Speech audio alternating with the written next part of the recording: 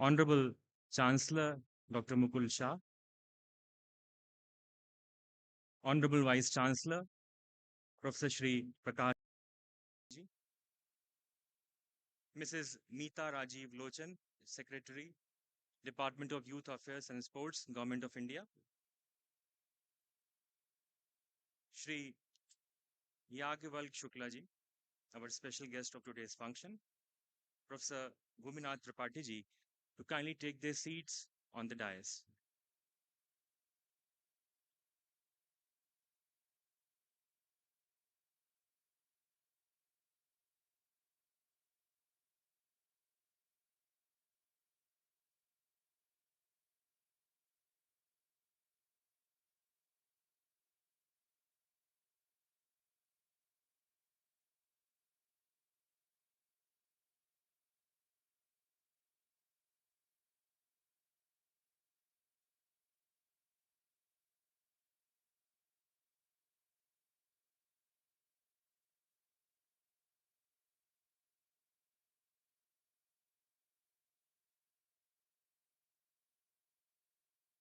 Ladies and gentlemen, may I take the opportunity of requesting Shri Ashwini Chaubeji, Honorable Minister of State, Ministry of Environment, Forest and Climate Change, Honorable Chancellor, Honorable Vice Chancellor, Secretary, and all the dignitaries on the dais to kindly light the lamp and garland Goddess Saraswati to inaugurate the Y20 Consultation program.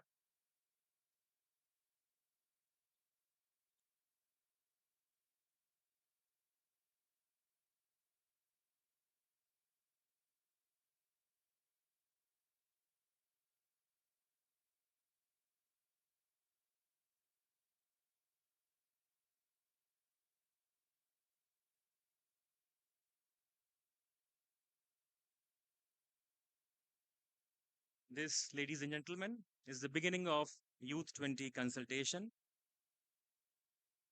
And the theme of consultation is climate change and disaster risk reduction, making sustainability a way of life.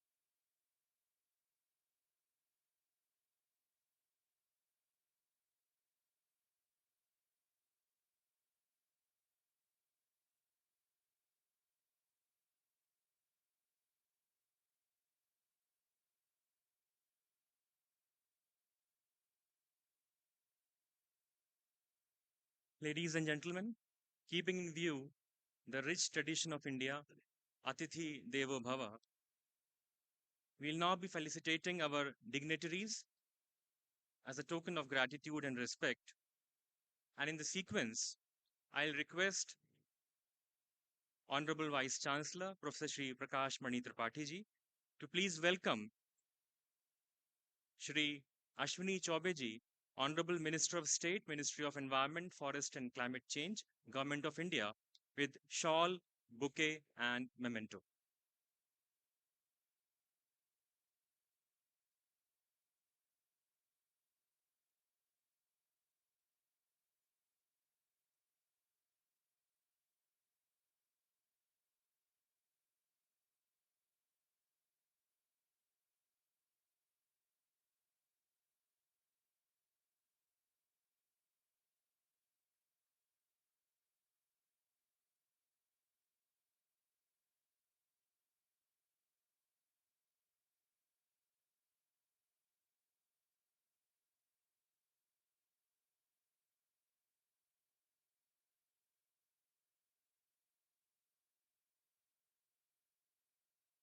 May I request Honorable Vice Chancellor, sir, to please welcome Dr. Mukul Shah, Honorable Chancellor, Indira Gandhi National Tribal University, with shawl, bouquet, and memento.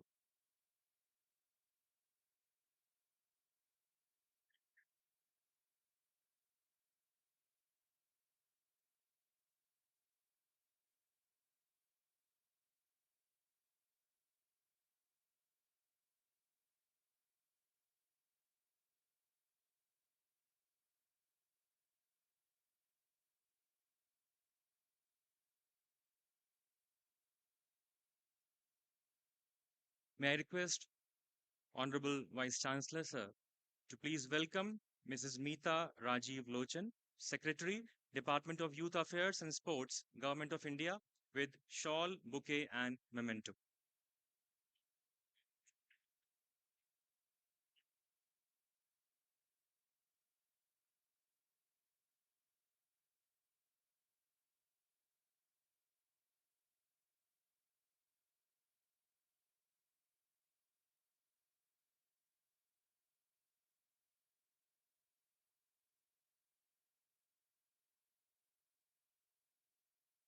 May I request Professor Alok Shotri to please welcome Honorable Vice Chancellor, Professor Shri Prakash Mani Tripathi with shawl, bouquet, and memento.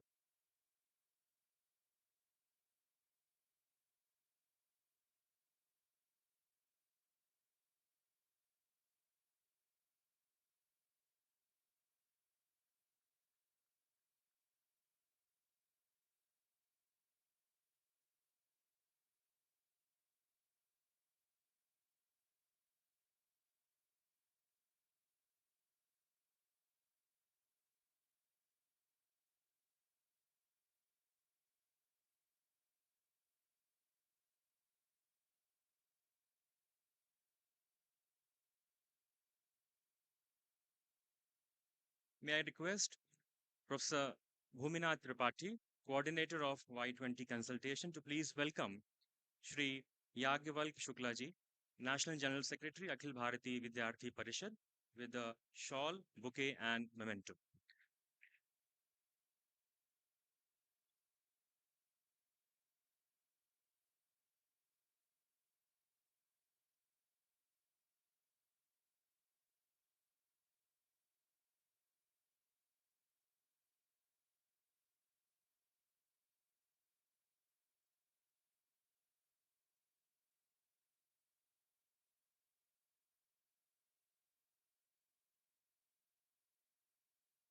I'll request Dr. Sanjeev Singh to please welcome Professor Bhuminath Tripathi with the bouquet.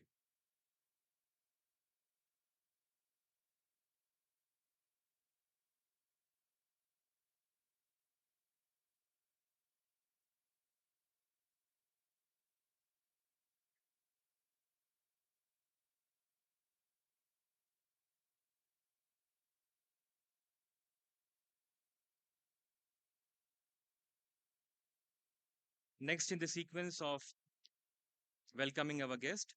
May I request Mrs. Sheila Tripathi ji, First Lady of IGNTU and Chairperson Shri Sheel Mandal, to please welcome Mrs. Neeta Chaube ji with shawl, bouquet, and memento.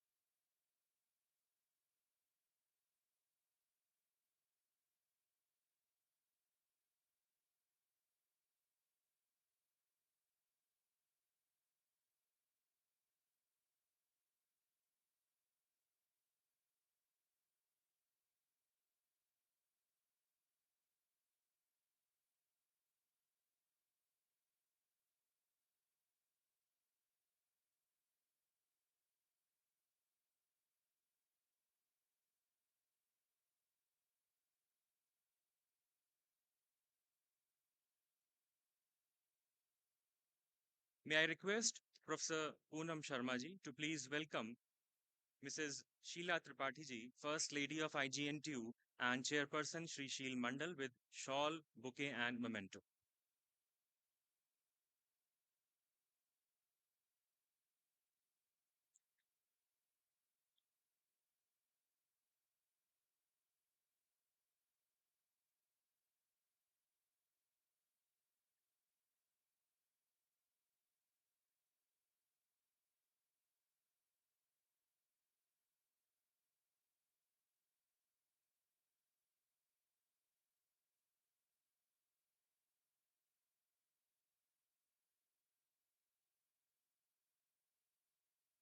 Next in the sequence, I'll request Honorable Vice Chancellor Professor Shri Prakash Mani Tripathi ji for welcome address. Professor Shri Prakash Mani Tripathi ji, Honorable Vice Chancellor.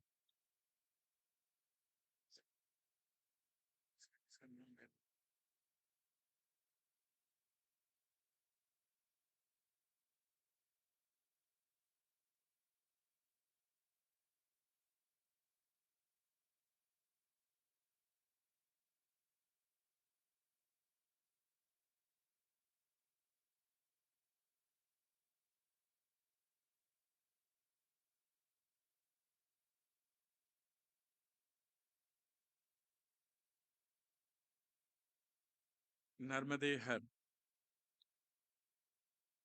आज के कार्यक्रम में मंचस्थ कार्यक्रम के मुख्य अतिथि माननीय श्री अश्विनी चौबे जी, राज्य मंत्री भारत सरकार, इनके बारे में पहले ही पूरा बताया जा चुका है।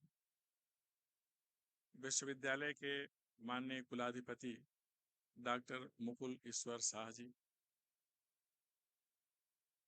सचिव युवा कल्याण, युवा संबंधी मसले एवं खेलकूद विभाग मिसेज मीता राजीव लोचन जी, विशिष्ट अतिथि के रूप में मंचस्थ श्री याज्ञवल्क्य शुक्ल जी, इस कार्यक्रम के संयोजक प्रोफेसर भूमनाथ त्रिपाठी जी, यहाँ सम्मुख बैठी हुई श्रीमती नीता चौबे जी, विश्वविद्यालय की प्रथम महिला श्रीमती शीला त्रिपाठी जी, और एक विशिष्ट उपस्थिति श्री अर्जुन सिंह धुर्वे जी।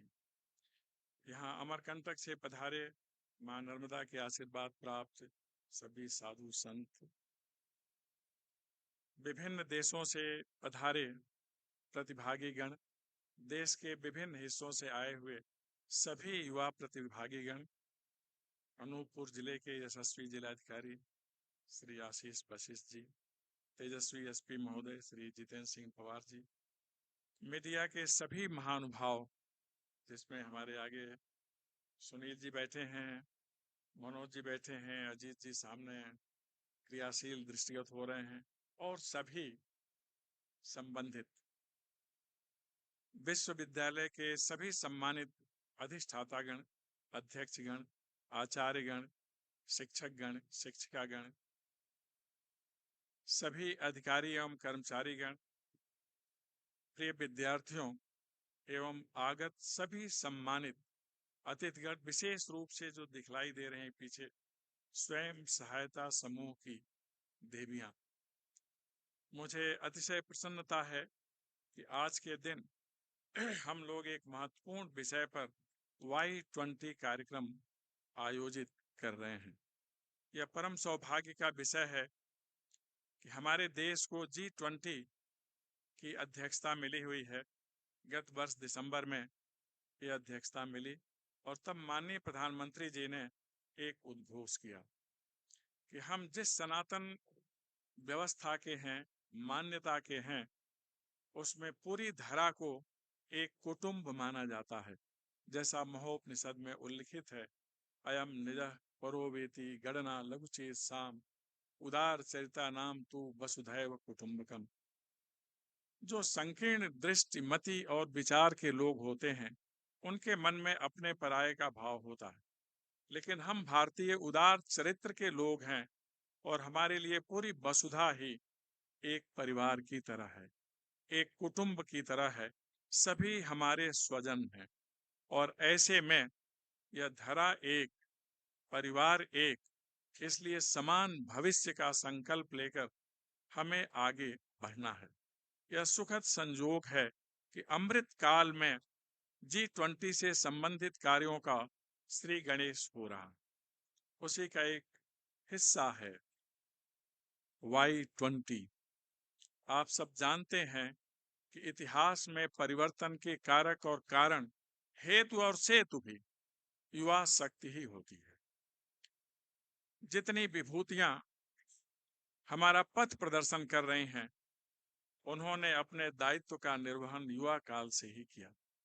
इसलिए युवा शक्ति को एक मंच पर लाकर विद्यमान वैश्विक समस्याओं पर विचार विमर्श करना इस Y20 कंसल्टेशन का लक्ष्य है, निहितार्थ है और भावार्थ भी आप इसे कह सकते हैं। विषय है क्लाइमेट चेंज। आपदा की जो चिंताएं हैं उसको कम करना, disaster risk reduction and making sustainability a way of life. सततता, सतत विकास, सतत विकास के लक्ष्य संयुक्त राष्ट्र ने निर्धारित किए हुए हैं, उसे जीवन का अभिन्न हिस्सा बनाना। यह भी एक सुखद संजोग है कि Y20 विमर्श के लिए क्लाइमेट चेंज जैसा विषय हमारे विश्वविद्यालय को दिया गया। हम सभी परम सौभाग्यशाली हैं कि रेवा खंड में रहते हैं, जहां मां नर्मदा का आशीर्वाद अविरल बहता रहता है। एक ऐसी सरिता जो मां हैं और जिनका दर्शन करने के लिए पूरे देश, पूरी दुनिया से लोग आते हैं। एकमात्र सरिता, एकमात्र नदी, एकमात्र जलधारा जिनकी परिक्रमा की जाती है, जिनके लिए मानस में तुलसीदास जी ने लिखा, शिव प्रिय मेकल शैल सुदासी सकल सिद्धि सुख संपत्ति राशि। सकल सिद्धियां, सकल संपदा, सब कुछ मां से निहसरित होगी। हम उस क्षेत्र में हैं, उस क्षेत्र में है जहां साल के वन है, जो अरण्य क्षेत्र भी है और गिरि क्षेत्र भी है। उस क्षेत्र में है जहां ग्लेशियर नहीं है, लेकिन मां नर्मदा की कृपा से 3 और नदियां निकलती हैं। 4 नदियों का उद्गम स्थल है। जैव विविधता के लिए यह क्षेत्र जाना जाता है और वानस्पतिक संपन्नता के लिए यह क्षेत्र जाना जाता है। यह वह क्षेत्र है जहां निर्मल निर्झर विचारों से परिपूर्ण जनजातीय समुदाय रहता है, जिसके पास भारत की सनातन ज्ञान परंपरा का कोष है। आज के दौर में हम पशु पक्षियों और वनस्पतियों से संवाद नहीं करते। आप सभी ने भगवान राम के बारे में पढ़ा है, सुना है कि वह जब जंगल में भ्रमण करते हैं, माँ सीता से दूर होने के बाद, यद्यपि माँ सीता और राम दूर नहीं होते, श्री राम मैं सब जग जानी, तो संवाद करते हैं, हे खग मृग मधुकर श्रेणी। वनस्पतियों से संवाद करते हैं, पक्षियों से संवाद करते हैं, जीवधारियों से संवाद करते हैं। तुमने सीता को देखा? मतलब हमारे साथ जो सीता चल रही हैं, क्योंकि पशु पक्षी और वनस्पतियां माया के बस में नहीं, हम मनुष्य लोग माया के बस में हो, इसलिए हमें यथार्थ नहीं दिखता, हम कल्पना पर ज्यादा ध्यान देते। अर्थात उस समय सर्व संवाद की एक भाषा थी, हम सबसे कर लेते थे। आज यही एकमात्र क्षेत्र है जहां जनजातीय समुदाय के लोग वनस्पतियों से भी संवाद करते हैं, पशु पक्षियों से भी संवाद करते हैं और मां नर्मदा से भी बैठ के संवाद कर लेते हैं। क्लाइमेट चेंज पर इसलिए विशेष ध्यान रखा गया कि यहाँ की नदियां निर्मल हैं, यहाँ वन क्षेत्र सुरक्षित है और जो वातावरण में परिवर्तन हुआ है वन क्षेत्र में निरंतर कमी के कारण हुआ। इसी के चलते प्राकृतिक आपदा आती है, भूस्खलन होता है, बाढ़ सूखा की समस्या आती है, नाना प्रकार के विषाणु पैदा हो जाते हैं। यह क्षेत्र इनसे लगभग मुक्त है क्योंकि यह समुदाय जानता है कैसे वनस्पतियों को सुरक्षित रखा जाए, संरक्षित रखा जाए और कैसे इनका संवर्धन किया जाए। हमारा आशय इस विचार विमर्श के माध्यम से पूरी दुनिया में वन संपदा को संरक्षित रखते हुए बढ़ाना है। हमारा आशय इस परामर्श के माध्यम से जैव विविधता को संरक्षित रखना है क्योंकि हम उस देश के हैं जहां सर्वे भवन्तु सुखिनः का उद्घोष करते हैं, सब सुखी रहें, सारे जीवधारी, वनस्पतियां, प्रकृति, पुरुष संबंध सब कुछ चलता रहे। इसलिए हमारा विषय आज का बहुत ज्यादा महत्वपूर्ण हो जाता है पूरी दुनिया के युवाओं में विमर्श के लिए। इस विमर्श के माध्यम से हमें दुनिया को बताना है, जैसा माननीय प्रधानमंत्री जी कहते हैं कि आज के दौर में भारत दुनिया का सबसे बड़ा लोकतंत्र होने के साथ ही साथ दुनिया का सबसे युवा बीमारियों का निराकरण करते हैं। यहाँ वे जानकार लोग हैं जो धरा पर हाथ फेर कर जल स्रोत बताते हैं और चलकर धरा पर कहाँ खनिज संपदा है इसके बारे में बताते हैं। यह वह क्षेत्र है जहाँ के लोग हैं और सदा सर्वदा आगे रहने का ध्येय वाक्य लेकर चले, इसलिए विमर्श का केंद्र है। कल तक कई सत्र चलेंगे जिसमें हम व्यापक विषयों पर अंतर्दृष्टि और बहिर्दृष्टि से विचार विमर्श करेंगे और विचार के निष्कर्षों को भारत सरकार के पास प्रेषित करेंगे, नीति नियंताओं के पास प्रेषित करेंगे और जो विभिन्न देशों से आए हुए प्रतिभागी हैं उन्हें प्रदान करेंगे कि वहां जा करके इसके बारे में लोगों को अवगत कराएं। इस विमर्श के माध्यम से भारत की समृद्धि, भारत की क्षमता, भारत की सभ्यता और संस्कृति, भारत की सामाजिक और बौद्धिक शक्ति तथा भारतीय दर्शन से हम पूरी दुनिया को अवगत कराएं। हमारे व्यवहार के माध्यम से कैसे सभी लोग जुड़ते हैं। हमने कोरोना काल में पूरी दुनिया को जोड़ने का कार्य किया। हमारा पुनः प्रयास है कि युवा शक्ति के विमर्श के माध्यम से इस धरा को एक करें। धरा एक, सूर्य एक, ऊर्जा का स्रोत सभी के लिए समान हो। हम हरित ऊर्जा पर विचार करें, शुद्ध और स्वच्छ ऊर्जा पर विचार करें ताकि किसी भी प्रकार का प्रदूषण न हो। प्रदूषण रोकने के व्यावहारिक उपाय क्या हो सकते हैं, यह हमारे विमर्श का केंद्र। नारी शक्ति बहुत महत्वपूर्ण है। हम प्रकृति और नारी बंधन में विश्वास रखने वाले लोग हैं, अपने श्रेष्ठ जनों की अभ्यर्थना करने वाले लोग हैं।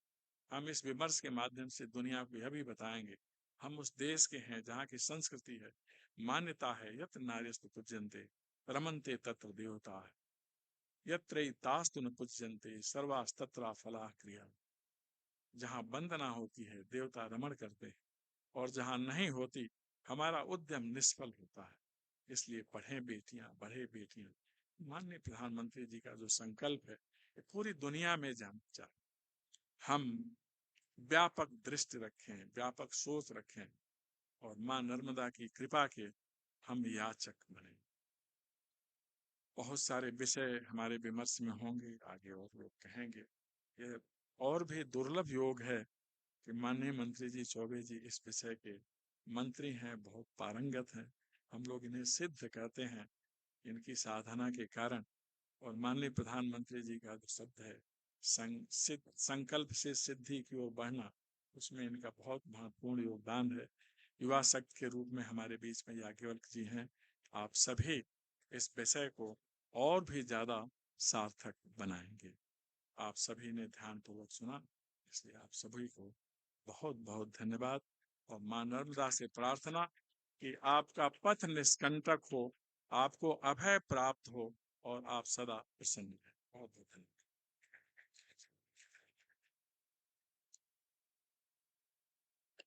Thank you, sir. In the sequence of welcoming our guests, we have a special guest with us, Padma Shri Arjun Dhurve ji. I'll request Professor Naveen Sharma ji to please welcome Padma Shri Arjun Singh Dhurve ji with a shawl, bouquet, and memento. Shri Arjun Singh Dhurve ji has been conferred with the Padma Shri in the year 2022 for his distinguished service in the field of art.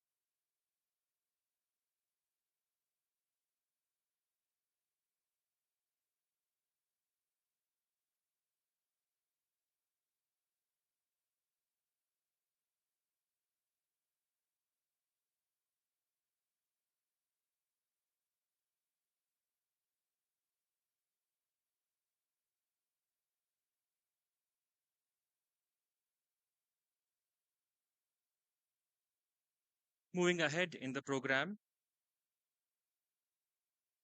in this 2 days Youth 20 consultation on climate change and disaster risk reduction, making sustainability a way of life, there will be various technical sessions and speakers and guests from across the country and from abroad will be discussing different views and will be sharing their ideas on these different themes.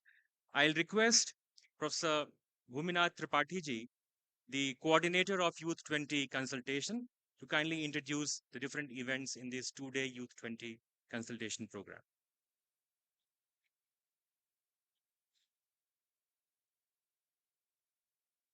Good morning to everyone. Thank you, Rahil. Good morning and namaste. The chief guest of the function, Honorable Minister Sri Ashwini Choube ji, respected Sri Mukul Shah ji, our Honorable Chancellor, Honorable Vice Chancellor, respected Madam Srimati Meeta Rajiv Lochan ji, Secretary, Department of Youth Affairs, energetic and dynamic young leader, Sri Y20 Shukla ji, my friends, colleagues. It's my immense pleasure to welcome you all on this important occasion of Y20 consultation on climate change. Being the coordinator of this program, I take an opportunity to introduce the detail of 2 days events. The event is divided into 6 sessions. First one is the inaugural session, followed by 4 technical sessions, focusing on sub-themes such as climate, people, and planet. Second one is mitigating climate change and natural disaster. Third one is green energy and sustainable technology. And the last technical session is based on a very relevant sub-theme on Indian knowledge system for sustainable future. Finally, we would have a valedictory session tomorrow to summarize the deliberations and come up with take-home message for sustainable future. I am happy to share that this event involves participation from several G20 countries and almost whole nation. Especially, I would like to mention the few names. My friends from Czech Republic, Dr. Pavel Karchev is here. Dr. Vijay Kumar, Ms. Medita Naipar, Yana Yutov, Vladimir Satoshi-san, and many friends from Indonesia, and several delegates from Y20 secretariats, namely Sri Falit Sijaria ji, Kunal Tilak ji, Miss Nivedha Karthipan ji, Miss Ripti Rawal ji, Miss Valentina Brahma ji. I would also like to mention few names who helped us to organize this event.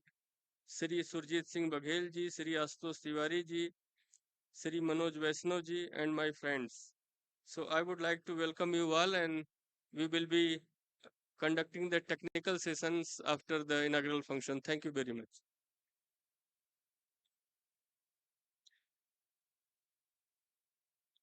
Thank you, sir. This Youth 20 consultation is a golden opportunity for young minds to engage with some of the brightest and most influential minds in the world, to learn, collaborate, and create a better world for future generations. For more details on Youth 20 consultations, I'll be inviting our special guest, Mrs. Meeta Rajiv Lochan, Secretary, Department of Youth Affairs and Sports, Government of India. Mrs. Meeta Rajiv Lochan.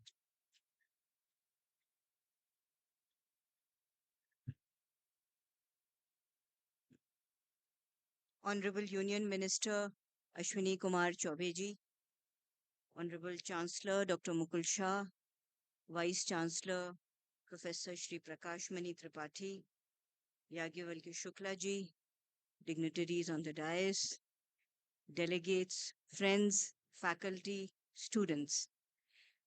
Namaste and a very warm welcome to everybody. Friends, it is indeed a privilege to address you today on this occasion of the Y20 consultation. When we were planning the locations for the Y20 consultations several months ago, all of us thought that there could be no more appropriate place than Amarkantak.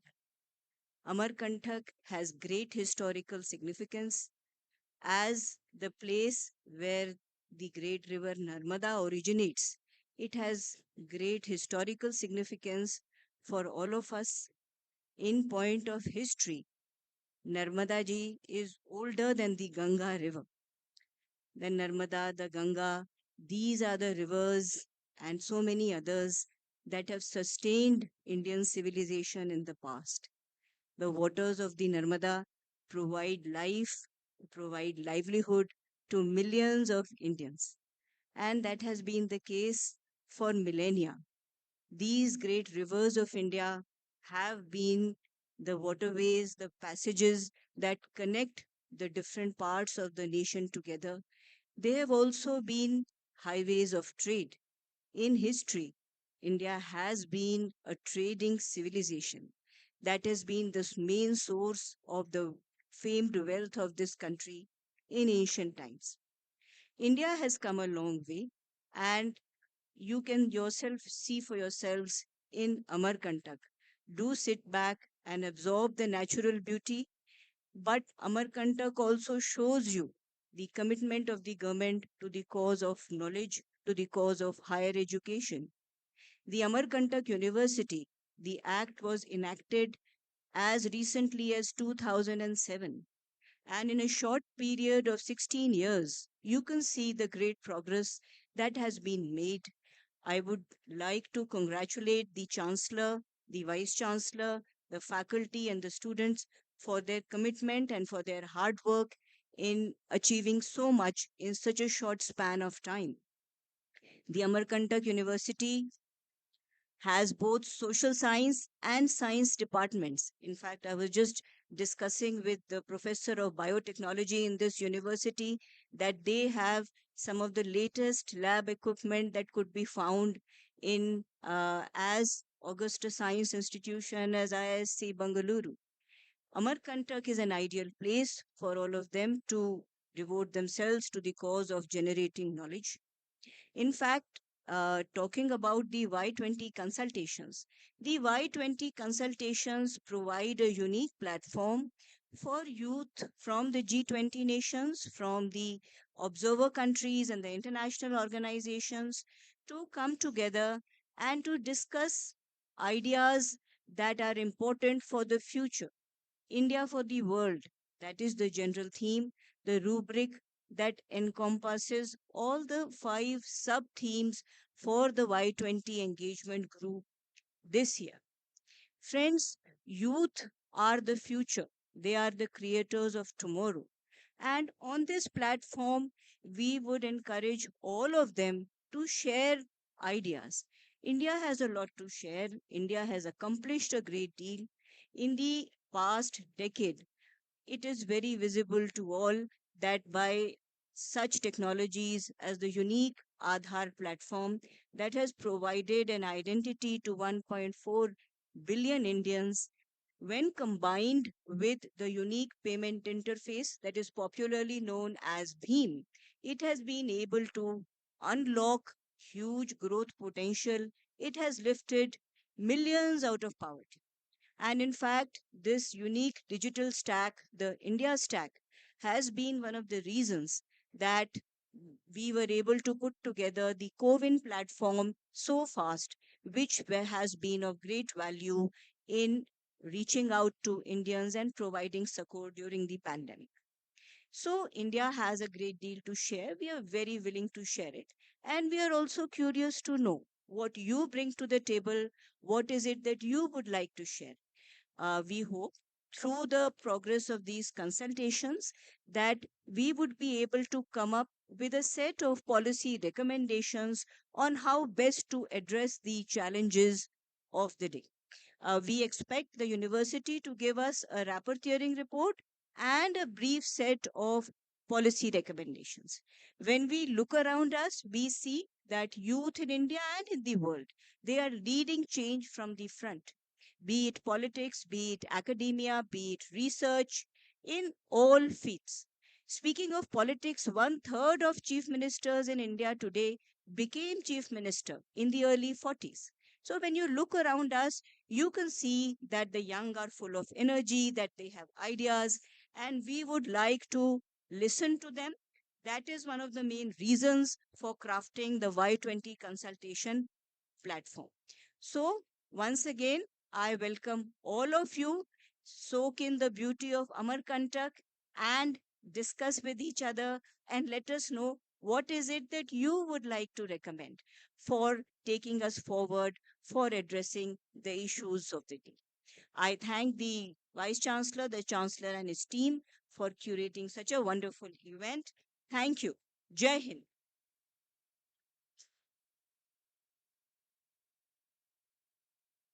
Thank you, ma'am. The Y20 program is a platform for young people to come together, share their ideas, and shape the future of our country. Indira Gandhi National Tribal University Amarkantak is proud to be part of this movement. Next in the sequence, I'd like to invite our special guest of today's inaugural function, Shri Yagvalk Shuklaji, National General Secretary, Akhil Bharati Vidyarthi Parishad, for his address. Shri Yagvalk Shuklaji.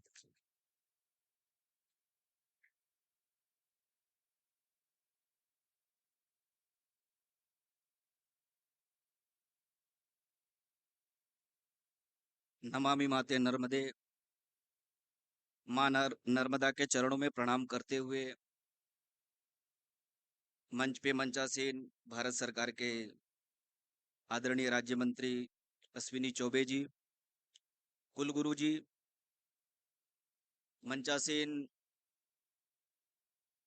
सचिव और सभी सम्मानित अतिथिगण, इस अमरकंटक में जहां पे नर्मदा जी के तट पे एक लंबी साधना की परंपरा रही है और साधना स्वयं के लिए नहीं, साधना समाज जीवन के अंदर में बेहतरी की कामना को लेकर के स्वयं गलाने की परंपरा नर्मदा जी के किनारे है।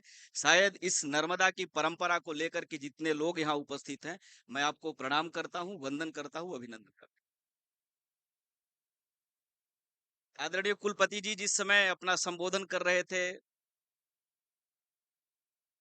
आदरणीय सचिव जी जिस समय आपको संबोधित से अपने संबोधन से बता रहे थे, मेरे मन में कुछ प्रश्न चल रहा था। प्रश्न ये था कि Y20 का क्लाइमेट चेंज के ऊपर में, सस्टेनेबल डेवलपमेंट के ऊपर में अमरकंटक में आना, ये संजोग है, प्रयोग है, या एक भविष्य की योजनाओं के लिए संकल्प की भूमि है। ध्यान में आता है कि नर्मदा जी के तट पे बड़ी संख्या में हमारी माताएं Y20 को आशीर्वाद देने के लिए यहाँ पे उपस्थित हैं। अमरकंटक की परंपरा को हम सब लोग जब देखने का प्रयास करते हैं तो कल्याण दास जी महाराज का आश्रम भी अमरकंटक के तट पर अवस्थित है। अमरकंटक यानी प्रकृति के प्रति अपने सहज स्वाभाविक कर्तव्यों का निर्वहन करने के लिए पुत्रों की एक लंबी श्रृंखला का नाम अमरकंटक है। इसलिए अमरकंटक में हम सब लोग ऐसे विषय के ऊपर में चर्चा करने के लिए एकत्रित हुए हैं और ऐसे ग्रुप के साथ में Y20 के साथ क्लाइमेट का चर्चा होना, और क्लाइमेट हमारी सिर्फ रिस्पॉन्सिबिलिटी नहीं है, भारत सिर्फ इसके लिए अपने कुछ भूमिका का निर्वहन करने वाला एक पार्टनर नहीं है, अपितु Y20 में क्लाइमेट चेंज के ऊपर में चर्चा करना यानी भविष्य के लिए भारत एक कैटलिस्ट की भूमिका का रूप लेकर के पूरे दुनिया को प्रेरित कर सकता है। इसलिए शायद हम अमरकंटक के अंदर में आए हुए हैं। इसलिए आप सभी का स्वागत है, आप सभी का अभिनंदन।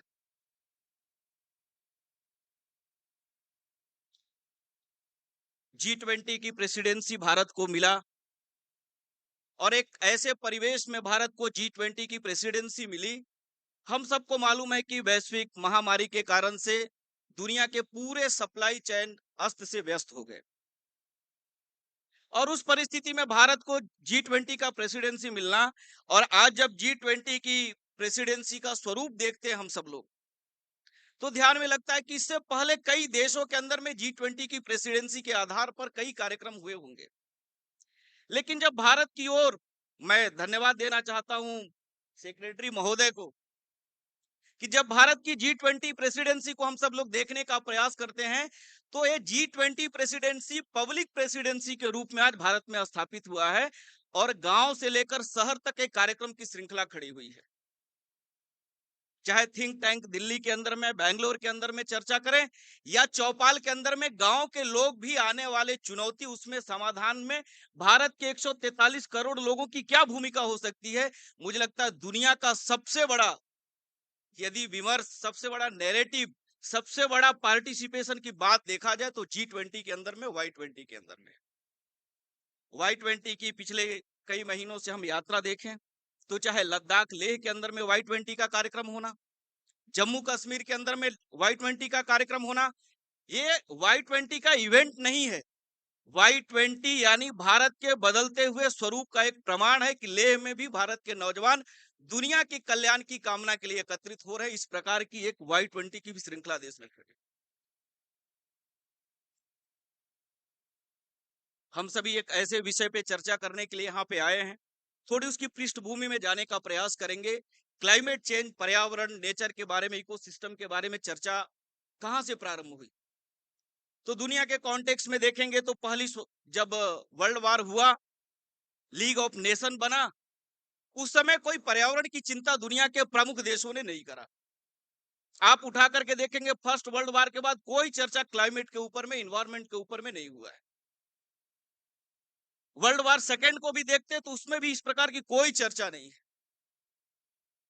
लेकिन 70 के दशक में औद्योगिक क्रांति के बाद बड़े देशों को यह महसूस होने लगा कि जिस प्रकार से इकोसिस्टम बदल रहा है, क्लाइमेट चेंज हो रहा है, आने वाला समय में आने वाले जनरेशन के सामने एक बहुत बड़ी संकट खड़ा दिखाई दे रही है। इसलिए दुनिया के सभी लोगों को एक मंच पर आना चाहिए और यूएनओ के माध्यम से चर्चा प्रारंभ हुआ। पहली समिट, मुझे जहां तक मुझे जानकारी है, स्वीडन के अंदर में हुआ 1973 के अंदर में। और दुनिया के जो लोग, अभी इंडियन नॉलेज सिस्टम की बात हो रही थी कि उस पर भी चर्चा होगी, मे भी 1973 में चर्चा हुआ कि क्लाइमेट चेंज दुनिया के आने वाले समय के लिए बहुत बड़ी एक चुनौती बनकर के सामने आ रही है। सो हम सब लोग मेजर रोल कैसे प्रकृति को, नेचर को प्रिजर्व करने के लिए अपना रोल प्ले कर सकते हैं, इस पे चर्चा हुई। मैं उल्लेख करना चाहता हूं इस मंच से, यानी 73 में भारत की प्रधानमंत्री इंदिरा गांधी जी जब पूरे देश की चर्चा के बाद उन्होंने कहा कि आप जिस चर्चा को आज दुनिया के मंच पे कर रहे हो, ये चर्चा तो हमारी देश की सीमाओं के पूरे गांव के अंदर में एक परंपरा है प्रकृति प्रिजर्व करने की।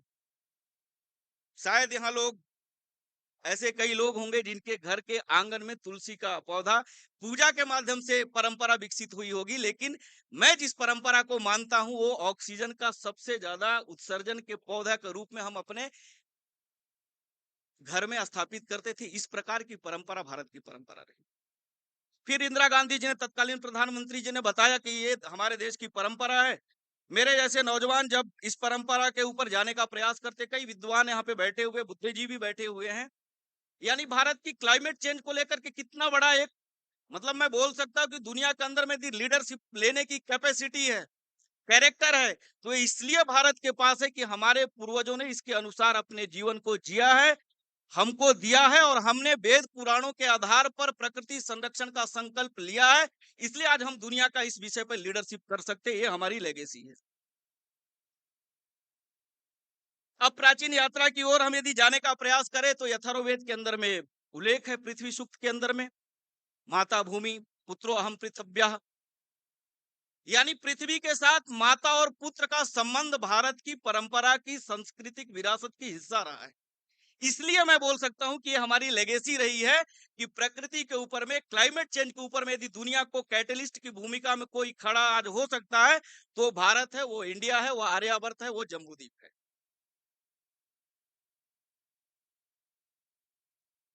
सिर्फ वेद की बात ही नहीं है, हम सब लोग, मुझे लगता है कि Y20 डेलीगेशन में उत्तरांचल के कोई डेलीगेट्स हैं क्या? उत्तराखंड के कोई कार्यक्रम डेलीगेट्स हैं क्या Y20 में? शायद नहीं होंगे। लेकिन जब उत्तराखंड की ओर हम जाते हैं तो क्लाइमेट चेंज और नेचर इकोसिस्टम के लिए हमारा कमिटमेंट कैसा है यदि देखने का प्रयास करते तो एक गौरा देवी बोल करके एक कैरेक्टर हमको दिखाई देता है। गौरा देवी जी बहुत एडुकेटेड नहीं है, किसी यूनिवर्सिटी में शिक्षा नहीं हुई है उनकी, कोई बहुत बड़ा थिंक टैंक नहीं है, लेकिन गौरा देवी ने उत्तरांचल के प्रकृति को बचाने के लिए कितना बड़ा आंदोलन खड़ा किया है। आज पूरे दुनिया के सामने गौरा देवी एक कैटलिस्ट कैरेक्टर के रूप में हमको दिखाई देता। सुंदरलाल बहुगुणा जी, यानी वेद पुराणों में जिसकी चर्चा हुई उस पर चलने वाली एक परंपरा भारत की है। सुंदरलाल बहुगुणा जी को देखते, अमरकंटक में हम विराजमान हैं और जनजातीय बाहुल प्रदेश है। सौभाग्य से मेरा भी परवरिश जनजातीय परंपरा के आधार पर हुआ है, और जनजातीय परंपरा में हम देखते हैं तो प्रकृति के प्रति सबसे ज्यादा कमिटमेंट किसी कम्युनिटी का है तो जनजातीय आदिवासी समुदाय है। ये भारत की विशेषता है। तब Y20 को लीडरशिप आज सहज स्वाभाविक नहीं है, संजोग नहीं है, एक लेगेसी का प्रतिबिंब है कि आज Y20 क्लाइमेट चेंज के ऊपर में चर्चा कर रहे हैं, क्योंकि यह हमारा कल्चर का, कमिटमेंट का और क्लियरिटी का हिस्सा रहा है। क्लाइमेट इकोसिस्टम, दुनिया के अंदर में क्लाइमेट के ऊपर में चर्चा बदलती गई। 87, 85 में दुनिया के अंदर में एक बहुत बड़ा रिपोर्ट आया कि जिस प्रकार से दुनिया के अंदर में क्लाइमेट के प्रति असंवेदनशीलता बढ़ने के कारण से ओजोन क्षरण हो रहा है, पृथ्वी के ऊपर में परावैंगनी किरणों के प्रभाव के कारण से जीव जगत और पूरी सिस्टम कहीं ना कहीं प्रभावित हो जाएगा। फिर 87 के अंदर में एक रिपोर्ट आती है। रिपोर्ट के अंदर में हम सबको मालूम है, आंकड़ों में मैं नहीं जाने का प्रयास करूंगा, कि एक भयावह तस्वीर प्रस्तुत करने का प्रयास हुआ। अब इन सब स्वरूप में यदि भारत की मान्यता तत्व को हम देखने का प्रयास करें तो ध्यान में आया कि यथर्ववेद की हम सब लोगों ने चर्चा करा, और यथर्ववेद पर चलने वाले कुछ कैरेक्टर भी वास्तविक स्वरूप में हमें दिखाई देते हैं। हम सब लोग का जीवन का हिस्सा भी है कि हम एक संवेदनशील व्यक्ति के नाते, भारत के व्यक्ति अपने साथ, अपने पैर के नीचे, यानी इकोसिस्टम का कितना बड़ा रेस्पेक्ट है, रिगार्ड है हमारे देश के अंदर में, कि एक चींटी भी हमारे पैर के नीचे ना आए, इतना तन्मयता से, इतना हम संवेदनशीलता के आधार पर अपना जीवन जीते हैं। और स्वामी विवेकानंद ने भी एक बात कही थी कि मैं उस भगवान का पूजक हूं जिसे अज्ञानी लोग मनुष्य कहते हैं। यानी सह अस्तित्व को स्वीकार करने की परंपरा, स्वीकार करने की संस्कृति भारत की संस्कृति है। इसलिए आज जब दुनिया किस प्रकार की चीजें चर्चा में आई है तो भारतीय नौजवान होने के नाते, भारतीय यूथ होने के नाते, क्लाइमेट चेंज के ऊपर में आज भारत का विचार दुनिया के अंदर में ले जाने के लिए आवश्यकता है कि बाय प्रैक्टिस हमने क्लाइमेट और नेचर को, इन्वायरमेंट को प्रिजर्व करने का एक वर्षों की परंपरा रही है। इस परंपरा पर दुनिया को चलना चाहिए। इसलिए हमें दुनिया को इस बात को प्रेरित करने के लिए भारत भूमि से अलग अलग दुनिया के देशों के अंदर में जाकर के एक कैटलिस्ट की भूमिका में हमें आने की आवश्यकता है। क्लाइमेट चेंज का प्रभाव हम सबको मालूम है, आदरणीय मंत्री जी हैं, हम सबको बताएंगे। कई हमारे थिंक टैंक हैं। हमारे बीच में एक विशेष परिचय कुणाल तिलक जी हैं, बाल गंगाधर तिलक जी के परपौत्र हैं आप। भारत में क्लाइमेट चेंज को लेकर के दुनिया के अंदर में हम सब लोग देखते हैं तो क्लाइमेट चेंज के कारण से प्रभाव क्या पड़ रहा है। हम सब लोग अनुभव कर रहे हैं कि भारत सहित पूरे दुनिया के अंदर में ग्लोबल वार्मिंग हो रहा है। एक भूमंडलीय ताप बढ़ रहा है जिसके कारण से पूरी सिस्टम अस्त व्यस्त हो रही है। एक प्रकृति के अंदर में किस प्रकार की परिवर्तन हो रहा है कि बारिश के समय में बारिश न होना और गर्मी के समय में बारिश होना। अभी आने वाले गत समय में हम लोगों ने देखा कि बेमौसम बारिश के कारण से कितना किसानों को नुकसान हुआ। एक इकोसिस्टम किस प्रकार से प्रभावित हुआ है। समस्याओं पर न जाते हुए समाधान क्या कर सकते हैं। तो मुझे लगता है कि भारत की जो जीवन पद्धति है और भारत ने करके भी दिखाया है कि आज दुनिया के जो भी विकसित देश अपने आप को मानते हैं उनके यहाँ और भारत के यहाँ कार्बन उत्सर्जन की दृष्टि से देखा जाए तो सबसे बड़ा पॉपुलेशन होने के बावजूद भी कार्बन उत्सर्जन में भारत की भूमिका सबसे कम है। ये क्यों है? ये सिर्फ सरकार के कारण से नहीं है। भारत के अंदर में एक लाइफ स्टाइल, जिस लाइफ स्टाइल पे हम चर्चा करने वाले 2 दिन, उस लाइफ स्टाइल के कारण से कि हमने प्रो नेचर लाइफ स्टाइल अपने देश के अंदर में डेवलप किया है, परंपरा के आधार पर जोड़ा है, जिसके आधार पर हम समाधान दुनिया के अंदर में दे सकते हैं। भारत के अंदर में एक वैशिष्टता रही कि हम अनुकूलता के आधार पर चलते हैं। इसलिए मैं बहुत विस्तार में जाने का प्रयास नहीं करूंगा। 10 मिनट ही मुझे समय आदरणीय कुलपति जी ने दिया है। तो भारत में अनुकूलता यानी कैसा है? आप भारतीय परंपरा में जाकर के देखेंगे तो हम सीजन के अनुसार हमारे यहाँ फूड हैबिट है। बारिश के समय क्या खाना है, ग्रीष्मकालीन में क्या खाना है, इस प्रकार की एक हमारे देश के अंदर में व्यवस्थाएं स्थापित है। इसलिए प्रधानमंत्री जी भारत के परिदृश्य में दुनिया के अंदर में सिर्फ हम एक अपनी भूमिका और हम अपनी रोल प्ले करने वाले नौजवान न बनते हुए प्रधानमंत्री जी ने एक विषय हम सब लोगों के सामने एक बहुत बड़ी जिम्मेवारी रखी है, जिस जिम्मेवारी को हम सब लोग कई बार अनुभव करते हैं कि किस प्रकार से पंचामृत के बारे में प्रधानमंत्री जी ने बताया कि भारत के नौजवानों ने भारत के जनमानस को दुनिया के सामने एक पंचामृत अभियान के माध्यम से जाना चाहिए, जिसमें हम आज बोल सकते हैं कि दुनिया के सस्टेनेबल डेवलपमेंट और क्लाइमेट चेंज के ऊपर में भारत का रोल किस प्रकार से बदला है कि आज अक्षय ऊर्जा के अंदर पवन ऊर्जा में भारत 4th स्टेज पर, 4थे पायदान पर भारत आज खड़ा हुआ है। आज जीरो कार्बन की दिशा में तेजी से बढ़ने वाली भारतीय शक्ति है। समाधान के रूप में हम सब लोग देखते हैं कि आज पब्लिक ट्रांसपोर्ट का यूज करने वाला भारत का सबसे बड़ा एक भागीदार भारत बनकर के खड़ा है। इलेक्ट्रॉनिक व्हीकल की बात करते हैं तो सबसे ज्यादा प्रयोग धीरे धीरे भारत के अंदर में प्रचलन बढ़ा है। आज हम सब लोग देखते हैं कि दुनिया के क्लाइमेट को प्रिजर्व करने के लिए पेट्रोल के जगह पे हम धीरे धीरे लगभग पिछले 6-7 महीने में 10% से ज्यादा एथेनॉल का प्रयोग करने वाला एक इकोसिस्टम भारत के अंदर में खड़ा हुआ है। कुल मिलाकर के आज Y20 के सामने निवेदन यह है कि G20 की जब हम सब लोग एक डेमोग्राफी देखते हैं तो 60% पॉपुलेशन G20 जो कंट्री समूह है उसके अंदर में निवास करने वाला एक जनमानस दिखाई देता है। और यदि क्लाइमेट चेंज करना तो 60% में बड़ी संख्या में मुझे लगता है यूथ की आबादी सभी देश के अंदर में। इसलिए Y20 का एक बहुत बड़ा मेजर रोल आने वाले जो क्लाइमेट चेंज है, सस्टेनेबल डेवलपमेंट है, जो डिजास्टर एक रिस्क है आने वाले समय में, इसलिए Y20 के सामने हम सब लोग चर्चा कर रहे हैं कि क्या आने वाला समय में 60% से ज्यादा पॉपुलेशन वाले देश के समूह के अंदर में हम नौजवान इकोसिस्टम डेवलप करने के लिए संकल्प ले सकते हैं क्या? हम पब्लिक ट्रांसपोर्ट यूज करने वाले नौजवान बन सकते हैं क्या? हम स्वयं के बारे में नहीं, हम सह अस्तित्व की परंपरा को आगे दुनिया के अंदर में स्थापित कर सकते हैं क्या? मुझे लगता है कि आने वाला समय में भारत ने जिस प्रकार से 2070 के अंदर में एक टारगेट रखा है कि हम जीरो कार्बन उत्सर्जन की दुनिया के अंदर में एक वैकल्पिक देश के रूप में अपने आप को प्रस्तुत करेंगे।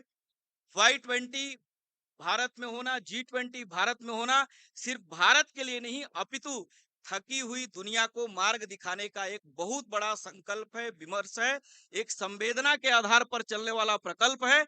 आइए हम सब लोग भारत के विचारों के आधार पर, पृथ्वी को मां मानने वाले परंपरा के आधार पर पूरे दुनिया को जोड़ते हुए अपने कल्याण नहीं अपनी प्रकृति के साथ चलने वाली परंपरा के वाहक पूरे दुनिया के नौजवानों के यूथ का हम सब लोग मार्गदर्शक बने, कैटलिस्ट बने।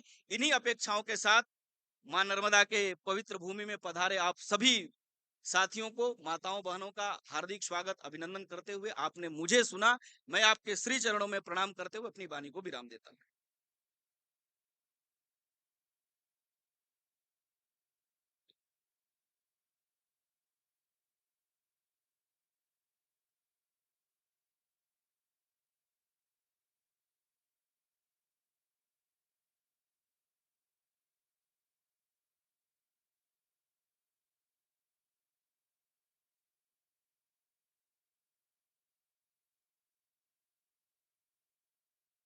Next in the sequence of moving ahead, we have book release in today's function. And first of all, there will be a release of IGNTU at a glance, which is a gist of university.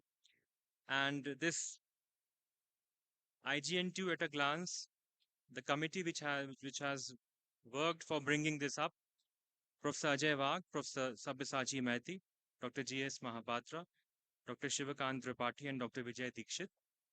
I'll request honorable dignitaries on the dais to kindly release IGNTU at a glance.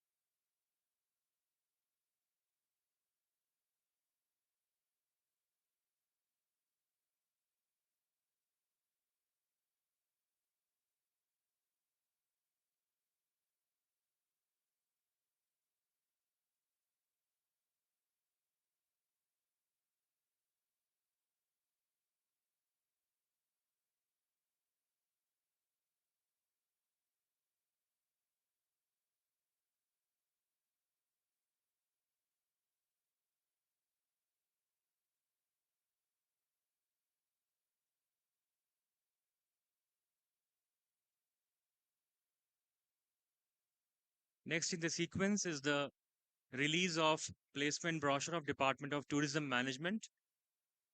The Department of Tourism Management has achieved 100% placement for 3 consecutive years. I'll request dignitaries on the dais to kindly release the placement brochure of Department of Tourism Management.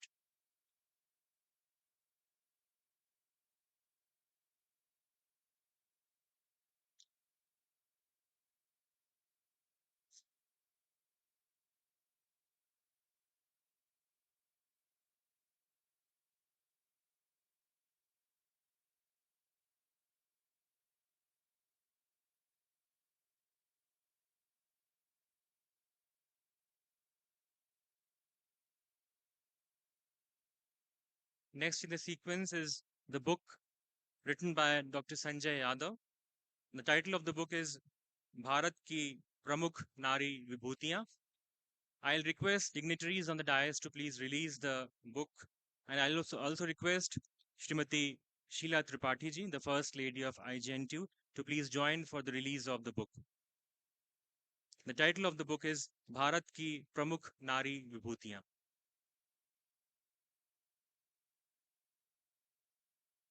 I'll request Mrs. Neeta Chaube ji to please join for the release of the book.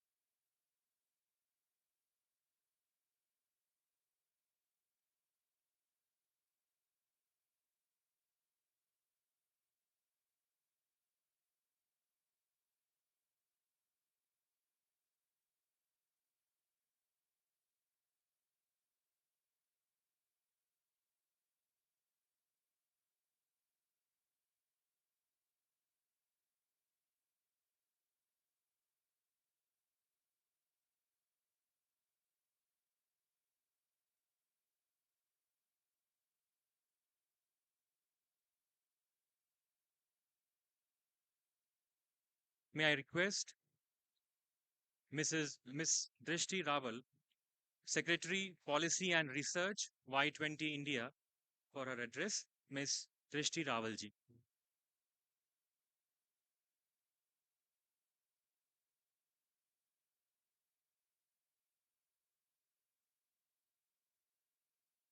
Shri Ashwini Kumar Chaubey, Honorable Minister of State for Environment, Forest and Climate Change, Government of India. Dr. Mukul Shah, Honorable Chancellor, Indira Gandhi National Tribal University. Mrs. Meeta Rajiv Lochan, Secretary, Ministry of Youth Affairs and Sports, Government of India. Dr. Yagyavalk Shukla, National General Secretary, Akhil Bharatiya Vidyarthi Parishad. Shri SPM Tripathi, Honorable Vice Chancellor, Indira Gandhi National Tribal University. Shri Bhumi Nath Tripathi, Program Coordinator. Dignitaries of the days, and my dear friends. India is the youngest of nations given our demography, and therefore, youth of India is its biggest strength. India's youth is not just an age bracket, but a spirit, a mindset, and a way of thinking. The idea of Y20 India, the official youth engagement group under India's G20 presidency, is that of an initiative that recognizes the immense potential of Indian youth and empowers them to drive positive change in our society. It also brings together young people from diverse backgrounds around the global diaspora and provides them with a platform to exchange ideas, share their experiences, and work together towards a common goal. The youth is creative, energetic, and enthusiastic about creating a better future for ourselves and for our countries. They are the ones who will drive the innovation, create job opportunities, and lead their country towards sustainable development goal. However, to fully realize the potential of youth, there is a need to invest in their education, skills, and training. We need to provide them with the resources and opportunities to transform their ideas into reality. This consultation on the theme climate change and disaster risk reduction, making sustainability a way of life, is one such opportunities. And it could not have happened at a better place than on the land which gave birth to Ma Narmada and is home to the Achanak Mar Amarkantak Biosphere Reserve. Climate change is a pressing issue that requires our immediate action. It is essential that we come together to take steps to mitigate its effects and work towards a sustainable future. As youth, we have a critical role to play in this effort. Children and youth are not just victims of climate change, but also valuable contributors to climate action. With greater commitments being made by nations to realize a sustainable world and global economy through investments in critical mitigation and adaptation interventions, there is a significant opportunity for youth to become professionalized contributors to the ongoing green recovery in play. We must act as catalysts of change. During our pre summit in Leh, one of the delegations on this theme remarked, "What happens in India must not stay in India." Acknowledging our efforts and effective solution towards the prevention of climate change and disasters, promoting green energy, and also how our civilizational values ensure sustainable living. In COP26, the Honorable Prime Minister of India, Shri Narendra Modi, introduced the concept of Mission Life, that is, lifestyle for environment. It is a popular worldwide movement led by India that urges individuals and groups to take action to conserve and preserve the environment. The mission is conceptualized with the spirit of P3, pro people, planet, lifestyle of the planet, by the planet, and for the planet, making the resistance against climate change firmer with democratic principles. India's LPG and LED reforms are also a major accomplishment towards providing sustainable and reliable energy alternatives. The National Green Hydrogen Mission provides a comprehensive action plan for green hydrogen production and making it an affordable and accessible energy carrier. This mission will also boost India's aim of becoming self reliant in energy. India is one of the few countries to have a dedicated disaster resistant force across the country. The institutional mechanisms at the national, state, and district levels envision the development of an ethos of prevention, mitigation, and preparedness by adopting a technology driven, proactive, multi-hazard, and multi-sectoral strategy for building a safer, disaster-resilient, and dynamic India. Strengthening climate change and disaster risk reduction governance at the international and regional levels is key to creating valuable partnerships and collaborations. Moreover, public and private investment with a decentralized approach at the regional level will also go a long way in enhancing our preparedness as a global community. These are just some of the examples that we have to share as a country.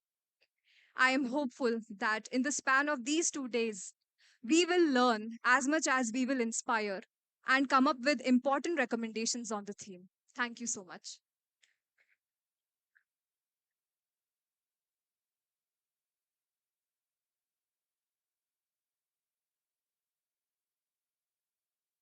Next in the sequence, I'd like to invite the chief guest of today's inaugural function, Shri Ashwini Chaubeji, Honorable Minister of State, Ministry of Environment, Forest and Climate Change, Government India, for his address. Shri Ashwini Chaubeji.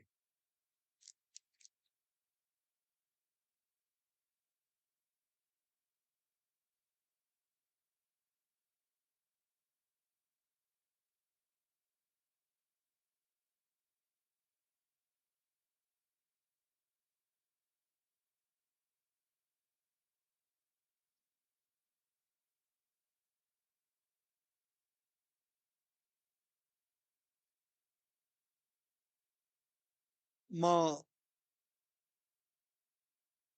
Narmada को प्रणाम करते हुए आप सब बंधु बांधव, मातृशक्ति, युवा शक्ति, सबको हृदय से नमस्कार। आज के इस इंदिरा गांधी राष्ट्रीय जो जनजाति विश्वविद्यालय के द्वारा जो यह कार्यक्रम आयोजित है, Y20 परामर्श का, Y20 परामर्श समिति के इस कार्यक्रम में आप सबका अभिनंदन है, आप सबका वंदन है। जहां 7 देशों के प्रतिनिधि और भारत के कई हिस्से से लोग, युवा एवं अन्य लोग आए हुए हैं। मुझे जानकारी दी गई कि जापान से, जर्मनी से, रशिया से, हमारे इंडोनेशिया से, बल्गारिया से और चेक रिपब्लिक, ऐसे 7 देशों के प्रतिनिधि यहाँ आज और कल 2 दिन समुद्र मंथन करेंगे युवा के लिए। यह भूमि अलौकिक है, यह पवित्र भूमि जहां आने के साथ ही अमृत प्रदान हो जाता है, इसीलिए तो अमरकंटक कहा गया। और मेरा सौभाग्य है कि मैं इस प्रांगण में और इस प्रसाल में दूसरी बार आ रहा हूं और मैं इसके लिए कुलपति जी का आभार भी प्रकट करता हूं कि आपने मुझे स्मरण किया। जहां तक नर्मदा के बारे में, हमारे यहाँ गंगा सिंधुश्च कावेरी यमुना च सरस्वती रेवा महानदी गोदा ब्रह्मपुत्र पुणात्मा, ये रेवा खंडे और नर्मदा माता यहाँ विराजमान है। और मुझे लग रहा है कि कुलपति जी ने यहाँ बहुत सोच समझ करके इस विषय का जो चयन किया है Y20 में, इसके पहले कई वक्ताओं ने इस पर प्रकाश भी डाला और Y20 पर हमारे यहाँ आए हुए सभी प्रतिनिधिगण, जहां तक आज के इस कार्यक्रम में विराजमान हमारे कुलाधिपति, इस विश्वविद्यालय के माननीय कुलाधिपति डॉक्टर मुकुल शाह जी, इस विश्वविद्यालय के माननीय कुलपति प्राध्यापक श्री प्रकाश मणि त्रिपाठी जी, बड़े ही विद्वान, गुणवान, ज्ञानवान व्यक्तित्व के धनी है। हमारे यहाँ मौजूद भारत सरकार की जो युवा मामले की सचिव श्रीमती मीता राजीव लोचन जी, साथ ही युवा शक्ति के प्रतीक अखिल भारतीय विद्यार्थी परिषद के राष्ट्रीय महामंत्री श्री याज्ञवल्क्य शुक्ला जी, इस कार्यक्रम के संयोजक के रूप में श्री भूमिनाथ त्रिपाठी जी, सामने बैठी हुई मातृशक्ति स्वरूपा तंत्र देवता, जहां नारी की पूजा होती है वहां देवता वास करते हैं। धन्य है हमारी नारी शक्ति, हमारी मातृ शक्ति के रूप में भारतीयता का भारत माता, विश्व में एकलौता माता भारत माता, सस्य श्यामला भारत माता। कभी जापान माता, जर्मनी माता, माफ करना मेरे प्रतिनिधि आए, इटली माता, ऑस्ट्रेलिया माता, बल्गारिया माता, कभी नहीं बोला जाता। विश्व में एकलौता माता, सस्य श्यामला भारत माता, भारत माता, भारत माता की, भारत माता की, भारत माता की, वंदे वंदे वंदे। भाइयों और बहनों, आज इस प्रांगण में हम लोग जिस प्रांगण में बैठे हैं, बहुत ही हम सबका खुशनसीब है। स्वामी विवेकानंद का यह सभागार है। क्या स्वामी विवेकानंद सभा बगल में? अच्छा, स्वामी विवेकानंद के बगल के ही सभागार में हम लोग बैठे हुए हैं, जिन्होंने पहली बार 1984, 1800 और 1984 के अंदर 1884 में शिकागो में उन्होंने अपने संभाषण में कहा था कि 21वीं शताब्दी भारत का होगा, 21वीं शताब्दी भारत का होगा। और वह दृश्य आज हमें दिखाई पड़ रहा है। कभी भारत दुनिया की ओर देखता था, लेकिन आज दुनिया भारत की ओर देख रहा है। यह है बदलता हुआ भारत, यह है नया भारत, यह है न्यू इंडिया का कंसेप्ट। आदरणीय प्रधानमंत्री श्री नरेंद्र भाई मोदी जी ने जो एक नया भारत की कल्पना किया है, और मैं तो बार बार कहते रहा हूं कि कोई नरेंद्र नाम का व्यक्ति इस देश में जो दुनिया के धर्म संसद पर जाकर के कहा था, और आज उसी नरेंद्र का रूप नरेंद्र मोदी में प्रवेश कर गया। जो नरेंद्र बाद में स्वामी विवेकानंद के रूप में जाने गए, जिन्होंने पूरी दुनिया को कहा और विशेष करके युवा शक्ति को कहा, उत्तिष्ठत जागृत पराप्य वरान बोधता, उठो जागो और लक्ष्य तक पहुंचे बिना विश्राम मत करो, विश्राम मत करो। यह जो स्वामी विवेकानंद का वाक्य हमारे लिए प्रेरणादायक है। सचमुच हमारे युवा प्रतिनिधि ने कहा कि ये संजोग ही नहीं, ये विधि का विधान है। और आज जो यहाँ संकल्प ले रहे हैं, यह जो 2 दिनों तक का युवाओं का संगम यहाँ है, और मैंने कहा कि 2 दिनों तक ये मंथन भी होगा, समुद्र मंथन। समुद्र वसने देवी पर्वत स्थल मंडले विष्णु पत्नी नमस्तुभ्यं पादस्पर्शम छवस्वे। ये नर्मदा के धार में हम सब लोग डुबकी लगाने के लिए यहाँ आए हैं और माता से आशीर्वाद लेने आए हैं। मेरा विश्वास है कि हमें वो आशीर्वाद भी फलीभूत होगा। आज मैं आपका संबोधन करने के लिए भूल गया था। पद्मश्री यहाँ श्री अर्जुन सिंह ध्रुवे जी, इन्होंने जो काम किया है इस जनजाति क्षेत्र में, और आदरणीय प्रधानमंत्री जी ने इनको चुन करके यहाँ बनाया। इनके पद्मश्री के अवार्ड में भी मैं वहां मौजूद था। तो मुझे बहुत प्रसन्नता हो रही है कि कुलपति जी ने प्रकृति के साथ साथ संस्कृति को भी जोड़ा है। और आज यह कार्यक्रम जो यहाँ इस कार्यक्रम के माध्यम से जो भारत का बदलता हुआ परिदृश्य, आज स्वतंत्रता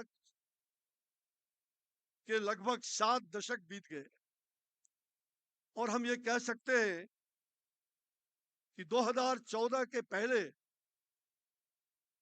भारत की जो अर्थव्यवस्था वो विश्व में 10वें स्थान पर थी। और आज हम गर्व के साथ कह सकते हैं कि पिछले 9 वर्षों में 9 वर्ष बेमिसाल मोदी है तो मुमकिन है। 9 वर्षों में जो मिसाल कायम किया है भारत ने, हम 5वें अर्थव्यवस्था पर आकर के टिके हुए हैं और हमने ऐसे दास्ता को मिटाने का काम किया है जो आज लंदन का जिन्होंने हम पर शासन किया, आज हमने उसको पीछे मोड़ने का काम किया है। और अब तीसरी अर्थव्यवस्था की ओर हम छलांग मारने के लिए तैयार है। तो दुनिया की तीसरी आर्थिक व्यवस्था के लिए हमारा कंपटीशन चल रहा है। भाई और बहनों, जहां तक आप सभी लोग अभी तक तो भारत को केवल सांस्कृतिक विरासत का महादेश कहा जाता था, किंतु यह सामरिक और आर्थिक महाशक्ति बनने की ओर अग्रसर है। और बदलते भारत का स्वरूप यह है कि उसकी अध्यक्षता हमारे भारतवर्ष को मिला है और अध्यक्षता माननीय प्रधानमंत्री श्री नरेंद्र भाई मोदी जी को इसका नेतृत्व भारत के हाथों में सौंपा गया है। यह विश्व का सुनहरा दिन और पूरे देश के अंदर जो वातावरण है, ये G20 Y20 का उत्सव, G20 के साथ साथ Y20 युवा का जो महोत्सव दिखाई पड़ रहा है। मैं देश के कोने कोने में जा रहा हूं और जो वातावरण तैयार हुआ है, अभी कुछ महीने पहले, 1 आध महीना पहले ही युवा शक्ति का भुवनेश्वर में भी वहां गया था। बहुत ही सुंदर वातावरण, और वहां भी देश के दुनिया के कई कोने से लोग आए थे। तो मुझे लगता है G20 देशों का जो 95% पेटेंट ये G20 देशों के पास में है। साथ साथ जो हमारे वैश्विक सकल घरेलू उत्पाद उसका 85% भागीदारी G20 को है। अंतरराष्ट्रीय व्यापार का जो 75% हिस्सेदारी G20 का है और विश्व की 65% जनसंख्या वाले देश G20 के अंतर्गत। और यही नहीं, इस समूह में विश्व बैंक और अंतरराष्ट्रीय मुद्रा कोष भी शामिल है। तो आप समझ सकते हैं कि दुनिया में G20 का महत्व कितना है। और यह सभी समूह प्रमुख अंतरराष्ट्रीय आर्थिक मुद्दों पर वैश्विक संरचना तय करने में एक महत्वपूर्ण भूमिका निभाती है। और भारत इस समूह का अध्यक्ष है। 2023 G20 शिखर सम्मेलन के लिए जो एजेंडा, जो विषय वस्तु और फोकस क्षेत्र जो भारत निर्धारित करेगा, वो दुनिया शायद इसको अमल करेगी। और मुझे लगता है कि हम तय करेंगे और उसका संकल्प हम लेंगे। इस नर्मदा के तट पर जो जलवायु परिवर्तन का विषय है, और यह विषय अत्यंत ही हम सब लोगों के लिए बहुत ही समीचीन है। मुझे लग रहा है कि हम सब लोगों ने कोविड-19 के दंश को झेला है। कोविड-19 में तो उस समय स्वास्थ्य का जिम्मेवारी संभाल रहा था भारत सरकार के अंतर्गत। मुझे याद है रातों भर हमारे सभी पदाधिकारी सहित हम लोग काम करते रहे, और लगातार महीनों नहीं बल्कि सालों आदरणीय प्रधानमंत्री जी के मार्गदर्शन में, जहां कोविड-19 में भारत कभी पीछे नहीं हटा। दुनिया के 176 देशों को हमने दवाइयां भी देने का काम किया, और हमने वैक्सीन भी तैयार करके भेजा। जो वैक्सीन शायद 10 से 15 सालों में पहले तैयार होता था। जब दुनिया तैयार कर लेता था तो वैक्सीन, फिर किसी बीमारी का वैक्सीन भारत में तैयार होता था। लेकिन पहली बार 9 महीने के अंदर स्वदेशी वैक्सीन 9 महीने के अंदर भारत ने तैयार करके और दुनिया भर के लोगों को भेजने का काम किया। यह है बदलता हुआ भारत। भाई और बहनों, आज हम लोग इसी G20 के द्वारा संयुक्त और संतुलित समावेशी रिकवरी के लिए G20 द्वारा जो संयुक्त कार्रवाई हमारी चल रही है और उसकी आवश्यकता है, और इस धरती का भविष्य, यह जो धरा है, ठीक ही कहा हमारे याज्ञवल्क्य जी ने कि हमारा यह धरा सदियों से, सनातन काल से, माता भूमि पुत्रो हम पृथिव्याम। यह जो वेदों में हमारे पूर्वजों ने, ऋषि मुनियों ने जो ये बात कही है, तो निश्चित रूप से इस धरा पर जब हम लोग पैदा लिए हैं, तो आने वाला जो भविष्य, आगे आने वाला जो है, वो नवयुवकों के ऊपर होगा, युवा शक्ति के ऊपर होगा। और इसलिए G20 के साथ साथ पूरे देश में हमने Y20 का सम्मेलन भी आयोजित किया है। हमारे युवा मामले के सचिव भी यहाँ बैठी हुई हैं। एक तरफ नारी शक्ति की प्रतीक भी है, और दूसरी तरफ युवाओं को भी, युवा नीति को भी तय करके युवा शक्ति को भी बढ़ाने में कामयाब हो रही है। भारत सरकार के पद चिन्हों पर जो आज का छात्र कल का नागरिक नहीं अपितु आज का नागरिक है, कर्तव्य के साथ, अधिकार और कर्तव्य को साथ लेके चलने वाला अगर कहा जाए तो वो युवा शक्ति है। इसलिए यूथ पावर नेशन पावर। मुझे गर्व है कि मैंने अपने जवानी का 25 साल अखिल भारतीय विद्यार्थी परिषद में बिताया है। लगभग 14 साल तक मैं पूर्णकालिक कार्यकर्ता के रूप में पूरे देश में समाज सेवा का व्रत लेकर के, और आज जो कुछ भी मैं हूं, तो जो मैंने प्रशिक्षण प्राप्त किया, समाज सेवा का जो व्रत लिया, आज हमारे जीवन में वो सफलता हमें दिखाई पड़ रही है। भाई और बहनों, जहां तक अभी तक विशेष रूप से हम आज ये कह सकते हैं कि ये महर्षि व्यास की भूमि है, जहां भृगु और कपिल आदि ऋषियों ने यहाँ तपस्या किया, और मैं भी एक तपस्या की धरती से आया हूं। दुनिया में सबसे पवित्र और स्कंद पुराण में वर्णित सिद्धाश्रम जहां का मैं सेवक हूं, जिसको आज बक्सर कहते हैं, जहां पूरी दुनिया को, जहां सिद्धस्थ पुरुष वहां यज्ञ किया करते थे, 84,000 यज्ञ हुआ करता था, और साथ ही जो ऐसे ऋषि मुनि तो लगातार वहां आते रहे, लेकिन सबसे पहले विष्णु का 5वां स्वरूप जहां प्रकट हुआ, वो ठोरा और गंगा नदी के संगम पर सिद्धाश्रम में पावन भगवान के रूप में, ये नबद्धो बलि राजा दानवेंद्र महाबलो तेन त्वान अपि वदनामि रक्षे मां चलो मां चलो मां चलो। मैं उस भूमि का सेवक हूं। मुझे गर्व है कि मैं श्री राम के उस कर्म भूमि का, जहां विष्णु का दूसरा स्वरूप श्री राम ने आकर के पहला कर्म बाल्यकाल में किया, और वहां उन्होंने ताड़िका का वध किया, शुबाहु का वध किया, और मारीच को अपने बांध से 7 योजन पार गिराया, जिसका नाम आज मॉरिशस कहला।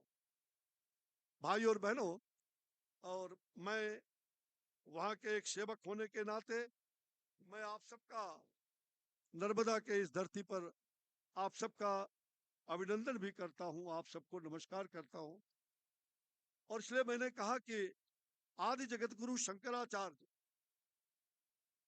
द्वारा मां नर्मदा को सम्मान, उनके सम्मान में जो लिखित नर्मदा अष्टक, वो नर्मदा अष्टक की पवित्र भूमि है, और यहाँ जो संकल्प लिया जाता है वो पूरा होता है, और यह संकल्प भी पूरा होगा।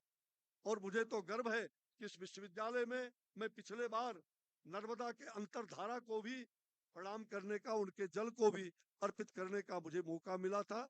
ये श्रेय कुलपति जी को जाता है। नर्मदा के अंतरधारा को आपने मुझे उस जल का भी पान कराया था, और आज पुनः उस जल का पान करने के बाद ही मैं भोजन ग्रहण करूं।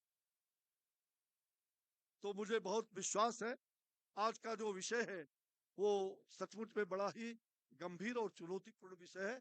हमारे युवा वक्ता और सभी मातृशक्ति कुलपति जी, सब लोगों ने इस विषय के बारे में गंभीर चुनौती आपके सामने प्रस्तुत किया है। और मेरे विभाग का, मैं ही इस मंत्रालय का काम भारत सरकार के नेतृत्व में, प्रधानमंत्री जी के नेतृत्व में काम देख रहा हूं।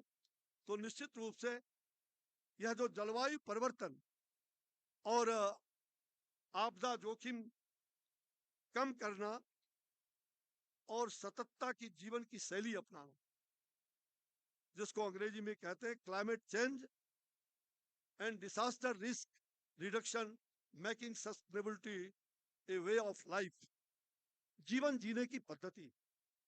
हमारे यहाँ मनुष्य के बारे में क्या कहा गया है? क्षिति जल पावक गगन शमीरा, पंच तत्व निर्मित यह अदम शरीर। ये पंच तत्व से निर्मित हमारा शरीर है। मानव शरीर सबसे बहुमूल्य, और पंच तत्वों से ही इस शरीर को फिर पंच तत्व में ही मिलन हो जाता है। हमें पंच तत्व की रक्षा करना हमारा पुनीत कर्तव्य हो जाता है, और इसीलिए ये पंचतत्व की रचना प्रकृति से हुई। प्रकृति रक्षिति रक्षिता, अगर प्रकृति की रक्षा करेंगे तो प्रकृति हमारी रक्षा करेगी। तो हमें, और मैं बार बार कहता हूं कि नेचर, कल्चर, लिटरेचर, एग्रीकल्चर और सिग्नेचर ये कभी बदलता नहीं।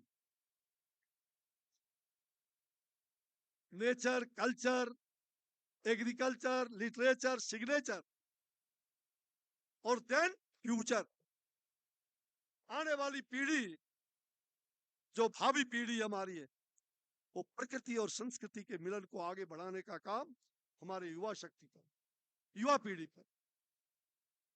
और मुझे विश्वास है कि जलवायु परिवर्तन जो मानव सभ्यता के सम्मुख प्रस्तुत सबसे गंभीर चुनौतियों में से एक है, यह हमारी और इस धरा पर उपस्थित अन्य प्रजातियों के लिए अस्तित्व के संकट का एक कारण भी है।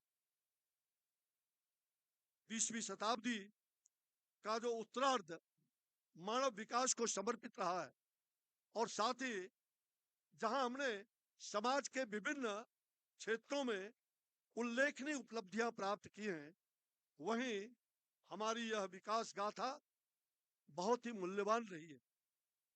हमने जितना पाया है, हमें आशंका है कि उससे अधिक हम खोने वाले हैं और हमारी भावी पीढ़ी का यह कहा जाए कि संपूर्ण वसुधा का जीवन संकट में जो है वह तो उपयुक्त, वो अनुपयुक्त नहीं होगा किसी भी हालत में। और हमारे मनीषी चाणक्य ने,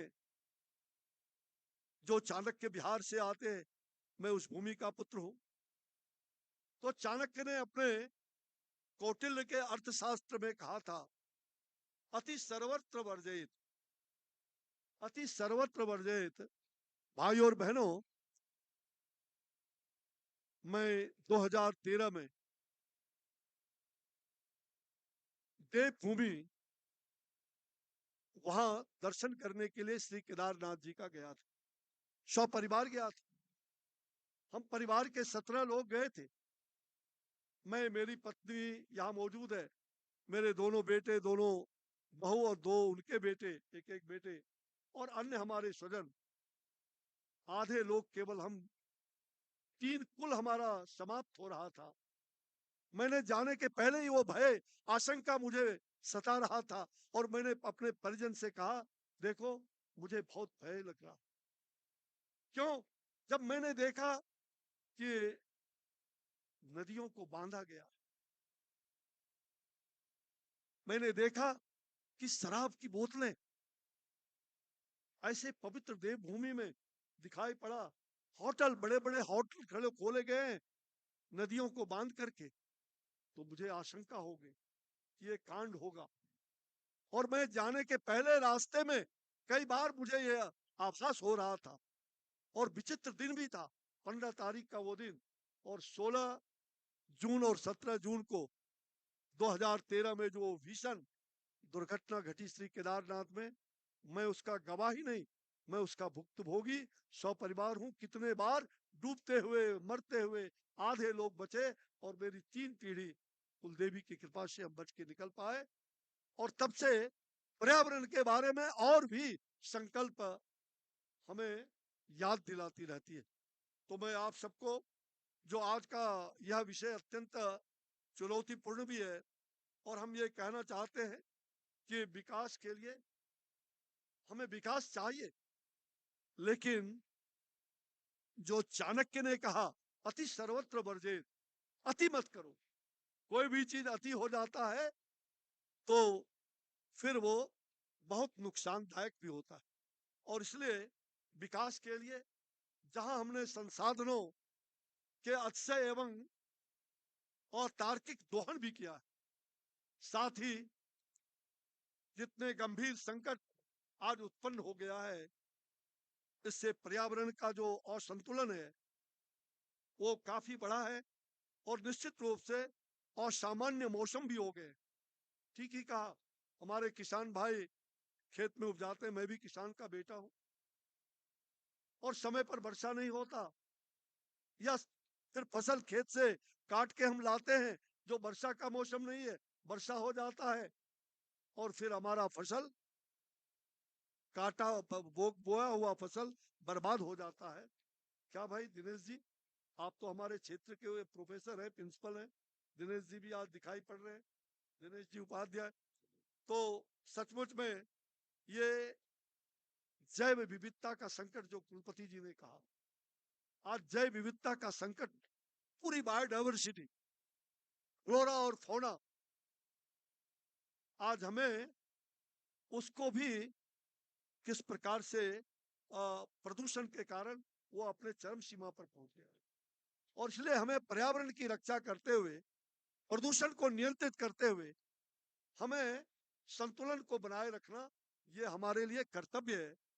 और मुझे लगता है कि इस प्रदूषण के परिणाम स्वरूप ही आज मानव स्वास्थ्य की जो समस्या है और कई प्रकार की जो नई बीमारियां हैं वो उभर करके दिखाई पड़ रहा है। साथ साथ खाद्यान्न का भी जो समस्या है, उसमें जो आज केमिकल के कारण, रासायनिक उसके कारण जो कई प्रकार की बीमारियां हो रही हैं, जो जल का संकट है, ये गंभीर संकट है। दिसंबर में ही कई जगहों पर पानी जो हमारा भूगर्भ, उसका जो दोहन हुआ है, आज पानी नहीं मिलता है। कई गांव में, शहरों में पानी कई जगहों पर नहीं मिल रहा है। और जो ग्लेशियर्स, मैंने श्री केदारनाथ में दोनों ग्लेशियर्स पहाड़ को 16 तारीख के सायंकाल में और फिर दूसरा पहाड़ 17 तारीख के सुबह जो पिघल करके ढह गया, आज आपको वो ग्लेशियर की पहाड़ी नहीं मिलेगी। जो केदारनाथ मंदिर के पीछे दोनों ग्लेशियर्स का पहाड़ था, वो ढह गया। भाई और बहनों, निश्चित रूप से आज महासागरों के किनारे जो अवस्थित छोटे देशों को, जो सामाजिक और आर्थिक दृष्टिकोण से पिछड़े और कमजोर देशों एवं वर्गों पर इसका प्रभाव भी अधिक है। आज ऐसे कई देश अपने अस्तित्व के लिए चिंतित हैं एवं संघर्ष भी कर रहे हैं। साथ ही इस परिवर्तन के कुछ जो हमारे क्षेत्र असामयिक एवं गंभीर जल प्रवाह से भी त्रस्त है और कुछ क्षेत्र भयानक सूखे से भी ग्रस्त है। आज विश्व एक गंभीर खाद्यान्न संकट की तरफ बढ़ रहा है। हालांकि भारत ने 80 करोड़ लोगों को मुफ्त अनाज आदरणीय प्रधानमंत्री जी के नेतृत्व में कोविड के कालखंड से आज तक हम देते रहे हैं। ये भारत ही कर सकता है। और मुझे लग रहा है कि आपदाओं का जो सम्यक प्रबंधन और वर्तमान समय की जो आवश्यकता है, उसके अनुरूप सही में भगवान श्री कृष्ण ने गीता के 10वें अध्याय में कहा है, अहं सर्वस्य प्रभवो मत्तः सर्वं प्रवर्तते इति मत्वा भजन्ते मां बुधा भाव समन्विता। यानी मैं समस्त सृष्टि का उद्गम हूं। भगवान कृष्ण कहते हैं, मैं समस्त सृष्टि का उद्गम हूं, सभी वस्तुएं मुझसे ही उत्पन्न होती है। और इसलिए मनुष्य इन समस्याओं के कारण एवं कारक तो हैं, किंतु यह भी सच है कि मनुष्य में ही इसके निवारण की अथाह संभावनाएं भी निहित है। और इसलिए सतत विकास की अवधारणा, सस्टेनेबल डेवलपमेंट के बारे में जो दुनिया भर के लोग, कई कॉन्फ्रेंस 73 से लेकर के लगातार कॉन्फ्रेंस चल रहा है। और आप सबको मालूम है कि भावी पीढ़ियों की जो आवश्यकताओं को पूरा करने की जो योग्यता को प्रभावित किए बिना हमारी वर्तमान आवश्यकताओं की पूर्ति की बात जो हम करते हैं, वस्तुतः भारत के लिए ये विचार नया नहीं है। आदरणीय प्रधानमंत्री श्री नरेंद्र भाई मोदी जी ने अभी ग्लासगो के कॉन्फ्रेंस में पिछले वर्ष दुनिया को जो पंचामृत भेंट किया दुनिया भर के देशों को, और उस समय उन्होंने कहा था, वन अर्थ, वन सन, वन वर्ल्ड। और ब्रिटेन के प्रधानमंत्री जी ने उठ के कहा था, वन सन, वन अर्थ, वन वर्ल्ड के साथ, वन वर्ल्ड के साथ साथ वन नरेंद्र मोदी।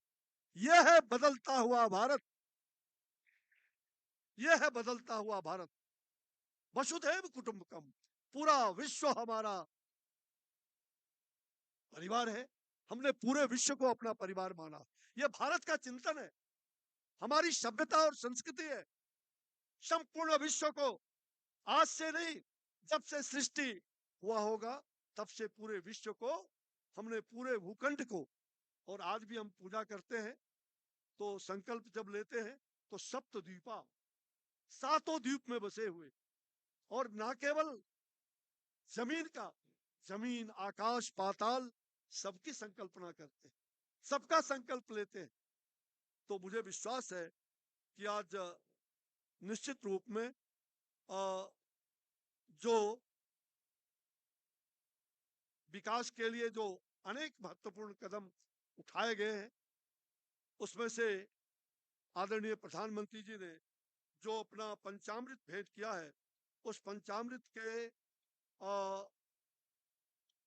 जो ग्लासगो के कॉन्फ्रेंस में, और उन्होंने कहा कि हमें 2070 तक कार्बन का जो उत्सर्जन है, हमें 2070 तक कार्बन न्यूट्रल बनाने का काम हमें करना है। भारत इसका लीड लेगा और भारत उसका नेतृत्व कर रहा है, चाहे ऊर्जा के क्षेत्र में हो।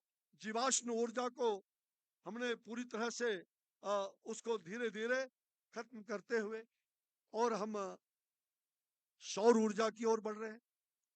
और निश्चित रूप से हमारा जो संकल्प का केंद्र बिंदु है, और इसके लिए युवाओं की भागीदारी सबसे जरूरी है।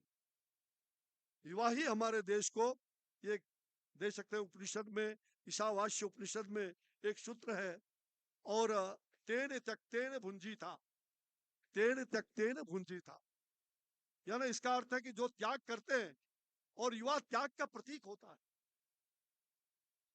दुनिया के अंदर जितने भी परिवर्तन हुए, मैं तो आजादी का लड़ाई में नहीं था, लेकिन देश की दूसरी आजादी जब लड़ी गई तो उसका गवाही नहीं, उसका भुक्तभोगी भी हूं। 74 आंदोलन जो बिहार और गुजरात से प्रारंभ होकर के लोकनायक जयप्रकाश नारायण के नेतृत्व में, और फिर आपातकाल 1975 जो 75 में हमें देखने को मिला, तो हम जेल सेल और आपातकाल के दिनों में लगभग 2.5 साल अपने जवानी को जेल में बिताए। हमने उनके लाठियों को भी, उनके गर्म सलाखों को भी मैंने अपने शरीर पर, उसकी भी निशानी को, हमारे जैसे हजारों युवा शक्ति समाप्त हो गई, कई परिवार समाप्त हो गए। और इसलिए मेरा ये कहना है कि युवा शक्ति राष्ट्र भक्ति के साथ राष्ट्र का शक्ति होता है। Youth power Nations power. और इसलिए युवाओं पर ये भारत अगर युवा देश के रूप में उभर रहा है, तो इसकी भविष्य चिंतन करने वाली हमारी युवा पीढ़ी होगी। और इसलिए आज Y20 का यहाँ सत्र चला रहे हैं।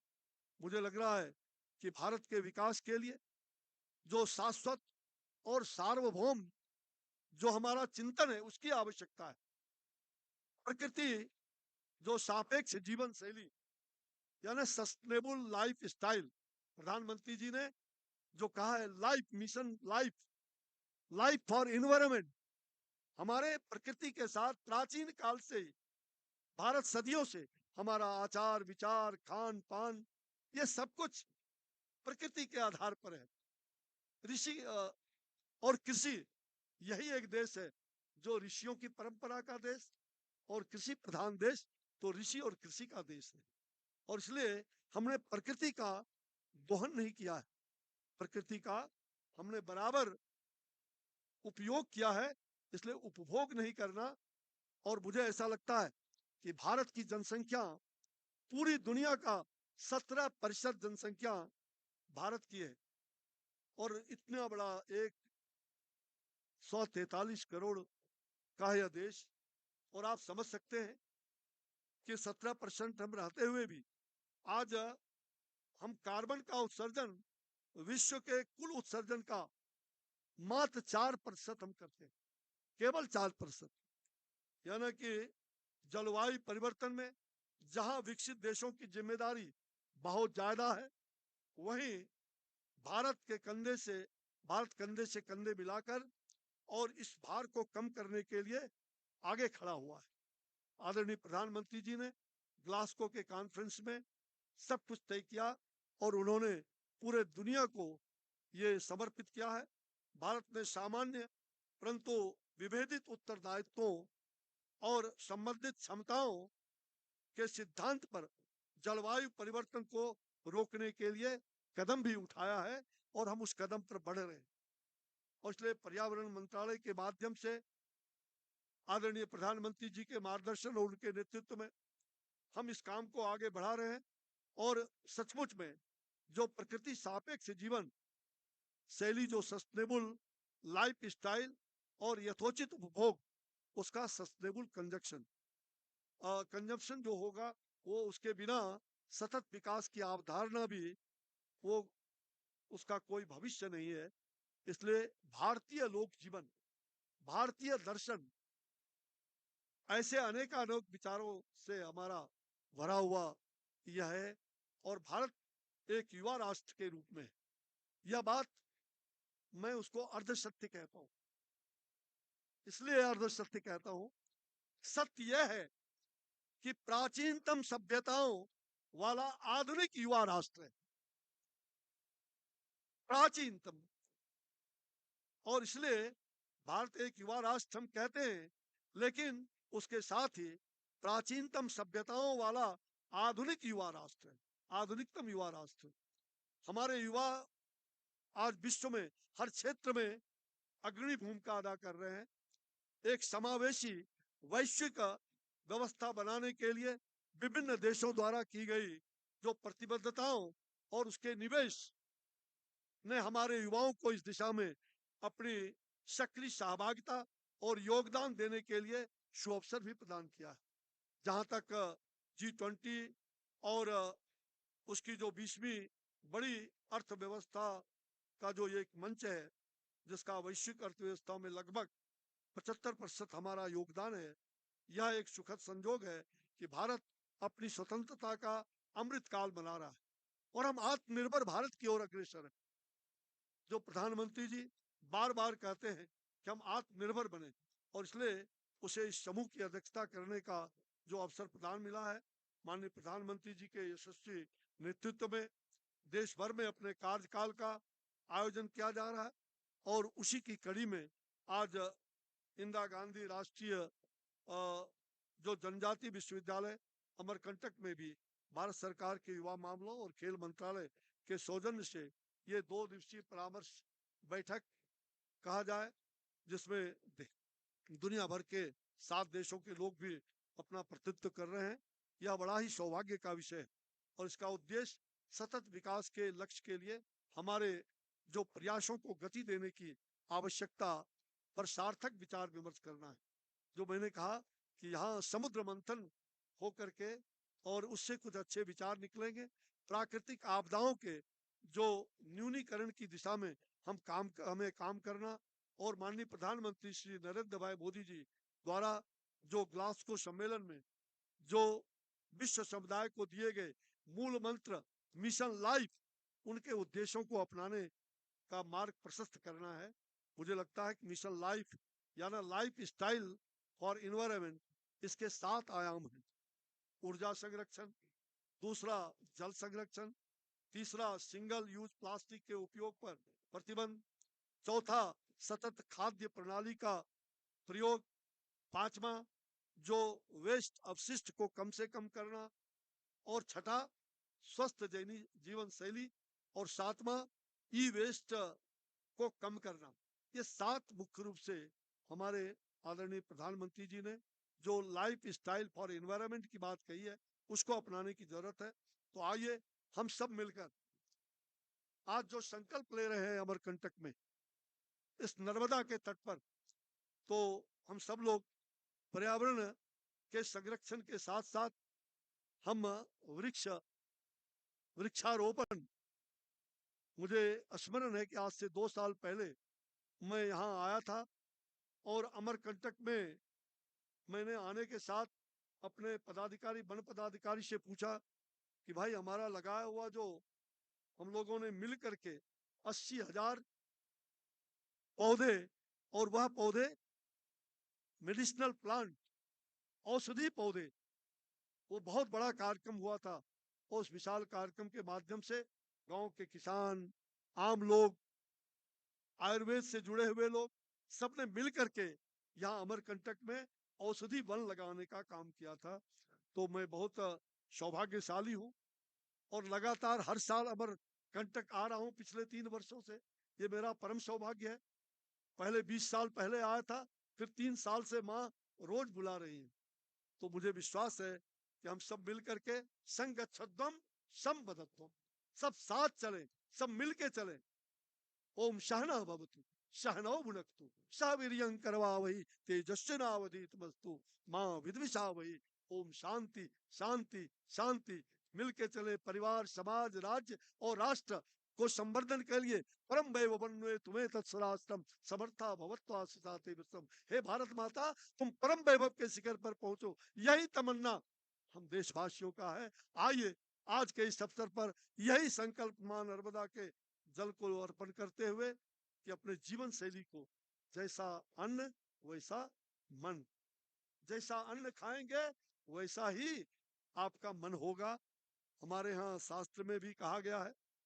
और इसलिए हम सब लोग अधिकांश शाकाहारी की ओर बढ़ रहे हैं और मेरा विश्वास है कि पूरी दुनिया आज शाकाहारी की तलाश में, शाकाहारी बनने की होड़ में लगी हुई।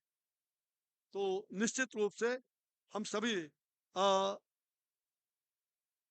जो आज यहाँ उपस्थित हुए हैं, मैं सभी पांडित्य जो हमारे, मैं देख रहा हूँ संस्कृति के जो हमारे निवेशक हैं और ऐसे आप संस्कृति और संस्कार देने वाले लोग हैं, तो निश्चित रूप से हम सब मिलकर के पर्यावरण संरक्षण की दिशा में और यह जो जलवायु परिवर्तन का जो गंभीर विषय है, इसको निश्चित रूप से अपने जीवन में इसको अभिन्न अंग बनाएं।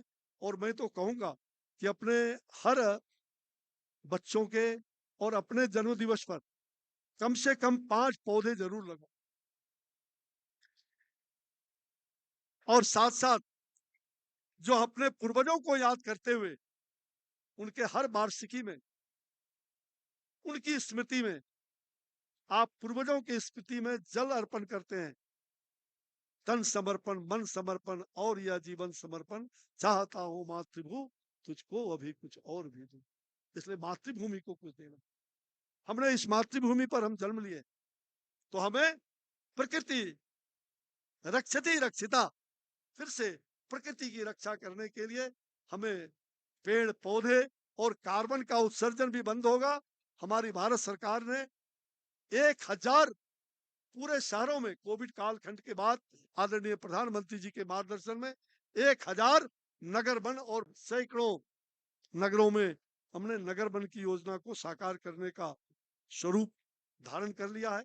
इसलिए आप सभी से मेरा आग्रह होगा कि अपने जन्मदिन पर, अपने बच्चों के जन्मदिन पर 5 पेड़ और साथ साथ अपने पूर्वजों के जो वर्ष में एक बार पूर्वजों को जल तर्पण करते हैं, तर्पण के साथ साथ उनके लिए समर्पण की जरूरत है। एक वृक्ष लगाइए, उनकी स्मृति में लगाइए, तो हमारी प्रकृति भी बची रहेगी, हमारी सृष्टि भी बची रहेगी, हमारी संस्कृति भी बची रहेगी। इसलिए आप सबको बहुत बहुत धन्यवाद। इसी आशा और विश्वास के साथ मैं इस 2 दिनों के जो मंथन होने वाले हैं उसके लिए शुभकामना भी प्रकट कर रहा हूं और मैं विश्वास दिलाता हूं कि ये भारत ही नहीं, पूरे विश्व समुदाय के लिए ये मील का पत्थर सिद्ध होगा और संकल्प से सिद्धि की ओर हम बढ़ेंगे। कुलपति जी, आपको भगवान दीर्घायु रखे, स्वस्थ रखे, शुभकामना देते हुए आपका मार्गदर्शन इस विश्वविद्यालय को प्राप्त होता रहा है, आगे भी होता रहेगा। मेरा विश्वास है कि आप इस काम को, युवा शक्ति को जो आपने यह बीड़ा उनके माथे पर देने का काम किया है, सचमुच में युवा शक्ति इस काम को करेगी, ऐसा हमारा विश्वास है। एक बार बोलिए, युवा शक्ति, युवा शक्ति, युवा शक्ति। भारत माता की, भारत माता की। बहुत बहुत धन्यवाद। जय हिंद, वंदे मातरम, नमस्कार।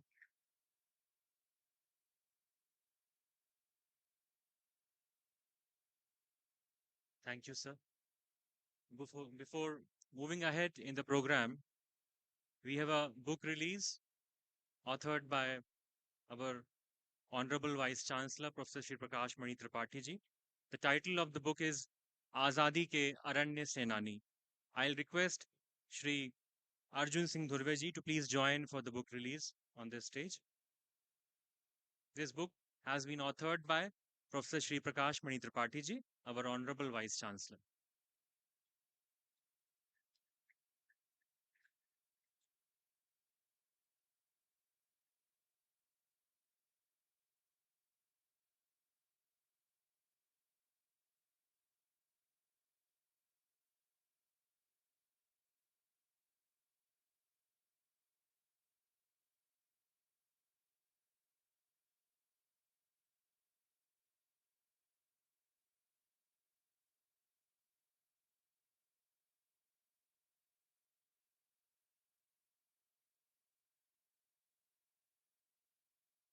Next in the sequence, I'll request Dr. Mukul Shah, Honorable Chancellor, Indira Gandhi National Tribal University, Amarkantak, for the concluding remarks. Dr. Mukul Shah.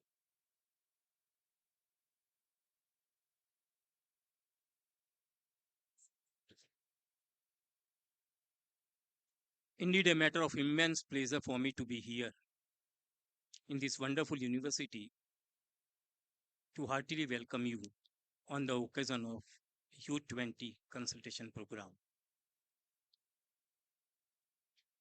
Chief guest of this Y20 Summit, Honorable Minister of State, Ministry of Environment, Forest and Climate Change, Government of India, Shri Ashwini Chaubey ji, respected MP Shri Arun Sahu ji, Secretary, Minister of Youth Affairs and the Sports of India, Srimati Meena Rajiv Lochan ji, Shri Yagyavalkya Shukla ji, student activist, our Honorable Vice Chancellor of IGNTU, Professor Shri Prakash Mani Tripathi ji, coordinator of this event, Professor Bhuminath Tripathi ji, member of Executive and Academic Council of IGNTU, speakers and delegates from G20 group of national and the various corners of the India, deans of the faculties, heads of the department, teaching and co-teaching fraternity of IGNTU, media persons,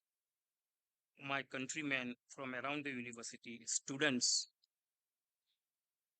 and all the participants. A very good morning to all of you on the wonderful occasion of Y20 consultation event on the topic of climate changes and disasters risk reduction, making sustainability a way of life. This program under the banner of Y20 conducted by Ministry of Youth Affairs and Sports under the leadership of our Honorable Prime Minister Shri Narendra Modi ji, and is extremely important and relevant today because climate change and disaster risks are burning issues which the whole universe, especially developing countries, are beset with. You will be surprised to know that our Honorable Prime Minister, before many years, has written a book on climate change. I request all of you to please read that book. Wonderful book, wonderful book. When he was a Vice Chancellor, he was a chief, our Chief Minister of Gujarat. He has written this book, a wonderful book. Natural calamities are common occurrence across the globe, challenging environmental and the economic securities of human, affecting their livelihood, making the biodiversity to disappear and putting the sustainability in peril.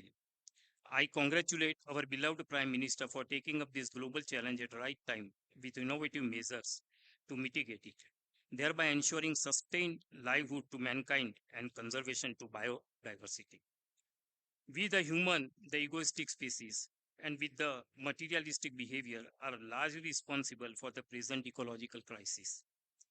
We have forgotten the basic principles of the nature that it can fulfill everybody's need, not everybody's greed.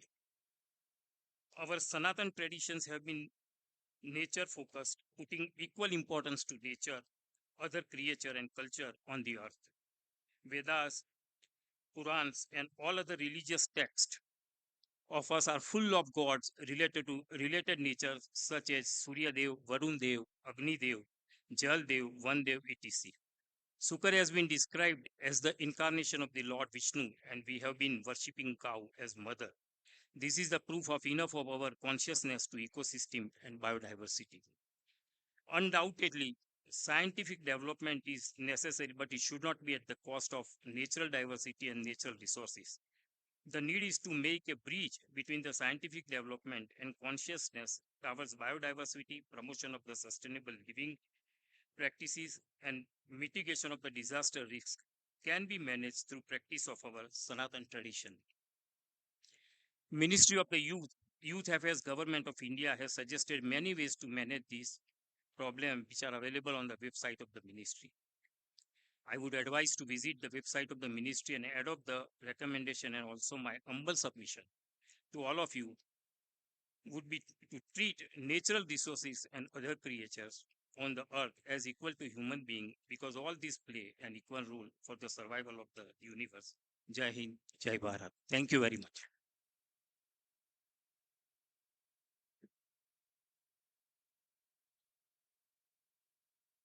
Moving ahead in the program, now I will request the registrar of the university for delivering vote of thanks.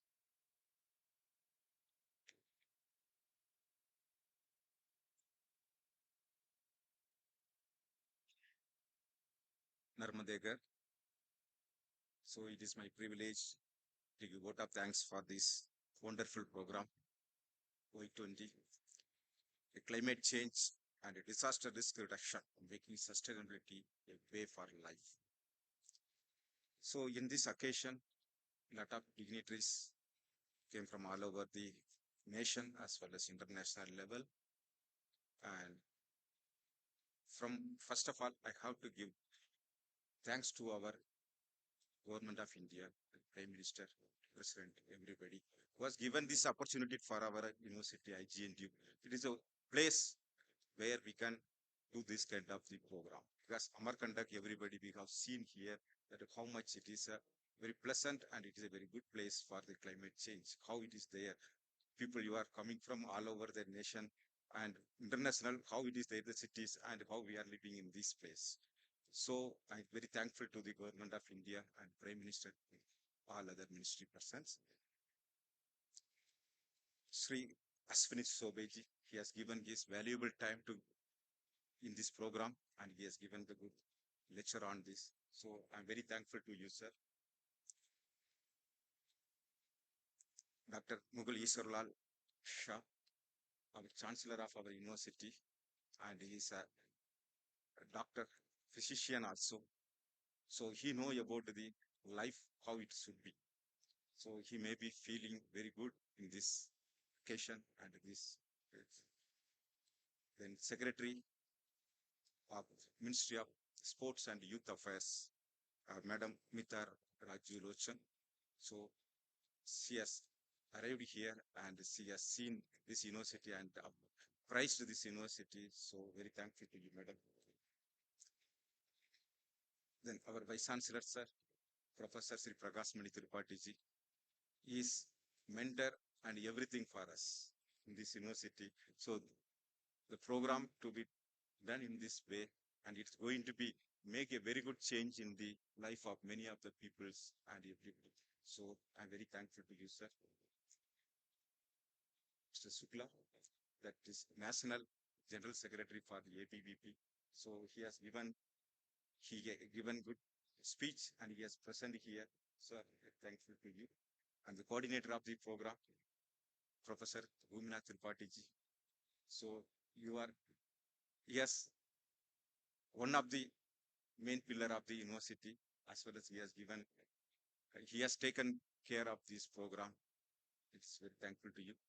And Madam, Vice Chancellor, as Madam, First Lady of the University, Sheila Tripathi Madam, and as well as Neeta Chobe Madam, and all other dignitaries who were left out, and national and international level, whoever came here and make a relationship with the IGNTU family for the long life and sustainable way for the future development in the nation and international level. So I'm welcoming you all and I'm thankful for you all to present in this occasion. So one in all, thank you once again. and everybody, IGNTU family and all other dignitaries of this occasion. So make this program successful, and as well as make we can be a part of this world to be a very good world to create in the future. Thank you once again. Thank you all. Thank you.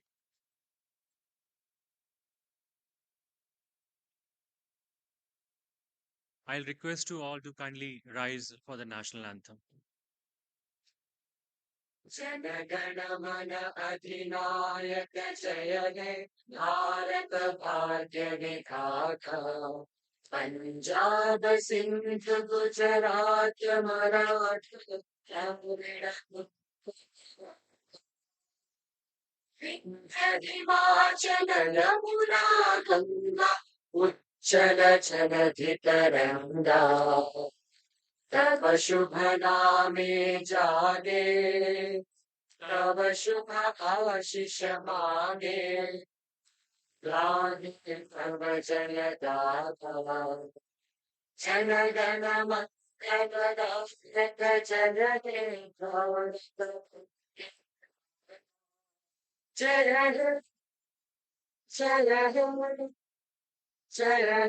जय जय जय जय जय जय मातरम मातरम.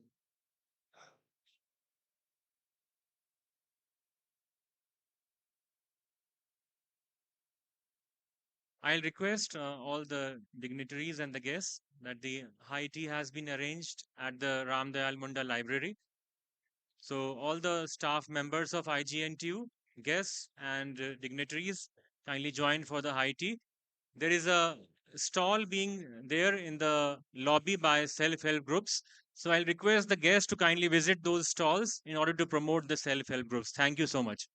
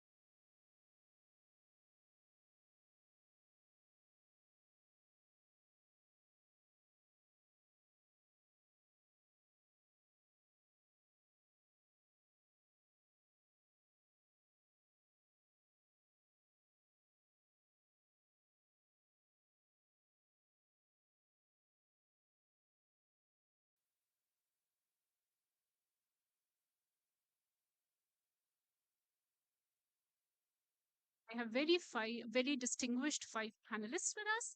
And before I even, introduce the panelists, I'd just like to quote a few lines. Somebody rightly said that men usually argue, but nature acts. So I hope with our deliberation in this context, we are able to come up with solutions and potential strategies that can be implemented to at least mitigate the spread of climate change. Another author, her name is Naomi Klein, she very rightly mentioned that because underneath of all this is the real truth that we have been avoiding, that climate change is not an issue to add to the list of all of your other issues like taxation or healthcare, but it is a reality.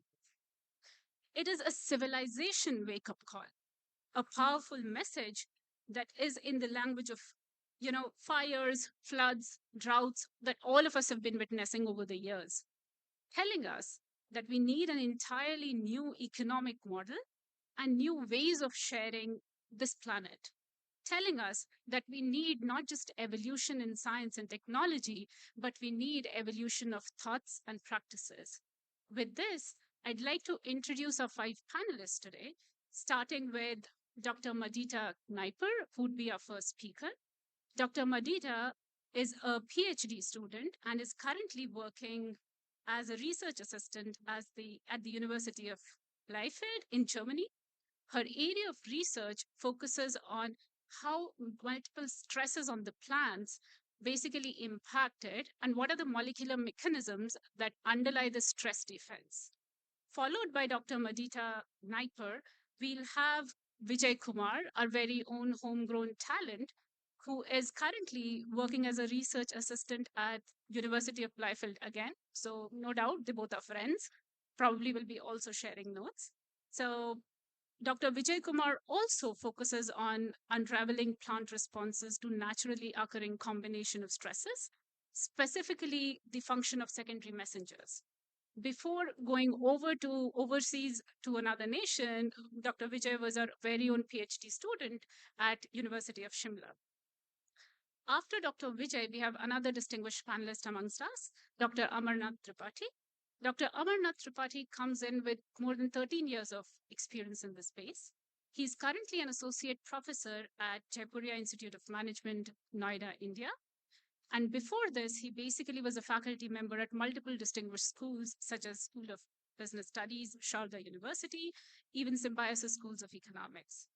He's also been, affiliated with the Institute of Economic Growth, New Delhi, helping as a think tank contributor, forming strategies and policies.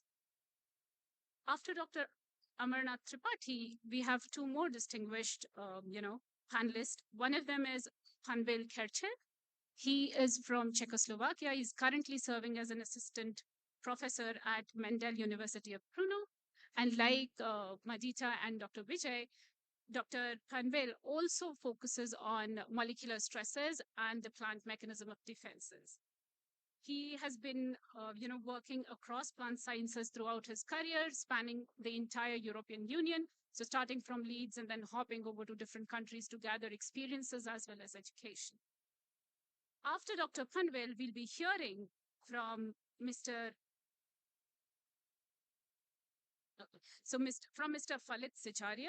He is the youth icon at India Y20. So he's again a very, very luminary person, driving this change. He is the head of India Youth 20 delegation. He's also the founder president of Diplomatron as well as the Studio Matrix, which is an Indian school student organization spread over 150 plus cities. He is also the elected regional representative of the Commonwealth Students Association, and he's also the academic president of Delhi University Students Union. So I'm really glad to have one person from my alma mater here. So very, very welcome. Dr. Falit, I'd like to now invite Dr. Madita Kneiper to kindly walk us through in her 10-minute presentation. And she's trying to unpack the molecular mechanisms of plant stresses for us.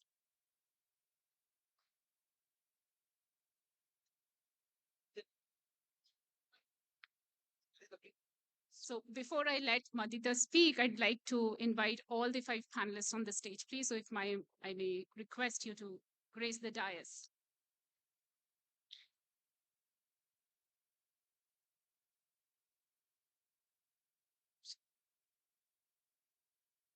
I'd request audience to please keep their phones in silent mode and please maintain silence for this technical session, please.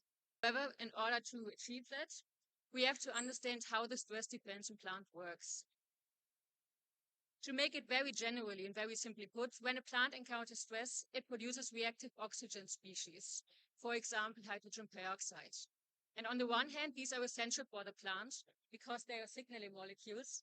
And on the other hand, they are also dangerous to the plant because if the levels keep increasing and increasing and the plant has a lot of reactive oxygen species, it encounters oxidative damage and ultimately it might die. And that's why it's very important for the plant. These functions is not really known yet. What we do know is that OPDA can bind to a protein called cyclophilin 23, and that this complex, so the protein and the OPDA, can then influence the stress defense, for example, by changing the gene expression and then producing proteins that are important for stress defense. However, there are a lot of factors that we do not know yet. So we don't know about any receptors or something like that. There's a lot that we still have to find out. And that's what we are working on. And this is getting more complex if you look at this image, because every phytohormone interacts with other phytohormones. So for example, the OPDA does not act only by itself, but it also affects auxin, it affects ethylene, abscisic acid, and many, many other plant hormones. So when you think about the stress signaling, you also have to keep in mind how one hormone might affect the other. So as you can see, it will be a very, very complex network. There's a lot to find out. And this is also dependent on the actual stress condition that you have in that moment. So the interaction during drought stress might be different from that during salinity stress, for example. So we have to do further research on this to really understand how this affects plant stress defense. To do this research, of course, we have to use these phytohormones somehow in lab. We have to have them in our hands to somehow study on them. And that's why we need to synthesize them. And that's what brings me to my second part of this presentation, which will be distinctly shorter. So this is green chemical biosynthesis.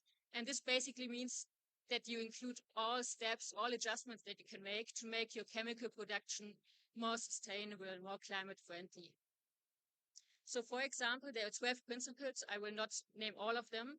But for example, green chemical biochemistry includes that you eliminate the waste as much as possible, that you don't create toxic waste, that you also switch to biodegradable or natural resources that you use for your synthesis, and many, many more other aspects. That's the second part that we are working on.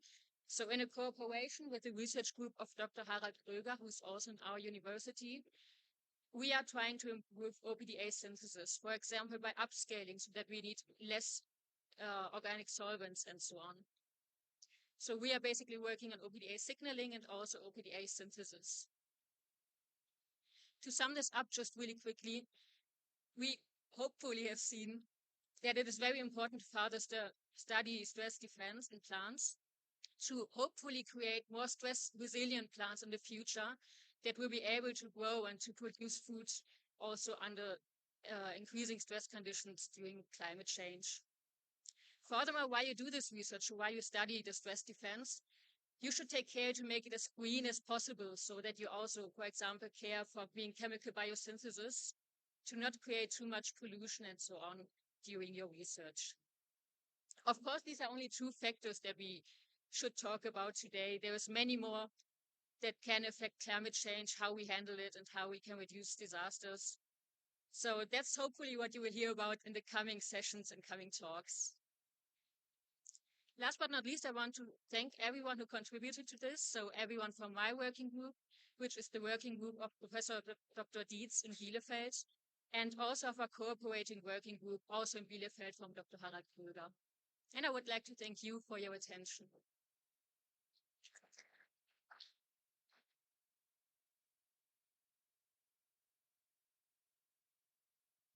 Thank you, Madita, for the speech. Now we have Dr. Panvel Chekhov with us, who would be talking about molecular priming as an approach to induce tolerance against abiotic stresses to crop plants. I'd like to interrupt for just a minute. हमारे बीच में पुष्पराजगढ़ के पूर्व विधायक श्री सुदामा सिंह जी मौजूद हैं। हम उनका हार्दिक स्वागत और अभिनंदन करते हैं। स्वागत है सर आपका। Please carry on. Thank you for the introduction. So we're here today to talk about climate change. And unfortunately, I don't have the answers how to mitigate climate change, because this is a topic we have to discuss together and reach some conclusion. But what I can tell about is how we try to help plants survive climate change and adapt better the changing future. So I'm coming from the Czech Republic, specifically the second biggest city in Czech Republic called Brno. Czech Republic in the central Europe, and you can see it here on the slide. And what is actually very interesting about Brno is this is the place where Gregor Mendel, the father of genetics, conducted his work more than 100 years ago now. And the greenhouses where he conducted his experiments with bees are actually only 3 kilometers away from our universities. So when it comes to climate change and the way plants deal with climate change, they're exposed to changes in the environment which negatively impact their yield. And there's no need to give specific examples, but you can see here some of the reincarnations of climate change can be extreme temperatures. This could be cold, this could be heat. We have drought conditions, which is not good for plants. But we also have pathogen insect attack. And here you can see some examples. For example, we have an insect attack where aphids attack plants. And for those of you who don't know what aphids are, these are like mosquitoes which suck on plants. What is interesting about the mechanism behind their response? And these reactive oxygen species are basically derivatives of oxygen. And you can see here on the pictures how they are short-lived. And when I say short-lived, this means like milliseconds, nanoseconds. And because of this, their short lifespan, they can be very damaging to biomolecules. So don't go into details here, but you can see that these reactive oxygen species can damage or convert various biomolecules like DNA, like lipids. They can also attack proteins. And this all has negative consequences for the plant, which eventually reduces yield. So in the past, what people used to do, and what we summarized recently with colleagues, is they would overexpress proteins that detoxify these reactive oxygen species. And here you can see examples of such proteins which are basically distributed in different cellular compartments. And their main function is to reduce the levels of reactive oxygen species during stress responses. So they can be in the chloroplasts, in the mitochondria, in the cytosol. And perhaps the most notorious example of reactive oxygen species production is the process of photorespiration, which happens in numerous compartments, including peroxisomes. And for those of you who don't know what photorespiration is about, this is a process basically which is related to release of CO2 under light conditions. And it was invented by a famous scientist, Otto von Warburg, in the past, who is also famous for probably the shortest project proposal ever. So he simply requested for 10,000 francs to be given to him to conduct his research, which is in a starking contrast to what we are doing today. So, but the most important thing is that photorespiration is probably the second biggest metabolic flux after photosynthesis. And it starts with the activity of rubisco, which is the most abundant protein on Earth. So usually what we know about biomass production, everything happens through the activity of rubisco by carboxylation of ribose biphosphate here, you can see on the left. But at the same time, this enzyme, even though it's so important, it has a promiscuous activity. So it catalyzes another reaction, and this reaction is very, very frequent, especially under climate change conditions. And this is the reaction which I'm talking about, which initiates photorespiration. So by the action of oxygen and ribose biphosphate, there is a compound called phosphoglycerate which accumulates, and this is toxic. The compound has to be detoxified, and this happens over numerous steps during the process of photorespiration. And one of them, the most important for ROS production, is the accumulation of hydrogen peroxide, which happens in the peroxisomes. And you can see here, like in this yellow crystal, this is the amount of catalase which is present in the peroxisomes, suggesting that it's actually very crucial to withstand such flux of an accumulation of hydrogen peroxide. And what is interesting is when this enzyme is absent, hydrogen peroxide cannot be detoxified and these plants die. And I can actually show this if you don't believe me. So here on this video here, I'll play it now. We have a mutant on the left, which is lacking the enzyme called catalase, which removes the hydrogen peroxide. And on the right is the wild type plant, like the normal plant which we see in nature. And basically, when we expose these plants to conditions which trigger photorespiration, which is actually what we see under changing climate, you will see what happens with the catalase deficient plants. If I can start the video. Sorry, can you please maybe start the video from the...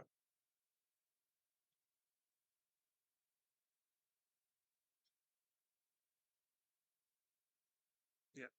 So look carefully what happens on the left.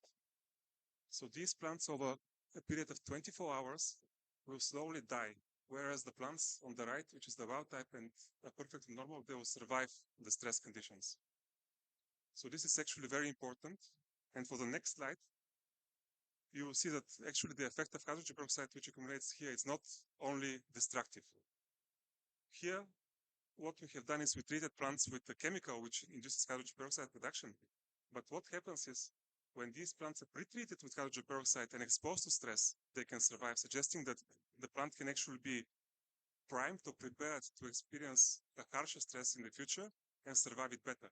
So this is the whole idea about the way we try to help plants survive these stress conditions, by actually treating them with certain molecules called priming molecules or molecular priming molecules.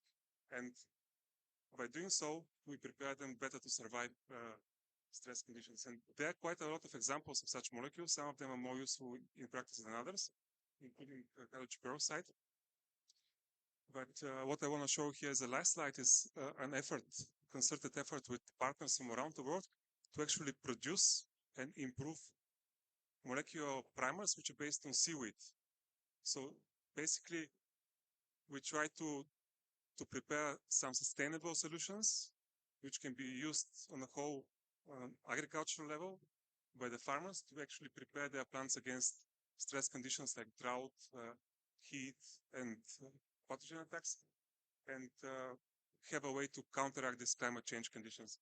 So this is also an important example of how people around the world can work together, because we have partners not only in Europe, but like in South America, South Africa, and we try to work together to achieve something towards mitigating climate changes.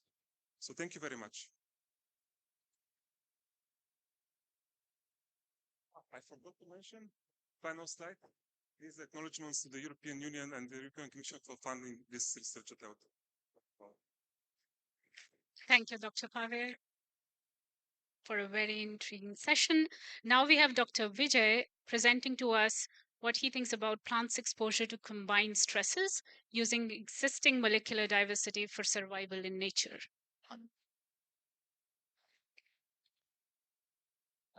First of all, I would like to thank you for very kind introduction in the beginning by Dr. Renu.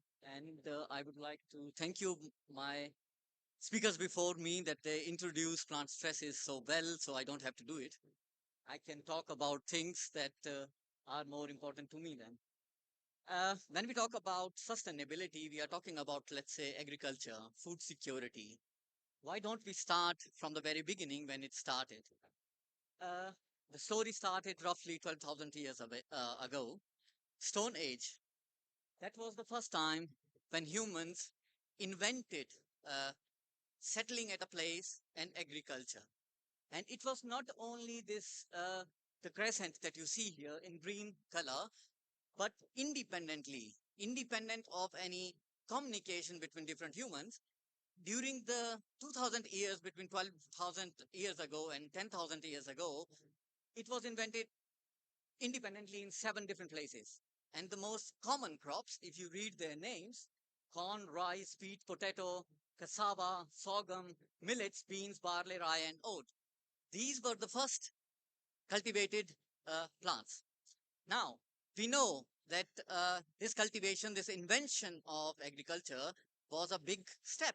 However, it's surprising that since 12,000 years, still 95% of the food that we eat today is coming from these 11 plant species, which is not saying much. So that's where the food security question starts. According to World Economic Forum, there are roughly 821 million people. So this is a report from 2019, and 1 in 9 people in the world, especially in developing countries, are suffering from lack of nutrition or lack of food. When we talk of agriculture, we know it's important. We know it's important. However, in terms of its importance for climate change, we can understand that agriculture leads to roughly 30% of greenhouse gas emission. Worldwide, 40% of the people are employed in agriculture. Naturally, we know if we want a sustainable future, if we want to support the growing populations, we have to generate means that agriculture can survive. We know that there are several stresses, like my previous speaker said, for agriculture sustainability. Sorry.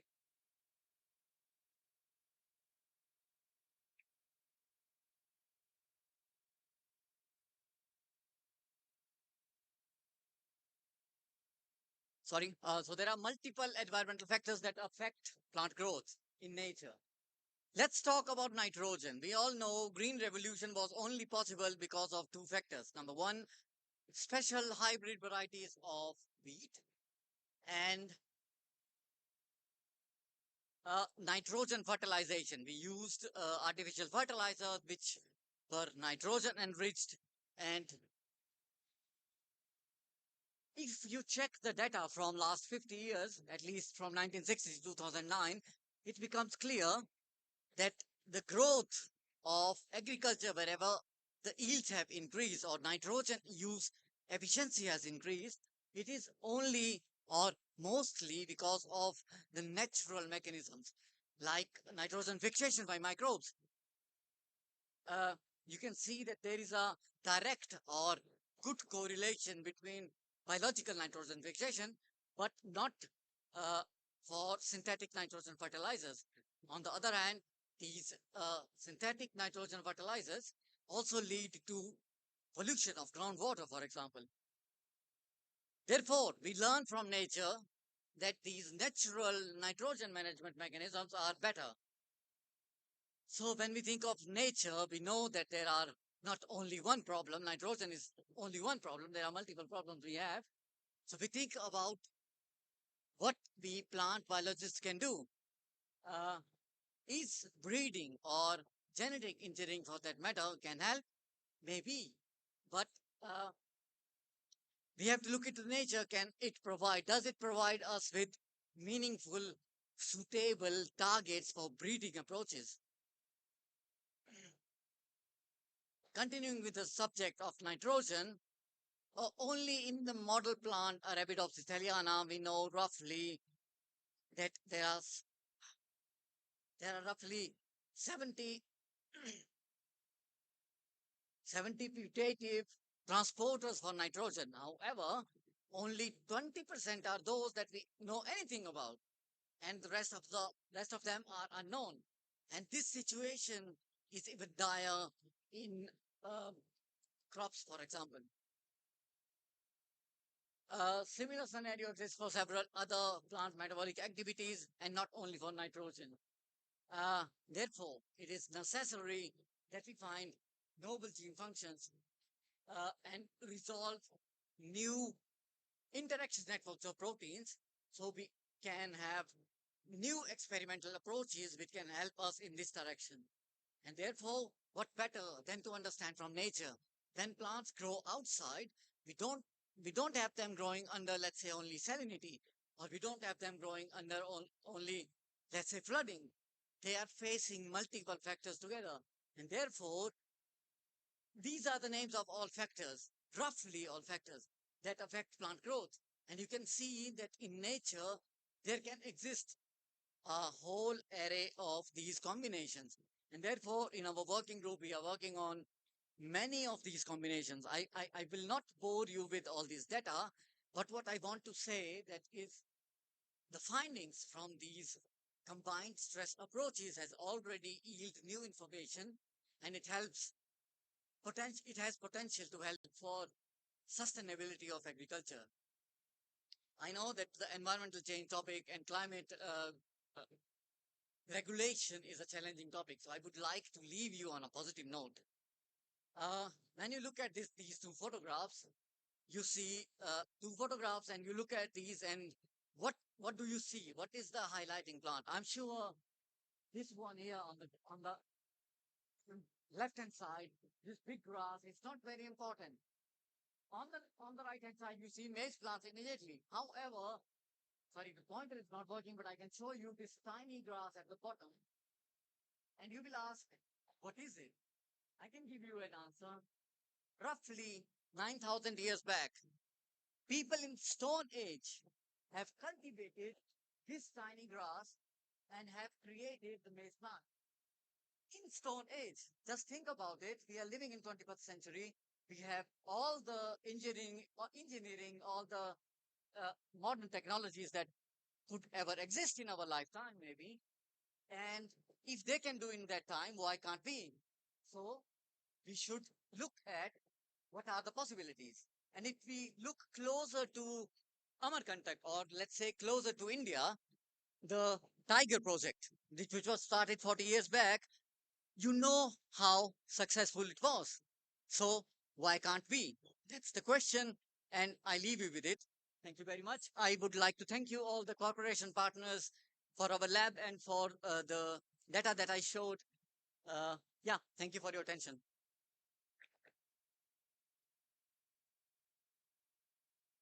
So much for your talk, Dr. Vijay. Now we have Dr. Amarnath Tripathi, who'd be talking about the economic aspects of climate change.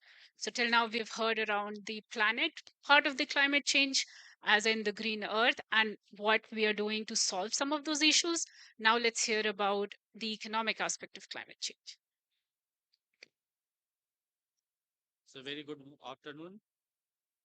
First of all, I would like to thanks to organization for inviting me and giving me an opportunity to share my experiences. First, when I saw this panel, I thought I'm not the best fit in this panel, but when I listened to the speakers, then I can say I'm the best fit in this session. Why I'm saying I'm the best fit in the session? Because the major challenge that the farmers are facing, that how we can translate the knowledge from lab to the field. So they have discussed the so much knowledge from the lab. Then I'll talk about how we can translate knowledge from the lab to the field with some of my experiences. I traveled extensively in some part of Bihar, Odisha, and Uttar Pradesh. Based on these experiences, what I have learned from the farmers, I'm share some of the informations. I will talk about I'll talk about the adaptation to climate change in agriculture sector and how we can scale up adaptation to climate change in agriculture sector. But prior to focusing on my topic, let me give you two important facts. One important fact, Vijay has already mentioned that we are the global population in almost 828 million people are facing the problem of the hunger. And can you imagine? This 200 million people have been added after COVID-19. And this 200 million people is just because of not only the COVID, the Russia-Ukraine war is another important reason of this. And why? Because the 40% of global supply of food production is coming from these two countries that are Russia and the Ukraine. Now, one hand, the rise hunger statistics has been rising since 2014, not since 2019 or 2020. Now, the latest climate change impact assessment report by the government of India, which says that in 2030, the crop yield of wheat will reduce by 20%. And in 2070, it will reduce by almost 40%. and the rice yield is going to be reduced by 4%. So it's clearly says that the rice is not much affected. Rice is affected. Why it is not much affected? It's because of we are using the groundwater for the irrigation. So when I'm giving these statistics, you can imagine how important is to deal with the climate change if we want to propose some development policy for the agriculture sector. But when we talk about the agriculture sector, we also need to think or keep in the view that not only the agriculture sector, which is affecting by the climate change, agriculture also contributes to the climate change. 30% of greenhouse gases are coming from the agriculture sector only. So agriculture sector is an important contributor to the climate change itself. So we are looking for what kind of development we are looking for. We are looking for a development which can protect the agriculture sector as well as can reduce the emission of the greenhouse gases from the agriculture sector. So how we can do that, how we can adopt the agriculture climate change in the agriculture sector. So we are basically more talking about the climate resilient agriculture sector. So we need to focus on the climate. We can also reduce the emission of the climate greenhouse gases from the agriculture sector. But it is also true that when you look at the agriculture sector at very micro level, you will see that there are several strategies that farmers have already adopted. It means there is adaptation to climate change agriculture sector. If you see the crop diversification, yes, farmers are diversifying their crop. If you see the agroforestry, you will see the agroforestry also as a strategy of the climate change adaptation, yes. If you see the farmers are using the micro irrigation, yes, the farmers are using the micro irrigation. So there are adaptation to climate change, but these adaptations are the passive adaptation, not the active adaptation. Why I'm saying the passive adaptation? Because when I ask farmers why you have changed your practices, none of the farmers has said I changed this practice because of to protect the climate change or to reduce the yield negative impact of the climate change. Their answer was to increase their income. So still in Indian context or in the developing country context, income security is more important than the ecological security, given the income of the Indian farmers. So that is why we are facing the problem. The passive adaptation is one of the important challenge. And then when I talk about the passive adaptation, then there is a problem of the maladaptation. I'll give you 2-3 examples of the maladaptation. As I give you the example of the agroforestry. And yesterday when we are coming from the holiday home to the university campus, even we have discussed about the eucalyptus tree. And even you can see the several eucalyptus tree in the field also. But when I talk about the farmers, why you are growing the eucalyptus tree, there are other plants also. And eucalyptus is not good for the groundwater. Farmer clearly mentioned that, yes, I am aware of, it is not good for the water, groundwater. But what I do? I need immediate income. The eucalyptus is going to give you income in each 5 years. There is no other way of earning. So what farmers will do? Now, if you see this adaptation, how farmers are increasing the production, they are increasing the use of the groundwater, excess use of the flood method of the irrigation. So the groundwater is day by day depleting. Then excess use of the chemical fertilizer. Vijay has already mentioned what are the negative impact of the excess use of the chemical fertilizer. So there are adaptation strategy. Farmers are adopting climate change, but there is case of the passive adaptation and there is a case of maladaptation. So how we can address this problem? There is an important gap of the information, gap of the knowledge. When you talk about the farmers, in most of the cases, I found that only 1 or 2 farmers can define what is climate change. They are aware of there is rising the temperature. They are aware of there is a problem of the rainfall pattern, but explain what is the climate change. And this is the problem of the knowledge. So what kind of information services being provided is not appropriate.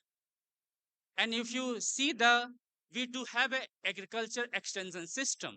The oldest agriculture extension system we do have, and only less than 10% farmers are getting benefited of this system. The kind of knowledge they are receiving, it's not appropriate.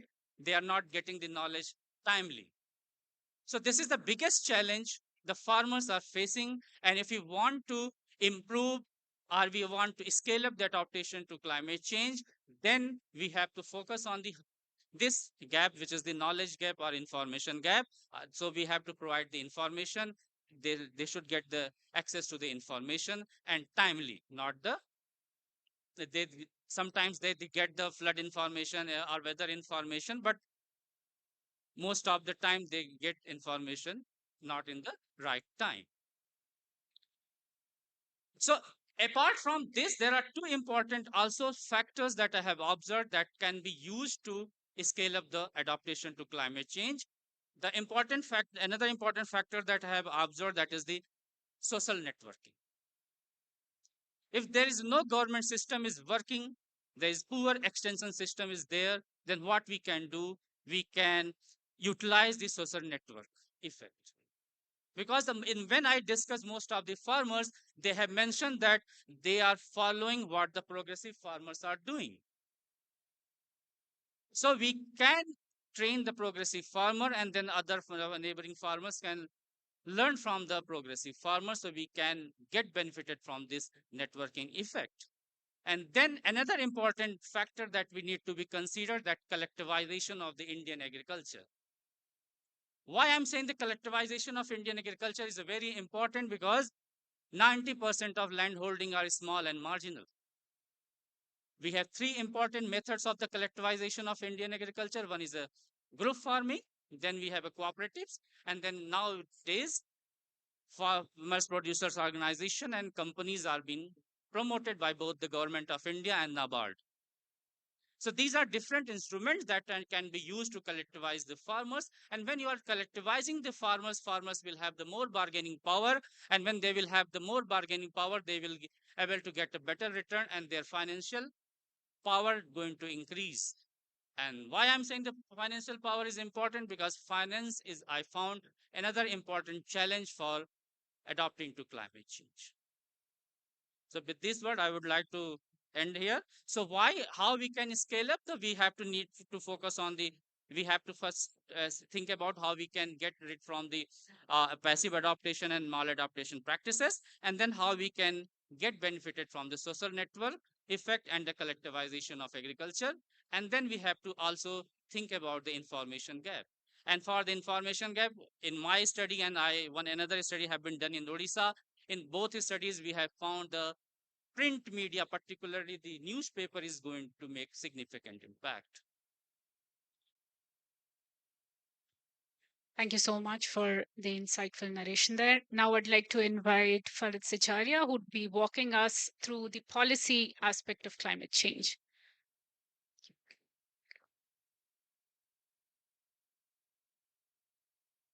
Thank you, ma'am, and thank you, IGNTU, for having us here. Can we have a huge round of applause for the entire organizing team, which has been working very hard to pull it off?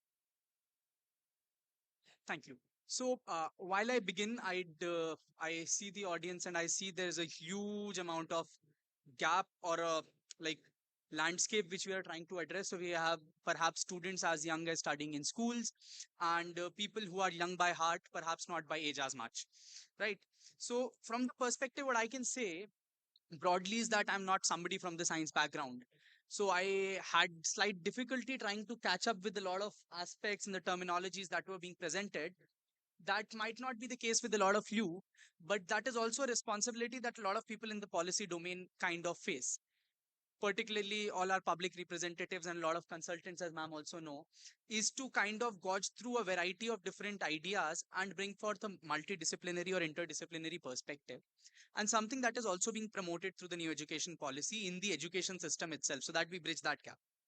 Now, moving forward, when we talk about the three terms, say climate, people, and planet, one of the key things that stands out of it is people, right? Because in the entire climate landscape, जो सबसे important चीज है वो people है, मतलब लोग. आप policy नहीं बना सकते हो, you cannot make a policy without having people at the center of it. Now, even when you individually see yourself and your background, so in all of our lifestyles, so I'll go with the English Hindi mix because I see the audience can relate to both the aspects. So I apologize to my foreign friends who might not be able to understand and catch up, but I have a responsibility to my friends over here as well. So when we're moving through a youth phase, and a lot of us, when we say watch movies, a lot of us start imagining ourselves or see ourselves as the heroes or heroines of our movies. We are at the center of the entire universe and leading it. So we have a sense of centricism even in our individual self. Now imagine what is the centricism of the entire human race, because we see ourselves at the center of the entire planet. We see the entire climate, we see the entire environment and the entire nature being accustomed to serve our interests, which is one perspective.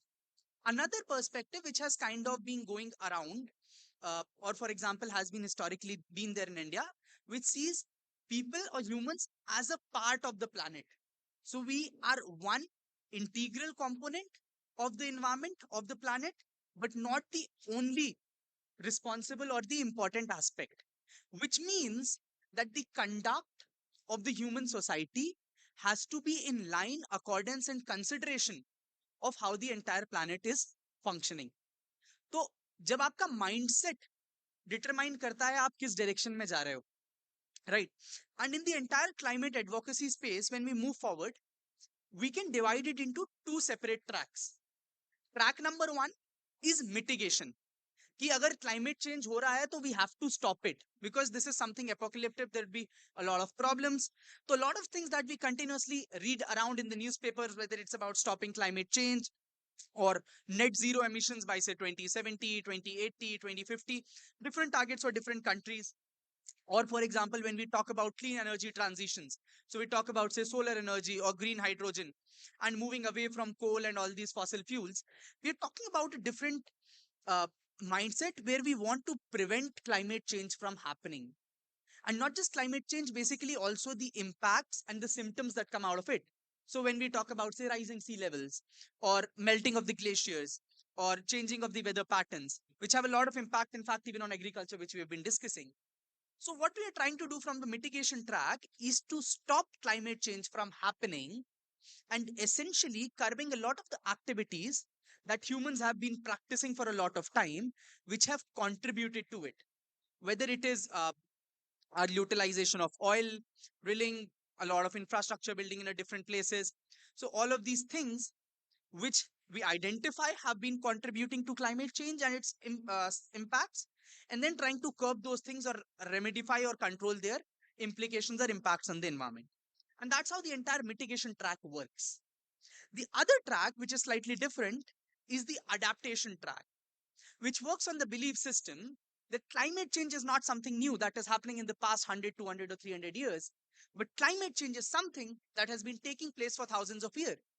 In fact, from the very time that the earth was created, there's been continuous climate change happening, and the very fact that humans as a species has even evolved, or perhaps when dinosaurs are gone, a lot of species have become extinct, new species have evolved or adapted, is continuously adapting to the process of climate change and its impact and making sure that we survive and come out of it at the best level. So the adaptation track works on a different synergy. It is trying to utilize the scientific developments on dealing with the impacts. And I feel the lot of research that was kind of presented over here about the stressors, their impacts, how to kind of deal with those stressors would come under the adaptation track, where we understand that climate change is happening, temperatures are rising, the weather fluctuations are happening in different regions. How do we say make our crops more hardy to these changes, to these hailstorms, to these rains, or to drought prone circumstances? So this is the research that is entirely going into that domain. Another aspect of the theme, if you look at, is disaster risk reduction. Because essentially, when climate change is happening, a lot of environmental aspects are changing. Disaster is going to happen. Now, what disaster risk reduction is continuously focusing on is trying to stop those disasters from happening, or one, essentially, when they're happening, how do we make our infrastructure, our people, our ecosystem, our sources and supplies resistant to these risks of disasters? And essentially, something which we are seeing at a broader level on multiple aspects. So very recently, we have the Indo-Pacific Economic Forum meeting in Detroit, where a supply chain consensus was built by different leaders, the trade representatives of 14 countries. And one of the most important aspects of it is diversification of supply chains. So none of the countries, for example, wants to be dependent on either single country for most of their critical supplies, because we understand that disaster or climate change can affect the supply systems of any country. And since the supply chains across the globe are interlinked, they would affect anyone and everyone. So we need to have a very resilient supply chains, for example. So it works on those tracks. Now, in both of those things, how we are approaching climate is from a perspective of how do we best protect the interest of our people. And this is something that we have to continuously keep in mind. Now, second aspect that I'd go over is how do we put the interest of the people at the center, and second, that people are not a homogeneous group, right? So when you look at the globe and how development has systematically happened over the centuries, is because of several historical and socio-economic political aspects. The world is now kind of segmented. We have the developed world, the West, European countries, and then we have the global South, and there are several countries who are trying to bridge the gap. Particularly India can be one great example of the same. So you look at countries in different circumstances, they have different challenges and different requirements, and essentially also different burden of the climate change crisis that they have created. And that is why when the countries came together in 1991 in Rio de Janeiro in Brazil for the the Earth Summit, they decided on principle of common but differentiated responsibilities, and which later got additionalized with the respective capabilities. So the responsibilities on all the countries are different because of their historic contributions and the benefits that they've been reaping, right? And in that perspective, when we talk about climate change and we negotiate from a youth policy advocacy perspective in these kinds of platforms, our demand is that this is kept at the center. Now, when we talk about how do we mitigate and how do we adapt to climate change, we need a lot of things to happen. But in each of those things, the lens of CBDR needs to be there. So that is why we talk about climate financing or technology transfers. A lot of research that we've been hearing over here, or cutting edge research, is happening, for example, in Europe. But is it because only that the Europeans are capable, or because there is an ecosystem where there are more resources available in the countries? But now, essentially, when there would be more research happening over there, the aspect of intellectual property rights comes over there. So now the technology is limited, and if the developing countries need to utilize these less carbon emitting technologies, they need to pay for that. But where would the money come from? Because we are already burdened with a lot of pressure from these aspects. So the aspect of technology transfer comes into play. And these are the things that we are kind of negotiating. So when we, as for example, Indians or across the globe, when we negotiate or talk about the climate aspect, we ought to understand that we do not get carried away by certain homogeneous narratives about climate change, but understand the intricacies of the same. As Sir also talked about, how when you talk from a farmer's perspective, his main concern is income security and not rather what impact is having in the climate. That is also an opportunity cost that the government faces, because their primary responsibility is simultaneously towards their people and their development, towards the people who still do not have electricity, to the people who still do not have petroleum resources or network supplies. So how do you cater and maintain a balance needs to be taken into account, and any advocacy on climate, which is essential and should be continuously happening, should also wane from this perspective of how historical global development has taken place, how there are different kind of responsibilities on various countries and how do we take it forward. Another aspect that I'll take forward is of various stakeholders. Now, who are the different stakeholders when we talk about climate change or these developments happening in society? We obviously have the governments which are making these policies. So if there is any new coal power plant that is coming up, or petroleum manufacturing units, or refineries and all of these things, government obviously is one stakeholder that makes the policies, provides the subsidies. So for example, if we have free electricity for most of our farmers, which essentially leads to a lot of, say, pumping in of water resources, that is one policy of the government, right? So governments play one important role. Second aspect is of the people themselves, because the consumption is essentially being taken place by the people. Government also is serving the people, right? So consumption comes into a major aspect. And one of the key missions that the government of India has also recently taken is of Mission Life, that is lifestyle for environment. So it is not that there is less for anybody, but the utilization and overconsumption in certain sections is simply beyond measure. So when you talk about the per capita emissions or per capita consumption of steel, electricity, or plastics, or any of the goods in, say, United States or any of the Western European countries, or for example, India, China, and a lot of developing countries, there is a vast difference, right? And when we talk about Mission Life, we are talking about bringing forth a sense of social messaging where people themselves consciously understand the impact of their consumption and decide to consciously curb and reduce their wasteful emissions, which we have to take on as a social movement and which would solve a lot of problems. And in this broader aspect, the youth policy advocacy aspect needs to target both the government and the people. And we at Y20 have the target to bring forth and understand your voices, your solutions, and then put them forward in the negotiations. With this, I'd like to end. Thank you.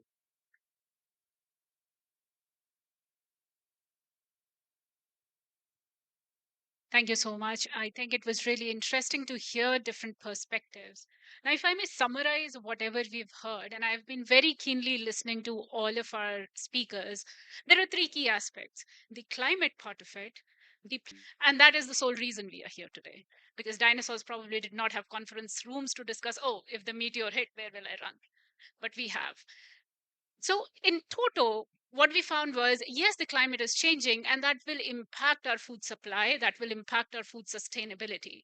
To mitigate that, our first three speakers basically spoke about what is science helping us do to help impact that, to remediate that. We can't stop it, but how can we make sure that the food our generations eat from 10 to 20 years later is secured? They don't go hungry, basically preventing furthermore people from going into poverty. That raises another question, which was, I think, very poignantly addressed by our third speaker, that you cannot create a solution in silo. And case in point is Green Revolution. The solution we were trying to create was India's poverty and securing India's food supply. And the way we created the solution was we started developing high yielding varieties and we imposed it on our farmers. The farmers took high yielding varieties of grains, grew them. And an example of that deterioration is Punjab. Those high yielding varieties required so much water that the water table in Punjab today is non existent. There's a concept called as a train of cancer that leaves a certain region of Punjab and goes into Rajasthan, because there are villages of villages that are now facing cancer, I would say cancer impact because of faulty water, or I would say, impacted water. There is so much leakage of all the fertilizers, pesticides, nitrogen, and all other different fertilizers that we added in the soil that it is now coming back and haunting us. So it's very important for us to understand that the solution needs to take care of multiple aspects. Yes, we can create a plant that probably sustains, let's say heat stress. We can mutate the catalase enzyme and make sure that the plant is surviving. But what does it mean for everything else? That's another thing that we have to be very careful about. And finally, when we create these solutions, we have to also consider people who are going to use that solution. Something that the last two speakers spoke of. That is, the farmer is using it today, it's adaptive. It's not proactive. Like, farmer doesn't care because the farmer has to raise his or her family. We care, so we have to engage with the farmers. use the social networks, use community farming to disseminate this information and make sure that the practices that we use are not so heavy on our climate impact. We minimize our footprint. And that is all to summarize it. So I hope this was an engaging session. And now I think we can open for any questions from the audiences.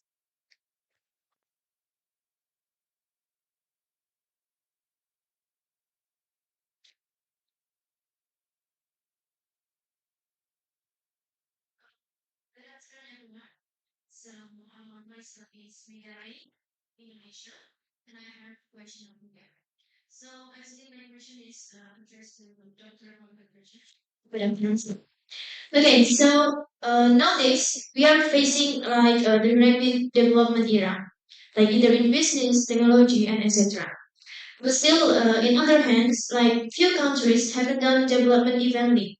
For example, like my country, Indonesia. And recently, Indonesia is trying to establish the new capital city to develop the country evenly in Borneo.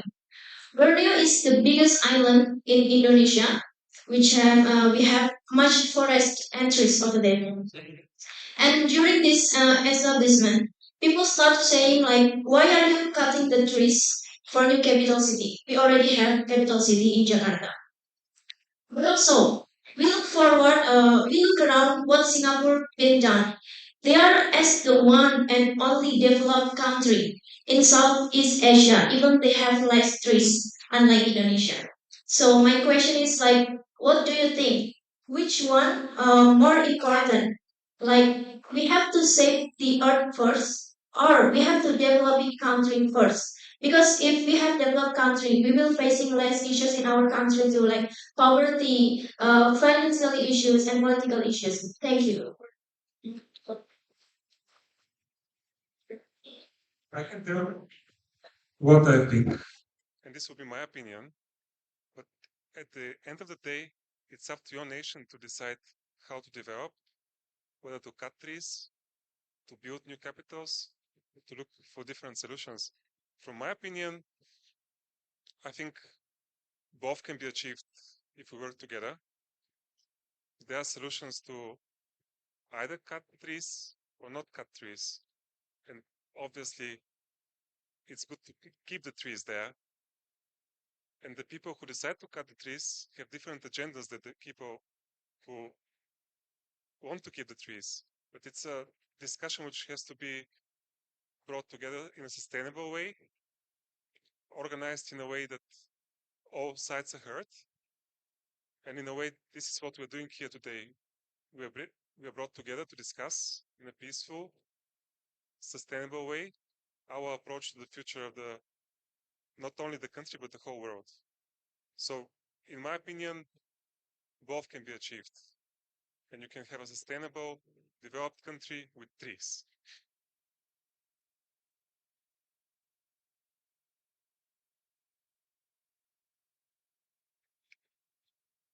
Perfect. So I think the short answer is we don't have to do it in either or way. We'll have to find a midway.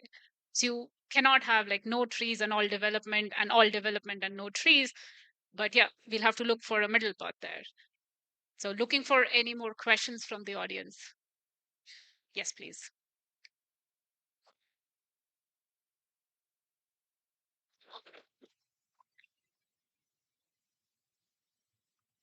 Check. Okay, good afternoon, everyone. I'm Palestinawati and then I'm from Indonesia. So, actually, what we have discussed today, we have two big lines. The first one is agriculture that has an impact on the climate change or the climate change itself that affect the agriculture, right? So, if we take a look back to the history, that agriculture started years ago in in Iraq right now.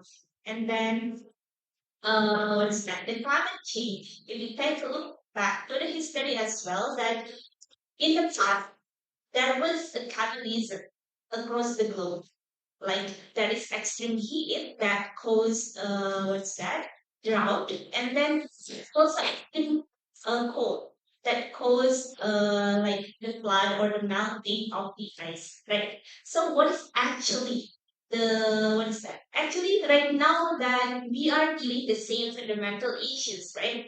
According to the climate change. Then the question is to anyone.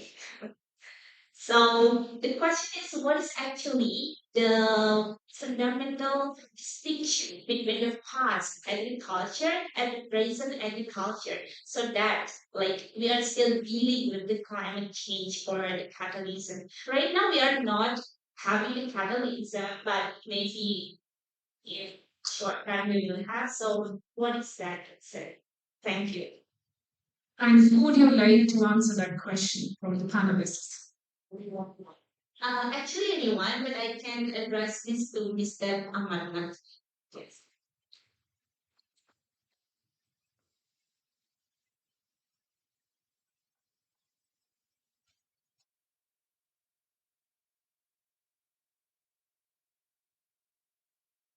So, see, you have to learn from the past as well. So sometimes when you want to deal the climate change problem, there are several solutions that exist in our indigenous knowledge, the traditional knowledge that we do have. There are several solutions that we do have, and some of those solutions we need to adopt if we want to deal the climate change problem. Like in India, if you go in several places, you will find that there are several varieties of the rice or wheat that are more resilient to the climate change. But because of low productivity, now farmers are not growing that.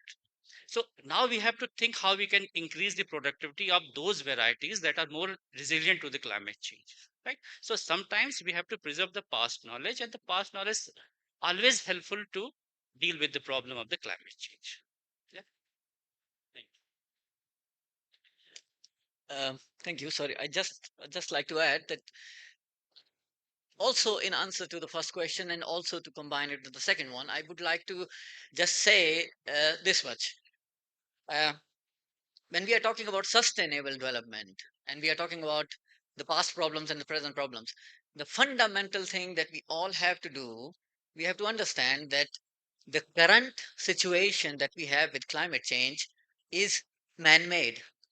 It's not a natural change of climate that happens again and again and again and again. That's not okay. Temperatures have been variable throughout the past, but this change that you see that has happened within 50 years is man-made because of our greed, you can say, or because okay, everyone wants a better life, right?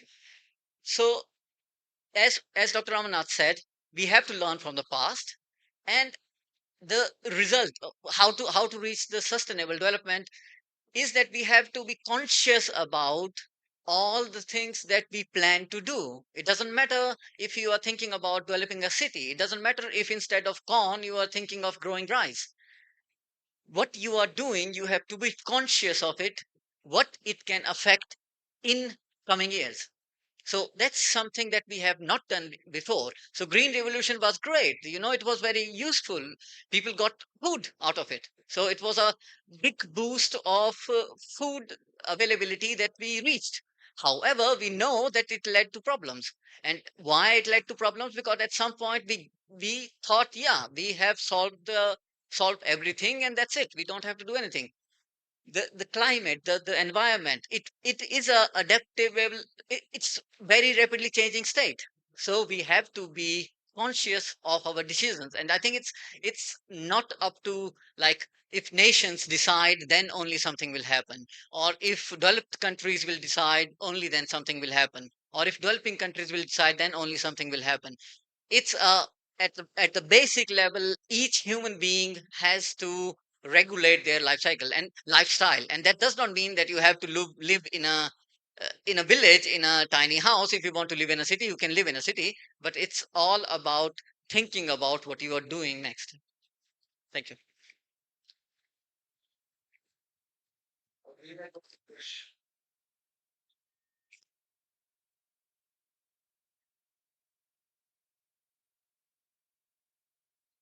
Congratulate and thank you very much for such nice deliberations you have been for the last 1 hour. So my question goes to Dr. Madita. So how the phytohormones actually that affects this drought stress depends. Any mechanisms there? or not?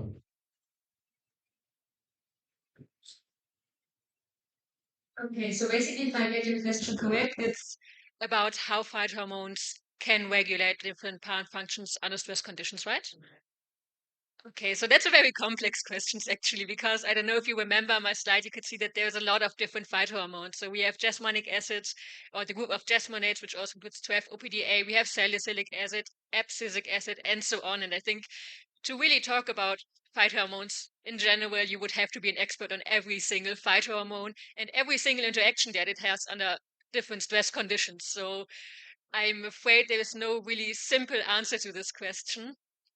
So what they do, quite commonly put and also not very detailed, is that they affect signaling in plants. So for example, they can influence the gene expression, and by influencing this gene expression, proteins might be produced that can then affect the stress defense. Because, for example, as Pavel also mentioned, if you have a lot of hydrogen peroxide in the plant, you can use catalase to detoxify this reactive component.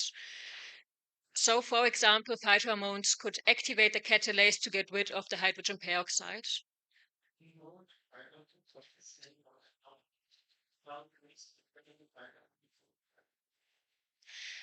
There's many phytohormones known for many functions, so they all fulfill different functions and also additional functions. So, for example, if you look at OPDA, which is what I work on, I actually can't tell you about salicylic acid or so on because I don't work on that. But for OPDA, for example, you have influence under drought conditions, under flooding conditions, also under stress combinations, as Vijay mentioned. So if you combine, for example, flooding and arsenic stress. So I can't give you a really, really concrete example about every phytohormone, I'm afraid. Yeah.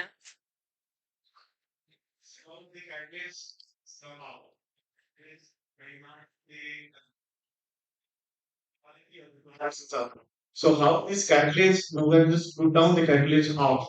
So what actually happens to the other ROC engine? Because it's a complex phenomenon. So all like calculate SOD and others enzymes are in combination that actually acts. So in isolation, the calculates down so good for the the health of the plants and productivity and the effects or not. So that may be a complex thing. Yeah, I can actually borrow the answer from Madita saying that it's a complex situation. And indeed, like we don't understand in so much details everything. We have a comprehensive picture of the events, but there are things which are not entirely clear. And your question, being so broad, cannot be answered with specific reply. But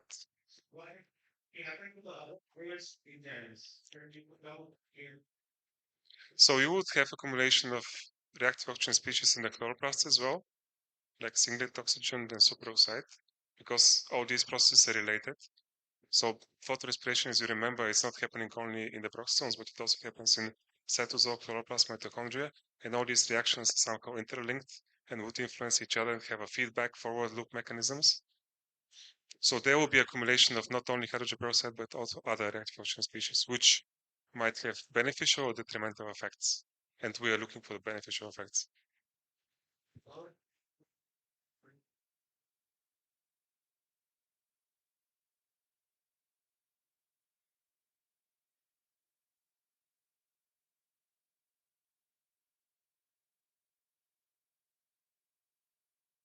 So you're asking biostimulant on the leaves or fertilizing of them, but simply preparing the seed by coating with certain biostimulant or priming agent so that when they germinate, they're prepared to withstand some changes in the environment. So this is like one of the approaches people are using in agriculture. And it's actually the most practical because you don't have to anticipate the stress. You can pre-treat the seed, it can be ready, and it can react.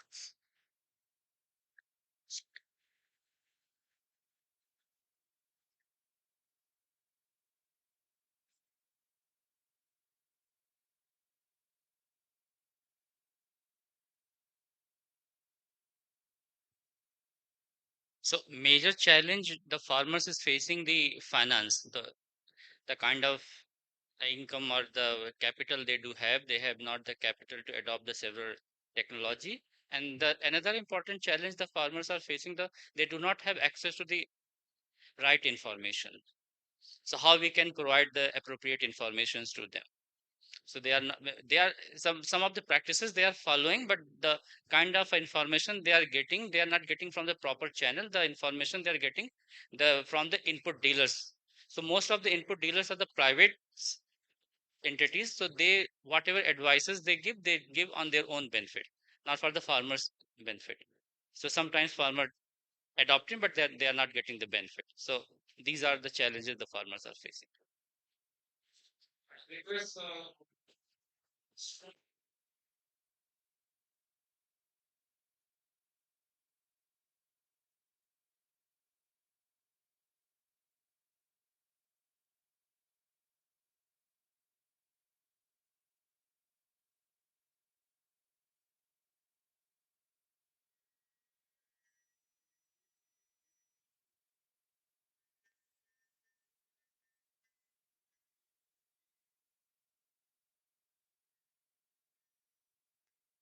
Yes, so I think there are several papers that actually treat this topic.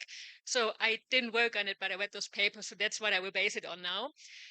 So in the next decades, it's expected that the temperature is rising, that the atmosphere itself is changing, and this will all be improving the conditions for insects, basically. So of course, there will also be some insect species that will be suffering under this. So I don't say that every single insect species will increase in numbers.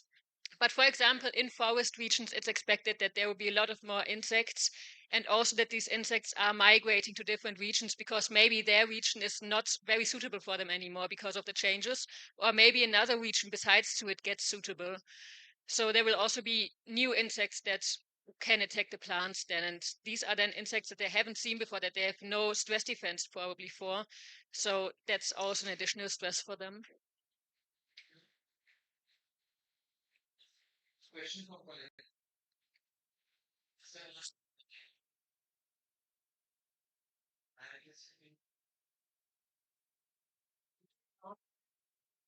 My life, my people, and my way, and everything.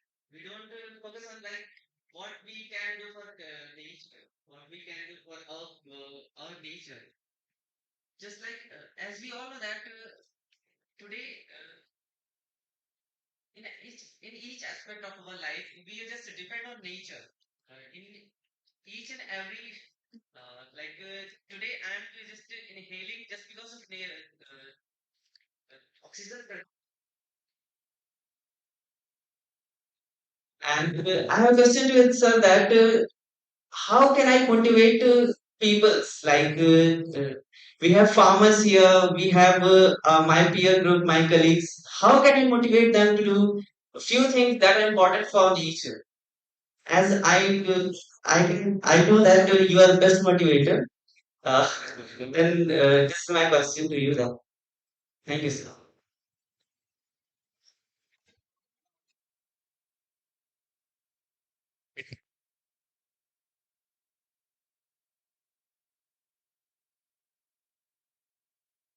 Khalid, it takes a second for it to kick in.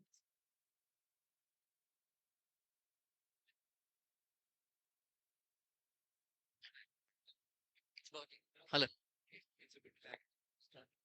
No problem. I guess either of the things work. I hope I'm audible. So I'll try to answer that question in a sense that a lot of you kind of understand. You asked कि हम continuously सोचते हैं कि हमारे बारे में क्या, हमारी इस लाइफस्टाइल, हमारे बेनिफिट्स, हमारा comfort. The other question you asked कि हम ये नहीं सोचते कि हम नेचर के लिए क्या कर सकते हैं, right? We now we have to think from it in two aspects. एक, हम क्या कर सकते हैं नेचर के लिए, दूसरा हम नेचर के लिए क्या नहीं कर सकते हैं, क्योंकि हमारे इतना कुछ करने की वजह से ही प्रॉब्लम्स क्रिएट हुई हैं बहुत सारी. तो we need to understand it in both aspects, what we can contribute and what we can stop doing or what we can avoid doing. And that is why the entire concept of mission life has also come into play. That is, we need to remodel or kind of bring alterations into our lifestyle that it is now designed for environmental sustainability. And if we do not do it now on a voluntary basis, on ourselves, then the government would be forced to do it. I'll take a very recent example of France, where France has brought in a legislation where they're trying to ban short distance flights for which high speed trains are already available. So even for 50, 60, 80, 100 kilometers, people used to continuously take flights. The amount of emissions of a flight is multiple times more than what is, for example, of a train or even a car, right? But people were used to do it because that had become a very instinctive part of their lifestyle. Or another thing that has come up into the fray is of, say, fast fashion, where people wear a cloth for, say, 2 or 3 times and then change and buy a new cloth because they have access of income.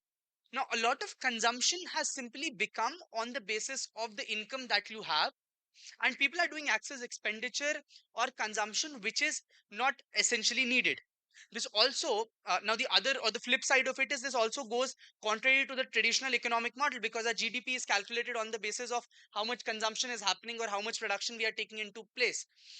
So all of this needs to be balanced again. But from a very frugal point of view, if you look at it, a lot of expenditure that we are doing can simply be restricted, avoided, or managed in a manner that is notwithstanding or basically avoids environmental harm. And this needs to be brought into our own lifestyle. तो उसके लिए consciousness develop करनी पड़ेगी, which cannot come up from an individual point of view. आप अपने लिए भी कर सकते हो, तो वो तो आपको करना ही है. That is an individual responsibility, how we are contributing. But the broader aspect is, how do you bring it into a more broader sense, where your social circles, your societies, your educational institutions, your peers also do it. Now, we live in a mindset or a kind of circumstance in society where a lot of these things are dependent upon how cool a thing is, or how trendy it is, or how much it is going on social media. And that is why it is important that we bring it into the mainstream, that people understand that if you are, say, avoiding an expenditure, or for example taking a train instead of flight, it's not because that you earn less, or for example you do not have those resources, or you're being frugal, or I mean cheap in that sense, but rather because you are making it a conscious decision. And this conscious understanding needs to be brought into the mainstream. And whether you utilize the aspect or the target of mission life, utilize its goals, take it to the people, or from a very personalized perspective appeal to your friends, that is up to you. But we in ourselves need to take that responsibility to work towards environmental consciousness and bring it into our lifestyle. That is one challenge that we face. Thank you.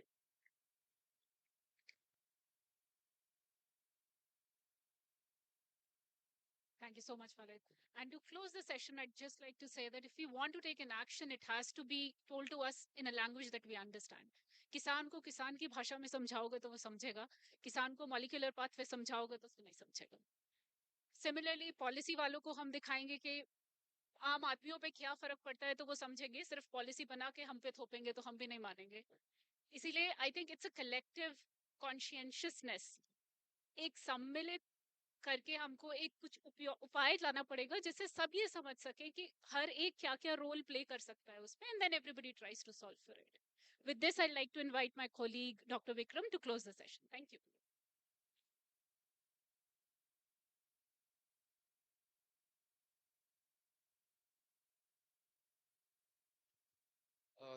So we come to the end of this session.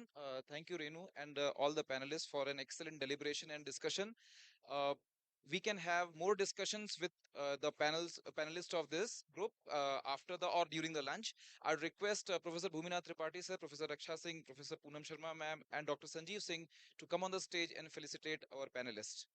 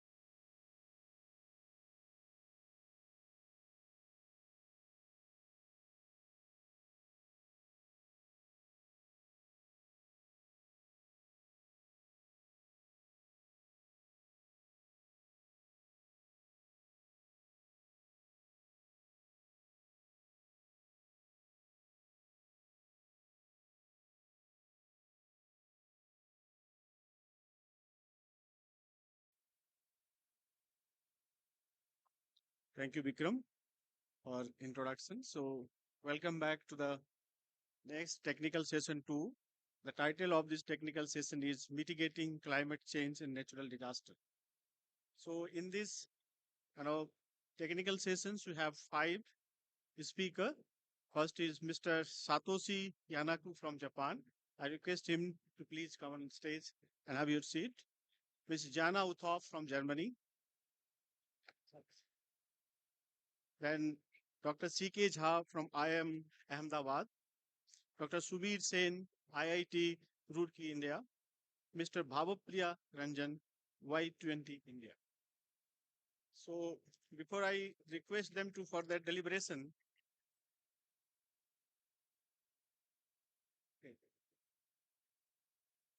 so before I start the deliberations and request them for the deliberation, so a brief introduction is just a customary. So Satoshi Yanaku is from Japan and is a co-president and led organizing team for G7 Youth Summit 2023 in Japan with over 1,000 participants and presented policy proposal to Japanese PM Kishida. Represented G7 Youth at G7 SARP's meeting and well UN EcoSoc Youth Forum 2023. So he is graduated from Harvard University and Bachelor of Arts in Government and Economics with higher honors. So the second speaker, that's Jana Uthoff. She is from Germany. So she has been working in the field of sustainable agriculture. It is in collaboration with Belfield University of Applied Sciences. And she's investigating whether a seed treatment on the cover crop Halicia tenticium with a biocontrol agent like in a fungus. So she will be speaking on that. This is a plant parasitic nematode interaction. The speaker is Dr. Chandan Kumar Jha. He is from Indian Institute of Management, Ahmedabad, India, and he'll be discussing on unraveling the paradox, charting a path to sustainable food and clean energy and environmental harmony.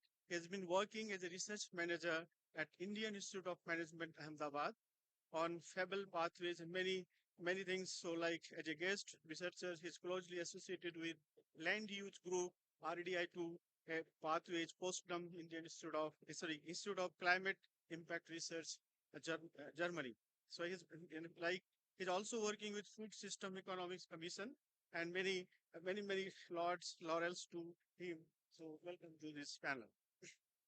The others, like Professor Subir Sen, he is associate professor from IIT Roorkee, India, and by training he's economist. So he's a secretary of Indian Society for Ecological Economics. With a brief introduction, so he'll be part of the welcome to this panel, sir. So next is Mr. Ranjan. Bhavapriya Ranjan is a very young, dynamic, and the co-founder of Sora Energy and the inventor of world's first self-powered carbon capture system, and alumnus of BITS Pilani.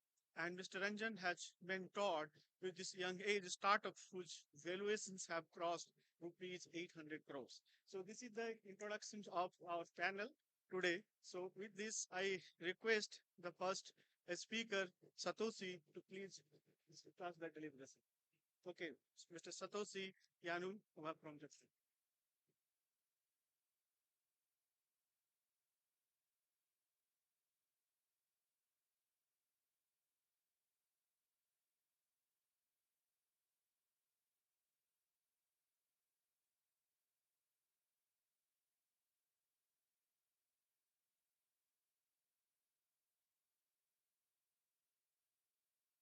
Thank you everyone for thank you everyone for coming today, especially the organizers and the participants for your attendance. My name is Satoshi Yanaizu. I'm the co-president of G7 G20 Youth Japan, a Japanese organization in charge of both Y7 and Y20. And as some of you may know, this year India hosts G20, but Japan hosted G7. So we were the organizer for the Y7 summit this year, which already happened in April. So I'm here today to do two things. The first is to sort of explain a little bit of our work in Y7 and our recommendation as they relate to today's theme, climate and disaster response and sustainability. And second, to talk a little bit about my personal passions and interest in disaster response and talk about some of the policy recommendation that I have developed on this theme. So just as similar to Y20, Y7 was official engagement group of G7 summit, and we held multiple consultations and policy discussion among delegates from G7 country and the European Union to develop policy recommendations for Japan's G7 presidency. So we have 5 agendas: economic resilience, digital innovations and transformation, climate and environment, sort of a topic for today, and global health and happiness, and lastly, peace and security. So just a couple of pictures from the Japanese government website where we presented Y7 communique, which had a theme on peace and climate environment. So I explained some of the policy recommendations that young people from the G7 country and the European Union have developed on the theme to sort of think about what could be the synergies between the Y7 and Y20 and how we can both improve each other's discussions. So we have 3 sub-themes on the peace, climate, environment topic. The first one about ensuring the just and equitable climate transitions. And we called for G7 leaders to ambitiously phase out from fossil fuel in line with the Paris Agreement's objective of limiting the climate change to 1.5 degrees while prioritizing energy security. So, and there's a sort of a awareness that in climate transition, it's also important to keep in mind the other important values such as energy security and economic growth, and sort of balance the 3E: environment, economy, and energy. And we also talked about how we can strengthen a climate financing mechanism for developing countries, building on the agreement in COP27, the Conference of Party for the United Nations Framework Conventions on Climate Change.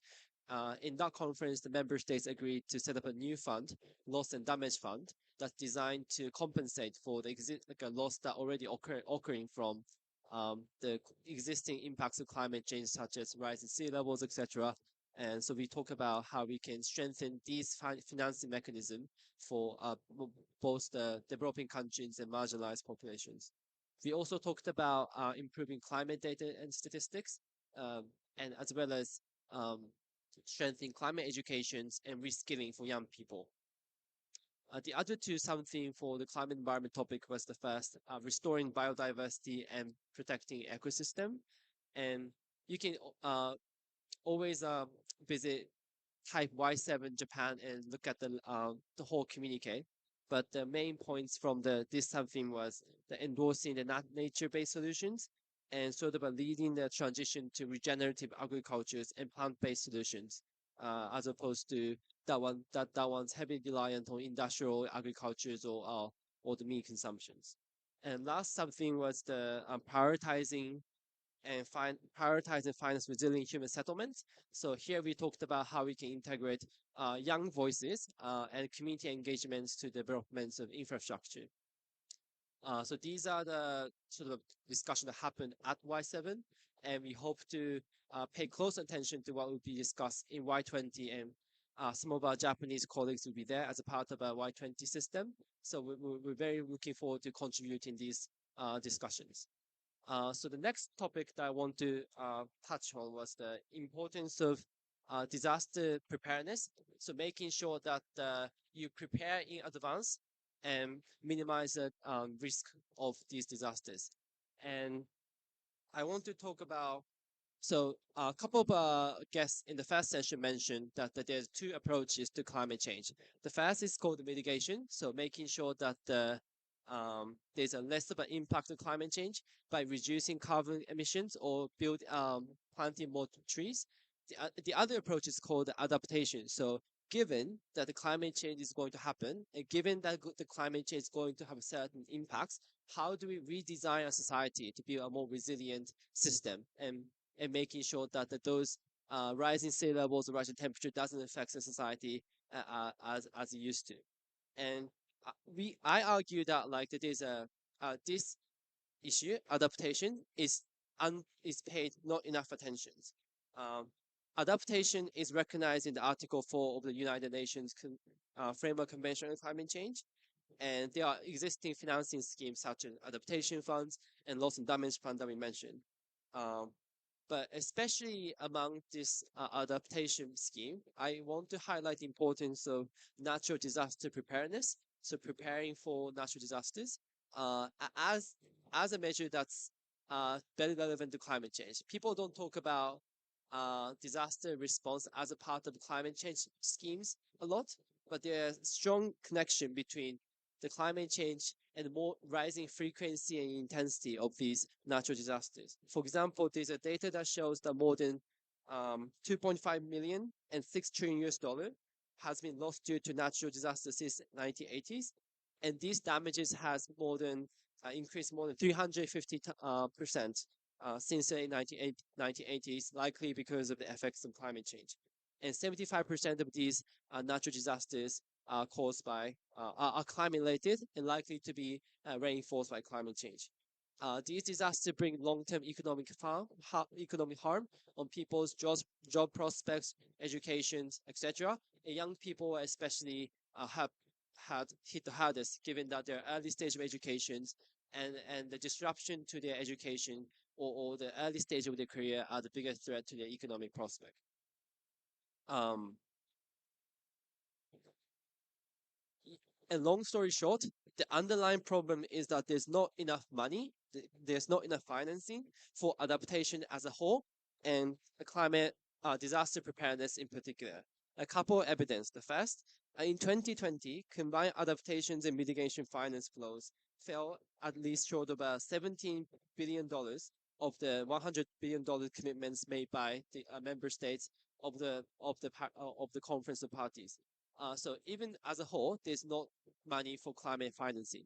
And as the evidence too shows, even within the whole climate financing, only 5% of those financing goes to adaptation as opposed to mitigation. This is the data from the University of Groningen in Sweden. A little bit old data, but still, I think the trend continues today. So there's not enough money for climate change measures, and there's even less money for adaptation, which is to say, like building your society more resilient by building early warning system, etc. And lastly, secondly, estimated annual adoption needs are between $160 billion and $340 billion by the end of this decade, and current financing supports only 10% of the needs that's necessary for the world to meet these adaptation needs. And lastly, for the disaster preparedness, only 0.6% of the international assistance to responses to natural disasters, only 0.6% of international assistance goes to those related to natural disasters, and within those, only 13% is about preparedness as opposed to emergency response. So more money can be saved if you design a society that's more resilient to natural disasters, but we don't end up spending on those money, instead spending on those money for like dealing with disaster after it happened. But we need to respond in a way that we can prepare in advance. I want to draw on some of the Japanese experience with this because Japan is also subject to, Japan where I'm from is subject to a multitude of natural disasters, both earthquake and typhoons in particular. And for example, in 2011, a huge earthquake hit Japan, and there was it caused a nuclear accident in the Fukushima nuclear plant. And also there's an example of a very large scale typhoons that took the lives of 1,000 people. However, since these mega disasters, Japan has developed a system and society that's very resilient to these natural disasters. And these days, even when magnitude 7 or 7.7 earthquake hit any part of a country, there's a very few casualties. So I want to talk about two main lessons or the takeaway the Japanese society has took from its history of dealing with natural disasters. The first is the policies and infrastructure development. So throughout Japan, there's many breakwaters or sewage system that's specifically designed to be resistant to typhoons, so that whenever typhoon hits, these disaster doesn't bring as much of a economic or human casualties as it would be the case in decades earlier. There's also a thing called the hazard map, which is a map of your city, which shows like which areas of city is most vulnerable to typhoons or earthquake. So the area with the most danger is like highlighted with red. The area with modest danger is highlighted with yellow, and the area with little to no danger is highlighted in blue. So you know what kinds of risk that your neighborhood have as against these disasters, and you know where to escape if this disaster were to occur. The other and perhaps more important aspects of a society, the resilience of society against this disaster is community-led lessons and responses. For example, in Japanese school, there's annual disaster drills or even quarterly disaster drills where you're supposed to pretend that the earthquake or typhoon happened and simulate how you would respond and how you would like hide under your desk, how you would go to your school fields and then to respond to other places. Oh yeah. So the takeaway is that we believe there's more need for more funding for these adaptations and disaster responses, and there's more need for knowledge sharing. And I think there's a room for country like Japan to play to make sure that the developing countries or other countries are also learning their lessons to how to respond to natural disasters. And third of all, even on the individual level, there's a lot that we can do to mainstream the importance of disaster response and think about us. So in case disaster happens today in your neighborhood, how would you protect yourself and how would you protect your community? Thank you so much.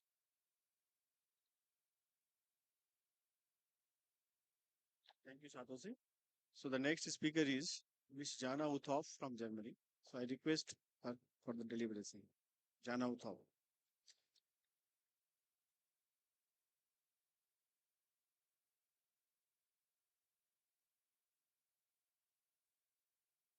Not at the beginning.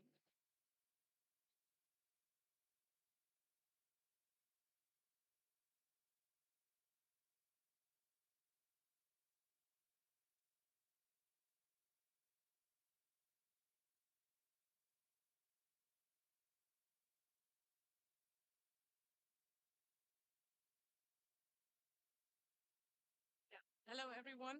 I'm happy to be here and to introduce you to the topic of biocontrol. So it's biological control, but the short form is easier to pronounce for me.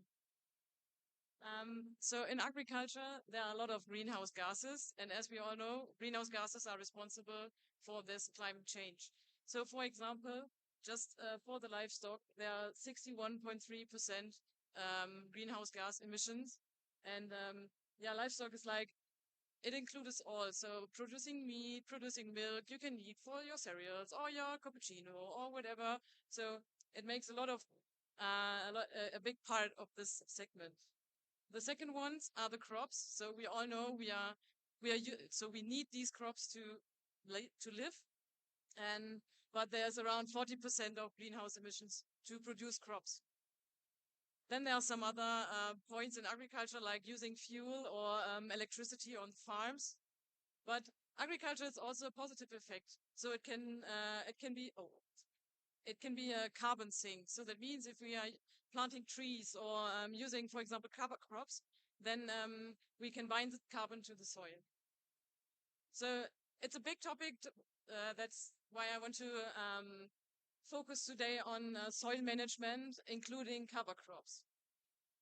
So that was already mentioned a lot. Climate change has a lot of effects, like there could be extensive heats or erratic weather patterns. Same like drought or new pests that was already mentioned. But with biocontrol, we can at least try to control these new pests or make the plant more resistant to drought. And with the cover crops, as I already mentioned, you can reduce the greenhouse gases.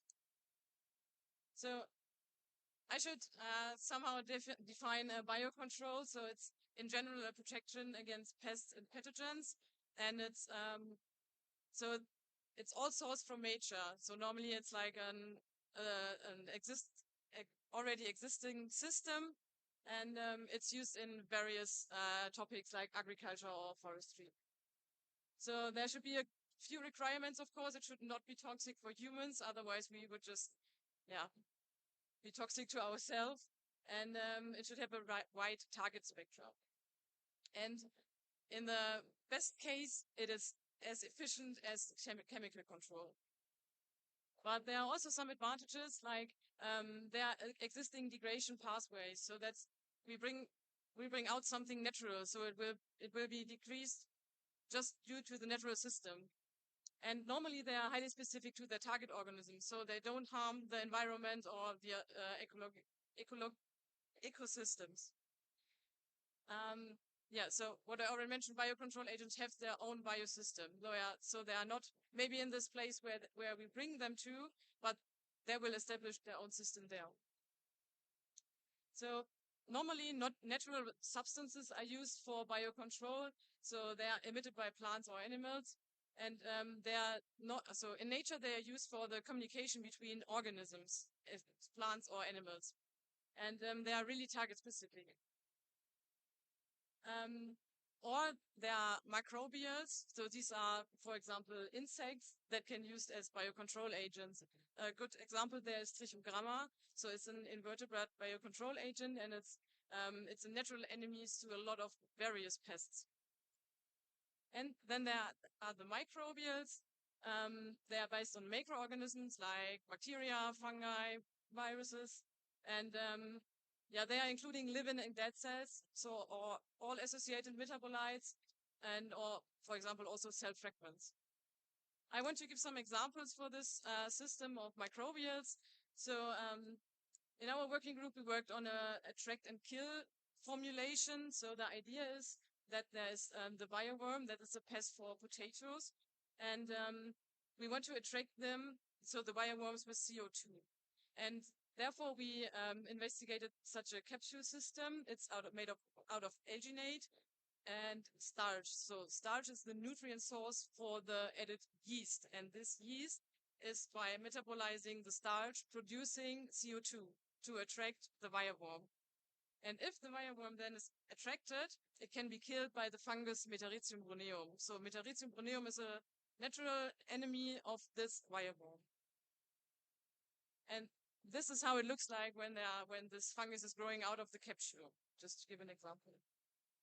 So a second example, and that's what I'm working on, is the fungus Bufonia chlamydosporia. It is used to control nematodes, especially plant parasitic nematodes. So the whole system is made of this nematode. It's called Meloidogyne hapla, the fungus. So it's nematophages, but it's also known to be plant growth promoting.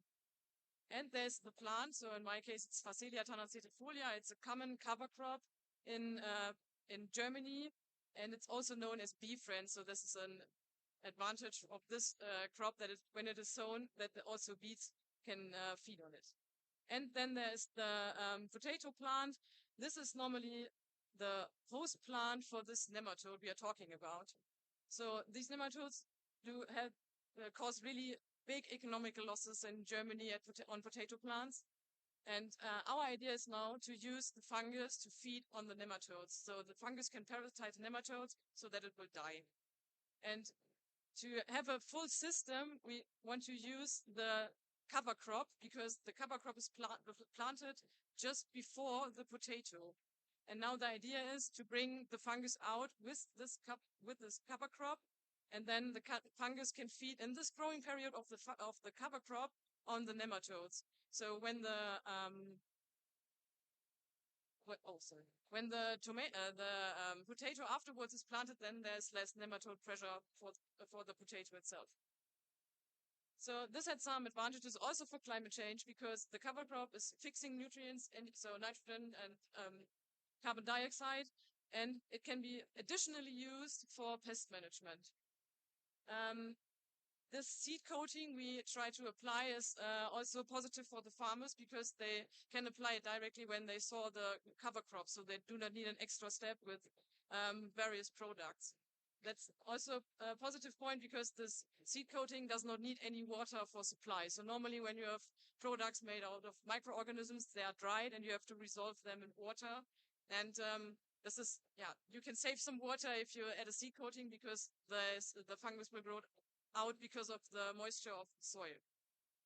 And the overall goal is to reach higher main crop yields, so higher yields of potato plants per hectare.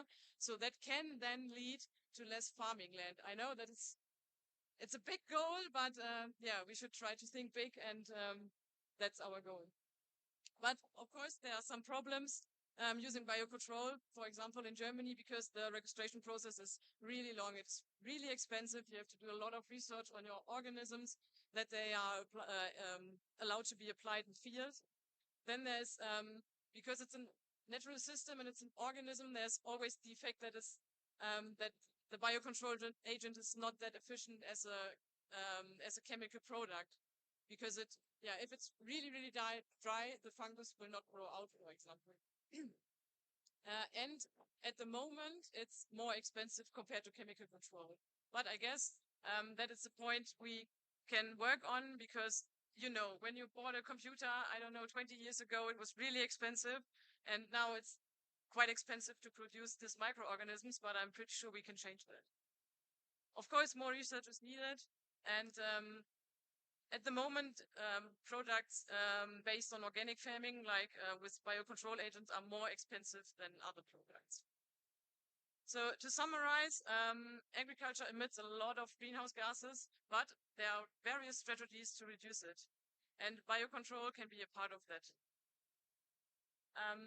Also, yeah, as I already said, there's more research needed. And in my opinion, the farmers needs to be supported when they want to use biocontrol products, because they go a step in the right direction, but maybe they're just not able to buy these products because at the moment they are quite expensive.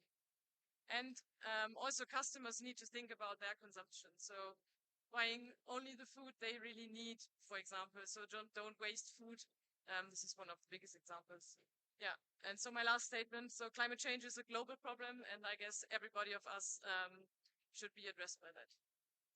I would like to thank the organizers of this conference, and what to say thank you that I can join you here, and of course all the project partners I work with. Thank you.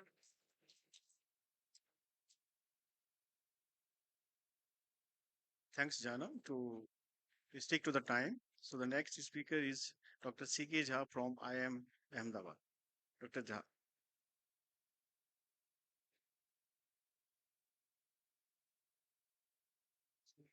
First of all, thanks a lot to the organizing committee for giving me opportunity to speak about the climate change issues and how we can make our future more sustainable. We all know the problem now. I mean, just to start with this, I just want to make some.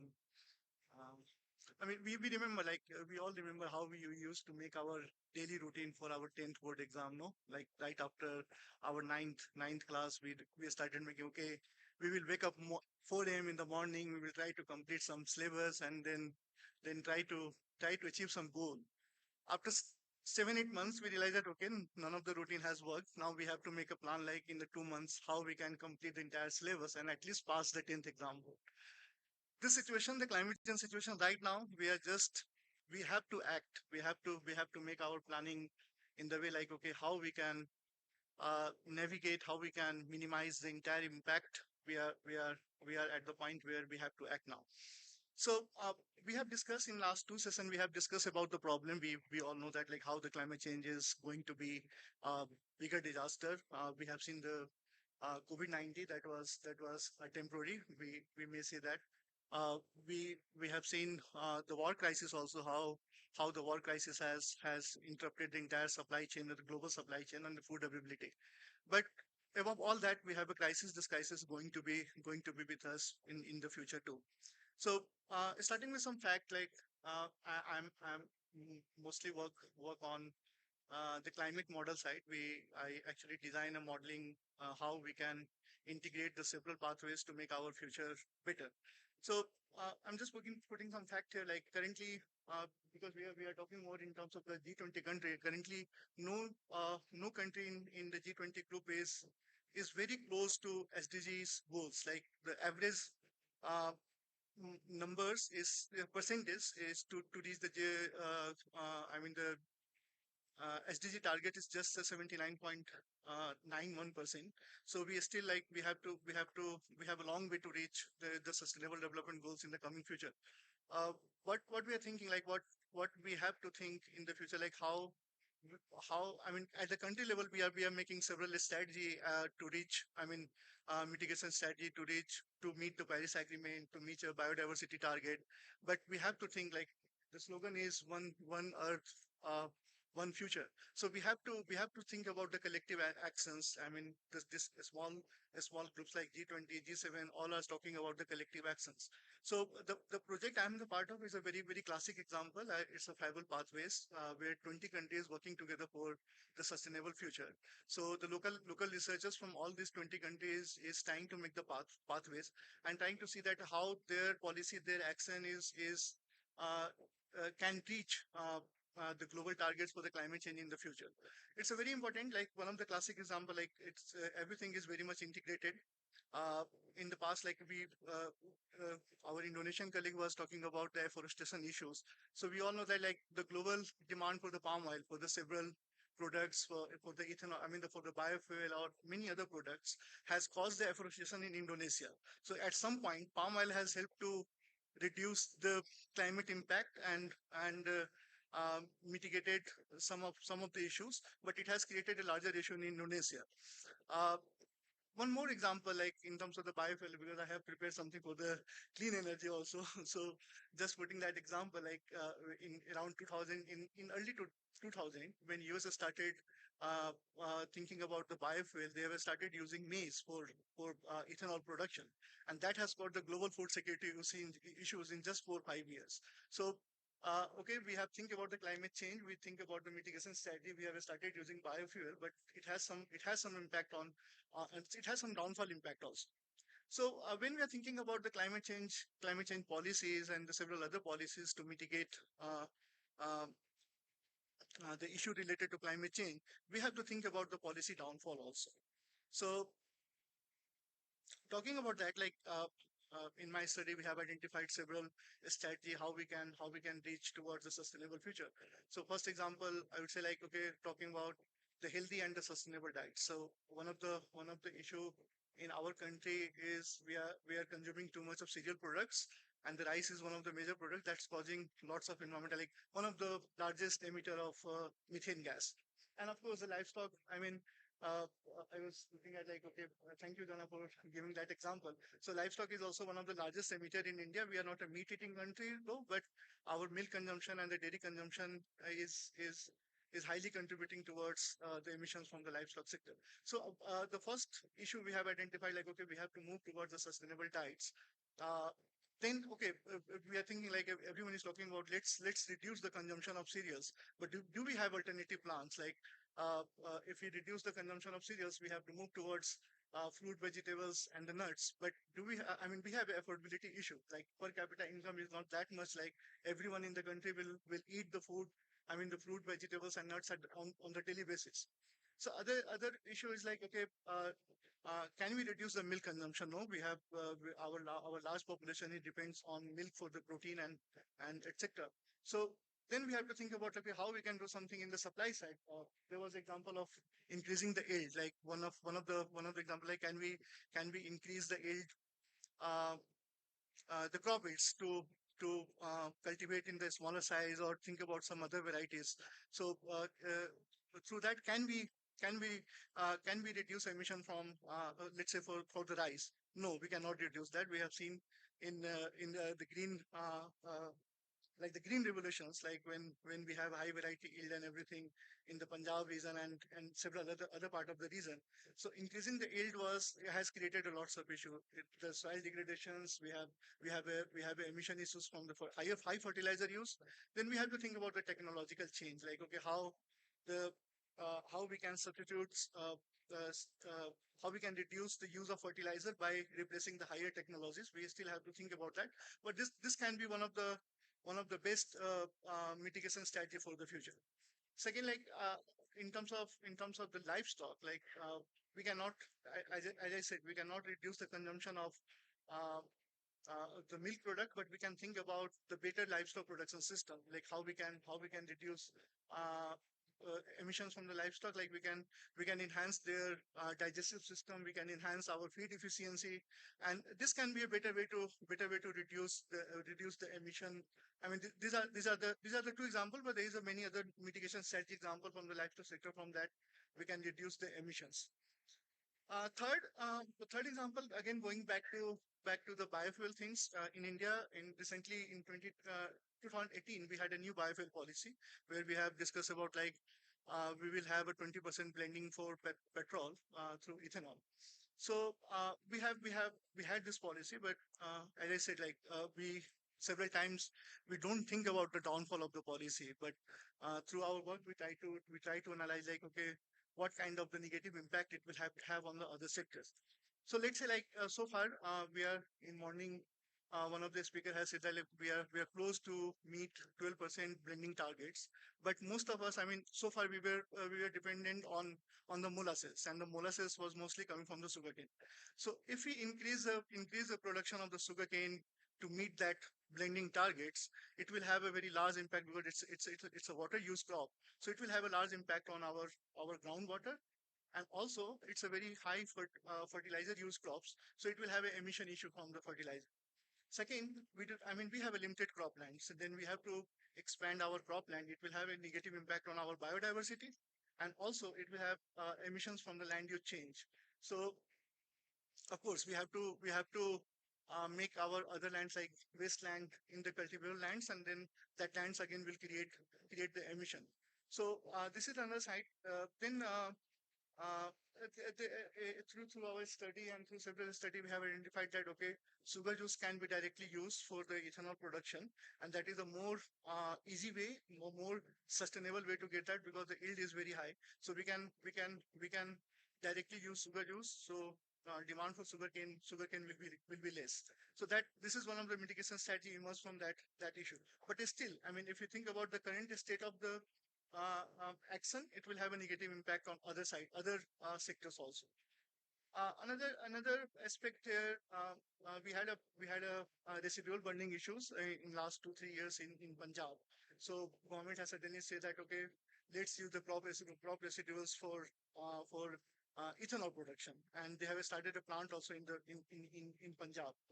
But matter of the fact that our 70%, 60% livestock sector is still depends on the dry fodder, so they are still depend on the crop residuals. Think about the situation if you start using. I mean, of course, there are several other issues, economics of scale issue also related to using crop residuals. But think about the situation if farmer for the income starts selling all the residuals for the ethanol production. So then it will have a direct impact on let's say on the livestock sector also. So do we have some other policy to fight with this situation if we will have a crop residual crisis in the future? So we have made some mitigation strategy to reduce the impact of climate change, but it has some negative trade-offs with the other sector also. So then supplementary policy emerged that okay, we have to again, as I mentioned that we have to make our livestock system more sustainable. We should start using industrial based protein for livestock feeding in India. So we have to make the policy. So for one sustainable policy, we need several other policy also to make it more workable, make it more action. So I have to conclude now. I think I have made some sense here. But just to conclude, if you have to think about sustainable future now, we have to start shaping it at this point. We have to start shaping it now. So we have to act together, not as an individual, not as a nation. The entire world has to act together to meet this global targets. Thank you. Thanks a lot.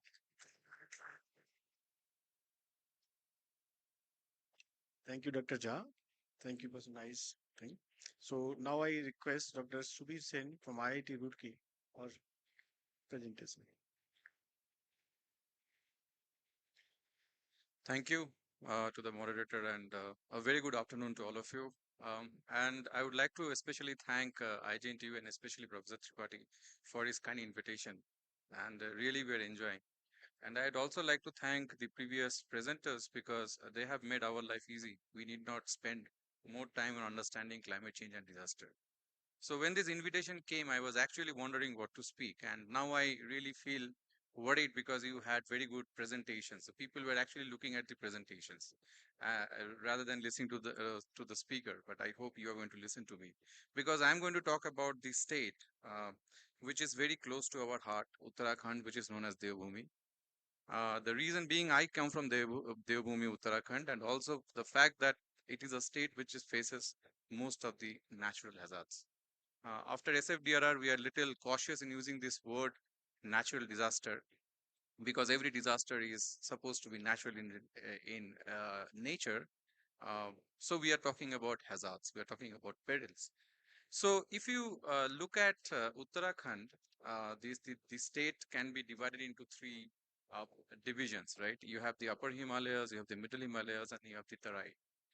And according to census 2011, around 70% population lived in the rural areas. But we also know that this is a state which is suffering from mass exodus of people. And there is something that is referred to as palayan or outmigration. What is the reason behind outmigration? Is it aspiration of people? Because when I go for my field work, talk to farmers, the farmer very openly asks me a question: why do you want my son to become a farmer? You are from IIT. I also want my son to be studying in IIT, become an engineer.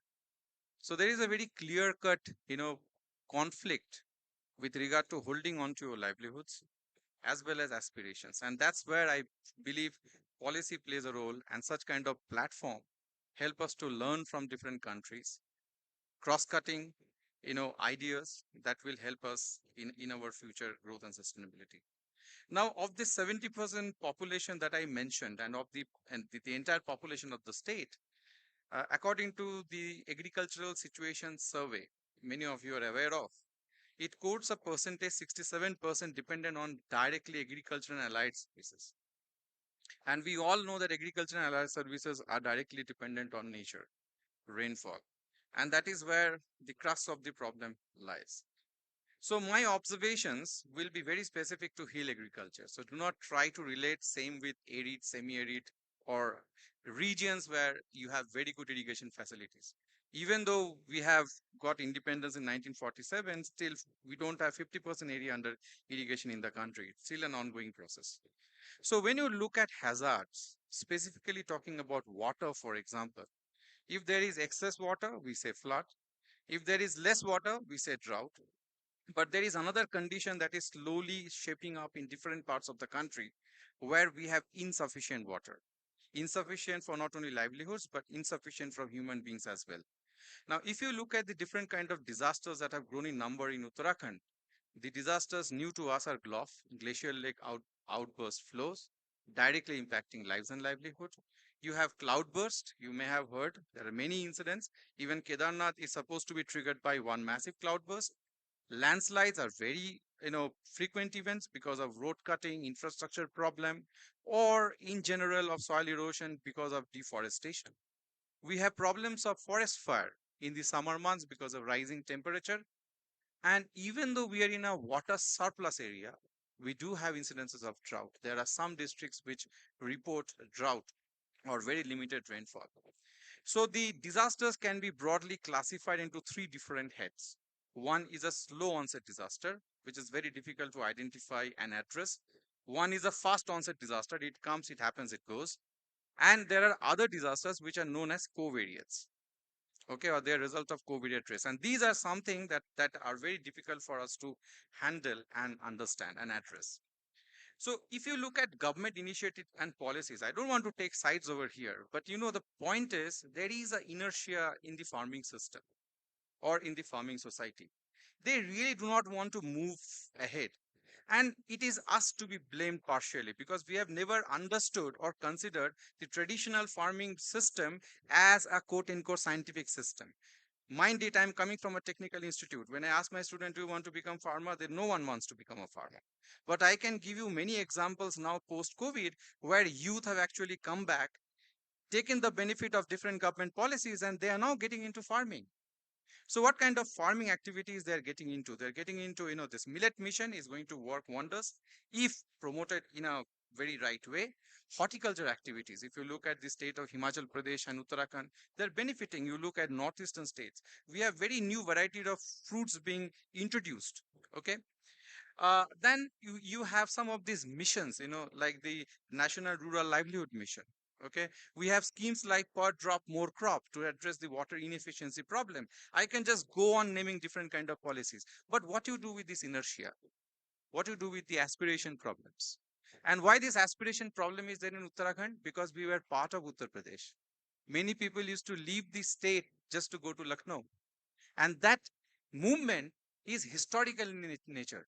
You can say that yes, to a certain extent, this is due to disaster, this is due to climate induced problem, that there are difficulties in adapting, there are difficulties in mitigation, okay, long term mitigation, and there is limited knowledge. But I also have to acknowledge that there is enough policy in place that can actually make people aware and they can use it. The Char Dham network project, for example, which is being implemented in our state, will actually address some of the supply chain management problem. Of course, there are issues, building roads in such geography is not a straightforward affair, but it is going to address some of the supply chain problem. Now, role of tourism is also, addressed in some way that it will actually create, some kind of livelihood diversification alternative. But in my opinion, again, we have to move back to the rural system. So when I shared the title of my presentation, I said that I would like to reimagine climate resilient farm sector in Uttarakhand. Why? Because post-COVID, we saw many people coming back, few staying back, and few of those adopting farming activity, and they are actually benefiting and profiting. And there are examples where they are trying to address some of the critical issues that exist there. I would like to end my brief talk with an example from Japan, because Japan also have similar kind of issues. Don't be under this impression that reverse migration was only a phenomenon in the developing countries. In Japan also there was a lot of reverse migration, people moving away from Tokyo and Yokohama prefectures, so they went back. So there is one prefecture known as Toyama, right? Toyama is very interesting. They also have terrace farming and all everything. It's also hilly. It's next to the Japan Sea, right? So what they did there was very interesting. They actually used waste to help farming, right? So the waste they collected, they actually burned it. There are incinerators. In our country, there are few, but they don't work. But in Japan, all are working. Okay, so they have very good waste management system, which we have to learn. This is what this platform help us to do, right? Like we have a friend from Brazil, they also have a livestock sector. In Uttarakhand, people are moving from farming to livestock, but as we have already seen, livestock is going to contribute to your emissions. It is not going to reduce your emissions, but you are learning from Argentina and Uruguay how to control emissions. Maybe we can get that learning from you and help our systems over here. So this platform is actually helping us in these kind of dialogues. Moving back to Toyama. So what they're doing, they're actually burning the waste. They're creating heat. In the winter months, they're transferring this heat to the farms, the glass houses, so that they can grow crops. So in the winter months, suppose if this system is there in our state in Uttarakhand or in Himachal Pradesh or in some of the high altitude areas, you can transfer the heat from this, waste burning. You are clearing the waste, getting the heat out, transferring it to grow your crops. Okay, you are solving so many problems, right? So I will just end with this thought that possibly as an economist, we need to really do some economic planning and think how we can learn and we can reduce some of the challenges, because waste is also a big challenge, and I foresee it is going to be a big disaster, at least for a hill state like ours, where you do not have enough landfills, and waste is critically affecting the biodiversity, because it is blocking the streams, blocking the channels. It is creating problem for the animal and for the nature in short. So I stop here. Thank you. Thank you, Dr. Sen.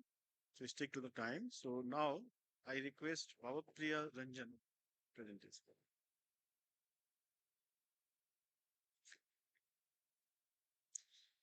A very good afternoon and all present here. First of all, I would like to thank this platform and everyone to come here and to discuss about this natural urgent call. It's a climate change. It's going to affect each and everyone. And it's a good opportunity for all the G20 nations and G20 citizens to discuss and find some solution. We are here in Amarkantak, one of the oldest land from the pre-Cambrian era, from that Gondwana land, the Indian peninsula traveled to closer to Himalaya. Amarkantak is one of the oldest place where flora and fauna evolved. Not only Africa, it's also one of the oldest places where the flora and fauna evolved. So you can see the multiple adaptation in the flora and fauna in the world of geology and botany.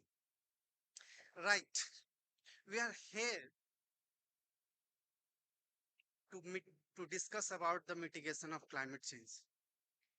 You know, we know that the loss of Indian economy per annum is 12 lakh crore due to climate change. Globally, it's 4 trillion USD. And when economy get lost, job affected, everything affected. Once the economy is being disturbed, the sociology also get disturbed. The polity also get disturbed. The social forces and the market forces, what Dr. Sen was talking. And here, Mr. Professor from IIM Ahmedabad, Dr. Chandan Jha was talking about the time equation. The time has gone to discuss, actually. It's a time to act now. Multiple research, multiple surveys has said by 2055, more than 20% of coastal region will not be habitable for humans. And we all know what the roles of coastal regions in the world economy. Here I will also like to point out that please don't be in the illusion of adaptation. Just adaptation happens where both the graph, the biotic and abiotics, have some resonance. The great example which we had seen in the last meeting, that I think Dr. Pandey was, our last moderator was has mentioned that Punjab, the water table goes down, and we tried for multiple technical solutions to adapt, but not succeed. It cannot happen. You cannot fight with the nature. Once that dam will broke, it's not in the capacity of human to control that. So it's a urgent call from nature now.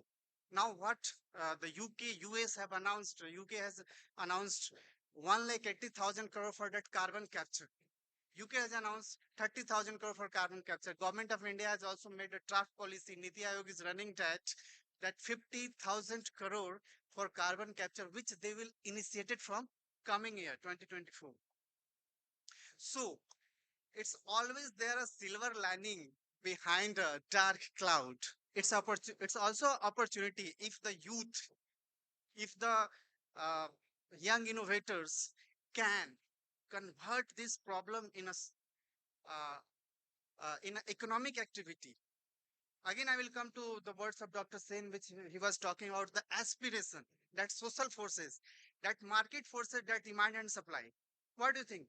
Once this carbon capture, storage and utilization will get momentum in the market, and it will start generating crores of jobs, then the problem, the graph of this global warming will surely come down. Human effort has always shown always some positive sign, and it can be controlled. We should be hopeful, and I'm very much hopeful. Now, from the last 2-3 sessions, there was a there was a common statement from different speakers that the technologies, that carbon credit related technology are mainly in Europe and that Western worlds. But if you see the last decade, who has done more related to carbon? It's India which has completed its INDC. INDC is a intended uh, intended nationally determined contribution. India has done more than its commitment. When it's come to one sun, one world, one grid, who has started? India has started. India and the global south don't think that Western world is ahead and they are doing that. Time has changed. The world, the civilization, the human civilization has already seen. History has many examples. When Japan was leading because of its technology, then Europe was the power. They have ruled the world because of their technology. Then US, that nuclear power, and that goes to US. Now, don't think that global south cannot lead. Recently, we have seen in that PNG, Papua New Guinea, the head of a state, the way he has given the hospitality, the respect to Indian state head, honorable prime minister, that cannot be earned on the point of gun. That cannot be earned by the power of missile or economic section and anything. The world has seen the the world has got from this power negotiation manipulation. World has got what? World has got Taliban. World has seen Gulf War.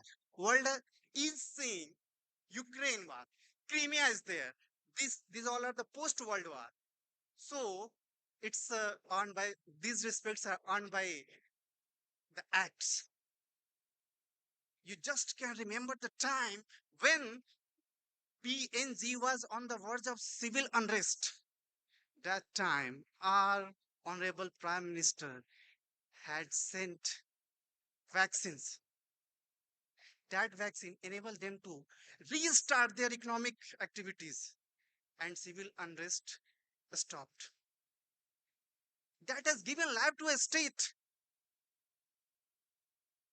which US never had taught. It's India, a part of global south, which has given more than 70 million vaccines to the world. It's not the West. I'm not here to putting any comparative analysis, but I'm just here to say that every human, every country, every world has a power to initiate the change. We have seen what Gandhian doctrine has done in our freedom struggle. When there was not a situation of collective satyagraha, he started individual satyagraha. The collective conscious will gain when when the effort will come from the people, from the everyone. When if you will differentiate between the state and the society and everything different strata, yeah, it's okay for professional things to make the things fall on the place. But at the end, we all are human and we all should know our responsibility. Now, we all love our mother. There are multiple studies that if climate change, the catastrophic effect of the climate change will not stop before the time, before it crosses its limit, it will. There is a word in sociology, uh, motherhood penalty, matritva dand. There are places, not only in India, not in this central Indian state, mothers used to travel miles for water. If this climate change effect will accelerate, then they will have to walk more. If there is a flood, mother have to handle the child more. Children and mothers are more affected by this. So if you love your mother, you will have to act now from any place, wherever you are, initiate whatever you can do, at least spread the knowledge. Now, at last, running short of time, I will just conclude with last point. We can do this with help of 3C. First, connect. Second, convert.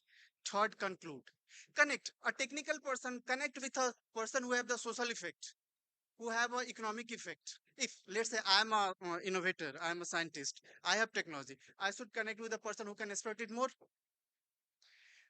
We will connect, and then it will convert in the result, and once it's converted into result, it can be concluded, it can be spread. Thank you, thanks a lot. We are hopeful. Jai Hind, Jai Bharat.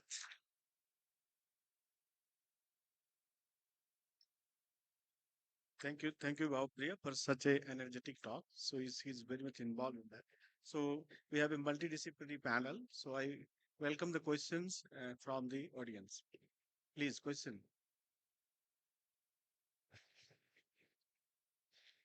Do we have questions?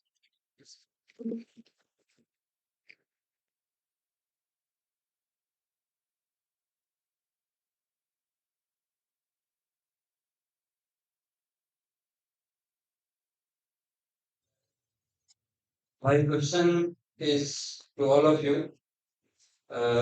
When we go through the history of agriculture, every crop or food grain requires special climate conditions, special geographical characteristics.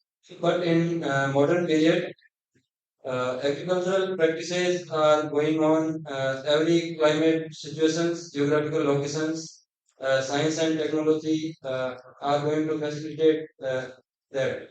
My question is about this is appropriate for climate or injustice with climate? Thank you.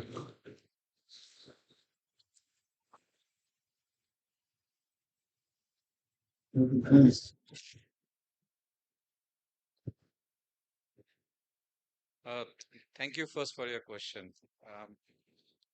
I'm not sure whether we should say that it is climate just or climate unjust. Rather, given my experience with the field and especially serving in Punjab, Himachal Pradesh, Uttarakhand, Uttar Pradesh, among few states, the choice of crop has nothing to do with the climate per se, because in economics we are taught that it is the price of the crop that determines what will be grown in the next season. Now, having said this, there is another issue over here. You have to understand it. I am not here advocating certain actions of the past government or of the present government. So just try to understand the problem. We have 4 major companies which are selling seeds in our country, right? The replacement in seeds, in traditional seeds, have happened because of freely available seeds to the farmer. I was talking to someone, and can you tell me how many varieties of rajma you know? You know rajma, kidney beans? Do you know how many varieties are there? Okay, so there is a Beej Bachao Andolan in Uttarakhand. So according to their estimate, there are some 200 plus varieties of rajma. Forget rajma, for every seed in our country grown, they used to know in which season they have to grow what, under what climatic condition they have to grow what. So part of the crop that they had, they used to retain them as seeds. Now go and ask the farmers how many of them really retain them. We do not have any stockpile of past varieties. Maybe scientists will give you better idea. I'm an economist with very limited knowledge. So I am not sure whether we should say that it is climate just or unjust. The input subsidy or the freely available inputs to the farmer, whether you think about electricity, makes it easier to pump water, so you get more water. Okay, fertilizers, pesticide, we have now certain embargoes, restrictions, price restrictions. We are not giving full subsidies. So I think, it is all about changing the behavior, what I said initially, that, how you actually help a farmer to understand that the traditional system that we had was actually scientific and actually was, rooted to the ground. Okay, rather than what we call as now modern agricultural practices. Fine. So I'm not sure whether we should say climate just or unjust. So my apologies that I cannot give you a very straightforward answer, but I have given you some leads for your thoughts. Maybe you want to add something? Yeah, so I'm working on the topic in agriculture in general. So like I talk about this cover crops and main crops, and this is a common system in Germany. So I don't know, to be honest, how it is in India. I really don't want to judge that. But for me, so my father was also a farmer, and I know the system, and I know that it's really important to change the crops in between. If you are just growing wheat or just growing barley or just growing potatoes, it will not. So the system will run maybe for a year or maybe for two, but then it will just skip because there are no nutrients and you are not able to add such a lot amount of fertilizer to get the soil fertilized again. So that's I guess so to be honest, I don't know. I have to ask you or any one of you how the system in India is. Yeah.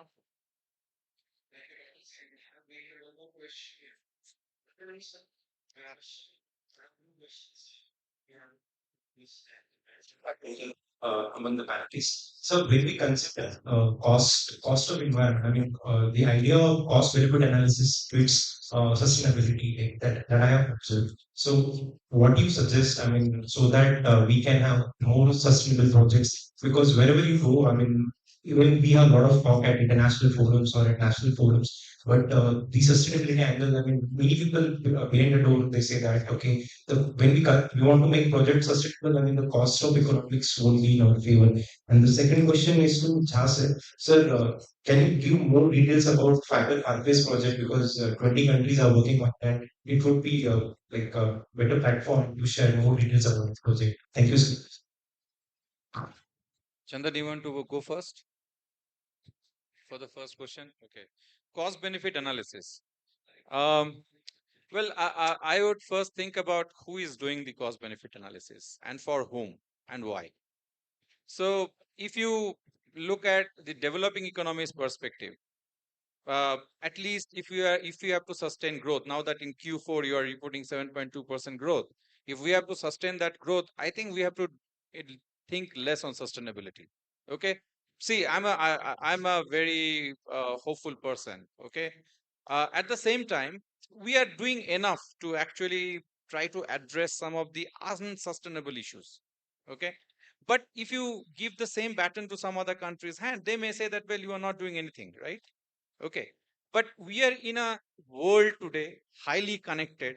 Trade flows are impacted by environmental regulations. So today or tomorrow, what we are doing, if we are doing unsustainable thing, then we have to make ourselves more sustainable. Okay. Germany actually adopted renewable technologies way back when we were actually very critical about it. Right? We were not even so positive about this entire solar mission, or right now that we are going for EVs. But I'm sure that in days to come we will also change our perspective on this. So when you're looking at the cost benefit analysis, I think it is very important for us to know who is doing it for whom and for why. So I hope you have got my answer. Thank you. Yeah. Anyway, thanks for the question. Yeah. Chandan. Thank you. I mean, I could not go into the detail because of the limited time, but I think it's a nice example to put here. So the Fable Pathways is an initiative by one of the UN agency called Sustainable Development Solution Network. And I cannot count the name, but almost most of the research institute, renowned research institute, is a part of this project, like including ESR Vienna and Potsdam Institute of Climate Impact Research, Germany, and most of the G20 countries. Very interesting is like the most of the G20 countries are part of that project. So including Brazil, Indonesia, everyone is a part of our projects. So every country is having some targets. Like we have a Paris Agreement, we have the Bone Challenge for the forestation, we have a CBD for biodiversity, and on the top of it, we have a net zero target now. Like our PM has promised in last COP26, like we will try to meet that target in by 2070. So previously, I mean, lots of I mean, importance has been given to the energy sector, like even at the world level, because they are the highest contributing in the entire emissions and the climate change debate. But slightly like five in life, like in the last decades, everyone is thinking about like the food system is one of the largest emitter, and they are contributing significantly into that. So many countries has come together five years back. They started thinking like the first objective was to create a capacity building among the nation, like to prepare the local researchers how they can design the pathways for the better future, and how they can model them in some kind of the modeling framework. So putting all these targets on the top, we started thinking about the pathways, like if you want to meet the net zero target, or if you want to reduce the emission, how our dietary system should be by 2050, how our clean energy should be by 2050, how our livestock sector should react, how our afforestation, biodiversity target, and the many others, like almost we are targeting 70 sectors related to agriculture and allied activity. So we have designed that pathways, and then every country try to see that like by this sustainable pathways or sustainable uh, I mean whatever we have designed, how much emission we are able to reduce it, and then 20 country together uh, uh, keep the entire result at one platform and try to see that whether we are able to meet the global target or not, like whether we are able to meet a net zero emissions from the agriculture sector, not from all the sectors. And if we are not able to meet that, how we can make other policies to meet that target. So it's a very interesting activity. You can find more detail on our website. We have a fiberpathways.org, and all detail has been given. We have a nice scientific reports published in last 2-3 years, and several publications also there from our India team and several other teams. So thank you. Thanks a lot. So brief to the question, please ask brief questions. Could you please elaborate on the environmental implication of Japan's hunting whale and dolphins, particularly its impact on climate change, and what measures can be taken to address and mitigate the situation effectively?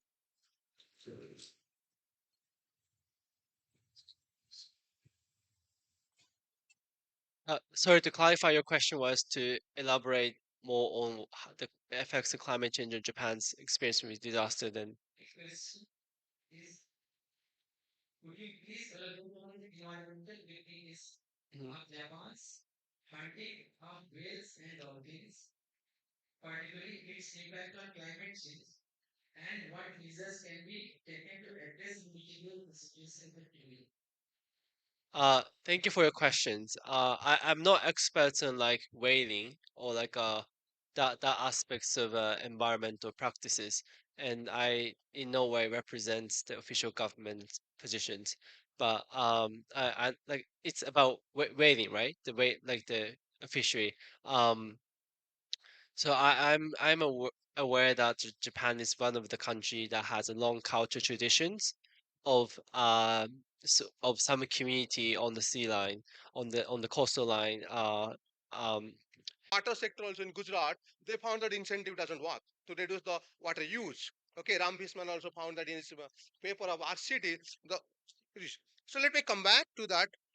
So as already people have already talked about as you know that electricity consumption, greenhouse gas emission has direct relationship, and also the energy consumption also economic development has also direct relationship. You can't say okay we will not consume the electricity, we will not consume the energy. Okay, it has a direct relationship with the economic growth. So question is that since it contributes to the greenhouse gas emission, how we can reduce the energy use at the household level. Ultimately, what will happen, the greenhouse gas emission also be reduced in the future. Okay, so given that if we look at the world level, basically more than half of the demand met through the fossil fuel, which is the major source of the greenhouse gas emission. And anyway, we have already promised in the different COP meetings that okay, we'll shift to our energy transition pathway, that okay, we'll shift to the renewable sources this much amount in the future. Some people are talking this pessimistic approach, some people are feeling that okay, this is optimistic approach. I'm not going there.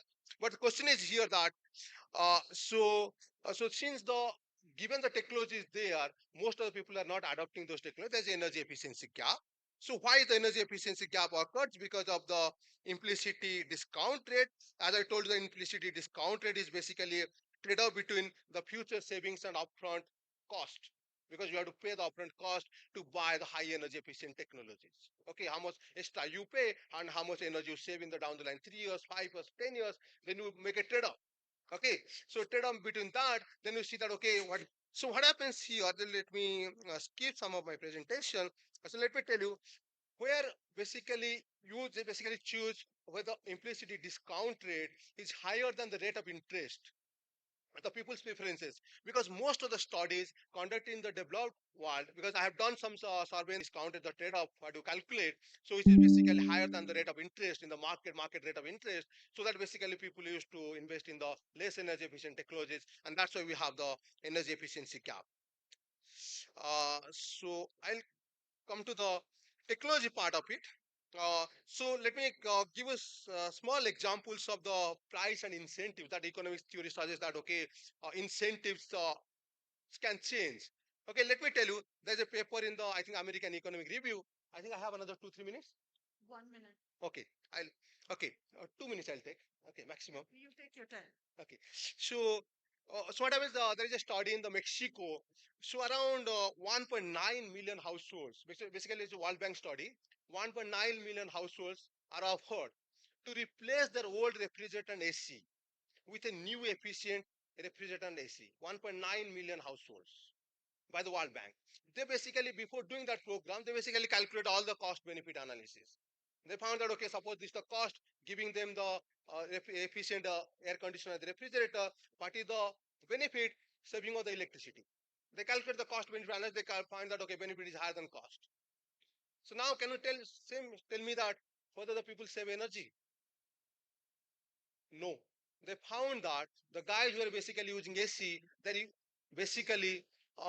using more electricity, because earlier they're running for their AC, air conditioner for 4 hours or 5 hours. Now they got efficient AC and air conditioner. They're using it for 8 hours and 9 hours. So they're almost using the same amount of electricity or more than that. Okay. And the refrigerator also similar. They found that, okay, there's not much change, because earlier also they're using 24 hours refrigerator. Now they can use only 24 hours. So not much change in the electricity consumption, but in case of refrigerator, there's a more electricity consumption. So it is kind of, there's a rebound effect. And similarly also, so I have less time. Let me go to.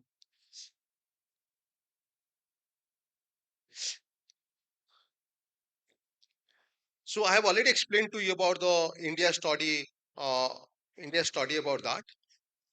Okay, so what is the major problem that when people make the decisions, there's inattention bias.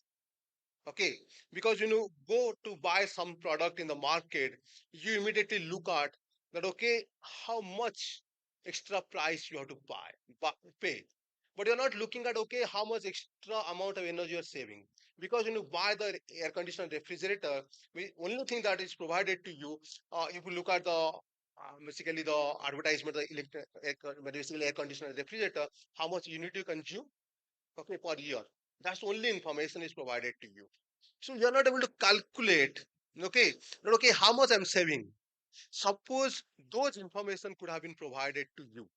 Okay, suppose those information that are, okay, how much you're going to save. Suppose you buy this, okay, this much additional cost you're going to do, but that down the line 5 years or 10 years, you are going to save this much amount of money. So with that information could have been provided to you, so that could have been changed. Sometimes people believe on the status quo bias. They want to stay what they basically purchased last time. So because when I asked the people in Bangalore as the Bhubaneswar, so the guys who are having the 3-star AC and refrigerator, I asked them, okay, do you like to buy 5-star? No, I'm fine with 3-star. And suppose I buy in future, maybe down the line 2 years or 3 years, suppose I go for another AC or refrigerator, I'll buy 3-star. Okay, I don't want to go to 5-star. Okay, because of many reasons. So they want to stay in the status quo. Okay, so now I can stop because I don't want to take more time. Hopefully, I have made some sense about the household energy conservation. Thank you so much, sir. This was a very nice talk, and in such pain, he has delivered it. So we are very thankful to you, sir. And from his information, at least we can start, make a first step for sustainability by 5 stars. So that we can take away from his message. Further, I'm going to introduce Dr. Vladimir. He's a biologist from the Federal University of Valle do São Francisco, Unifas, in Petrolina, Brazil. Currently, he is working in the field of taxonomy and ecology of filamentous cyanobacteria and conservation practices in mountain regions of northeastern Brazil. He coordinates and integrates various local committees working on sustainable development initiatives and university extension projects and programs related to sustainable practices, agroforestry, systems, environmental and scientific education, organic production, and coexistence in the semi arid region of Brazil.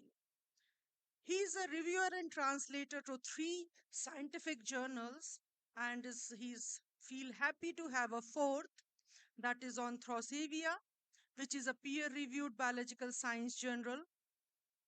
He is the founder and director of president for 2 years of Preserve JR, a non-profit environmental organization that has more than 70 active members from 4 nationalities working on the development of sustainable development services.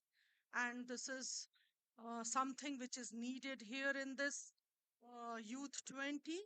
Currently work at recently established Foreign Relation Department of Univas, whose main goal is to solidify partnership and academic and scientific bonds between UNICEF and foreign universities around the world.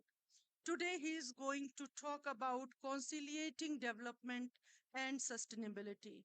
We welcome you, sir, and we invite you for your talk.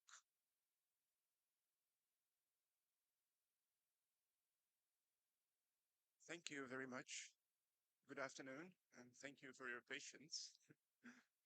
Well, dear audience, authorities present here, professors, staff, and students of the Indira Gandhi National Tribal University, and special guests.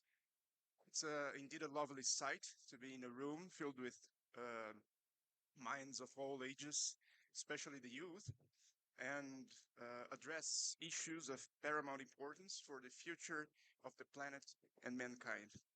Well, my name is Vladimir. I'm a biologist and a social activist from Brazil, also working alongside with colleagues from other countries in Latin America on the issue of sustainable development, conservation of biodiversity, recovery of degraded areas, and ethnobiology. Well, I would like to say it's a great honor being in India, especially here in Amarkantak.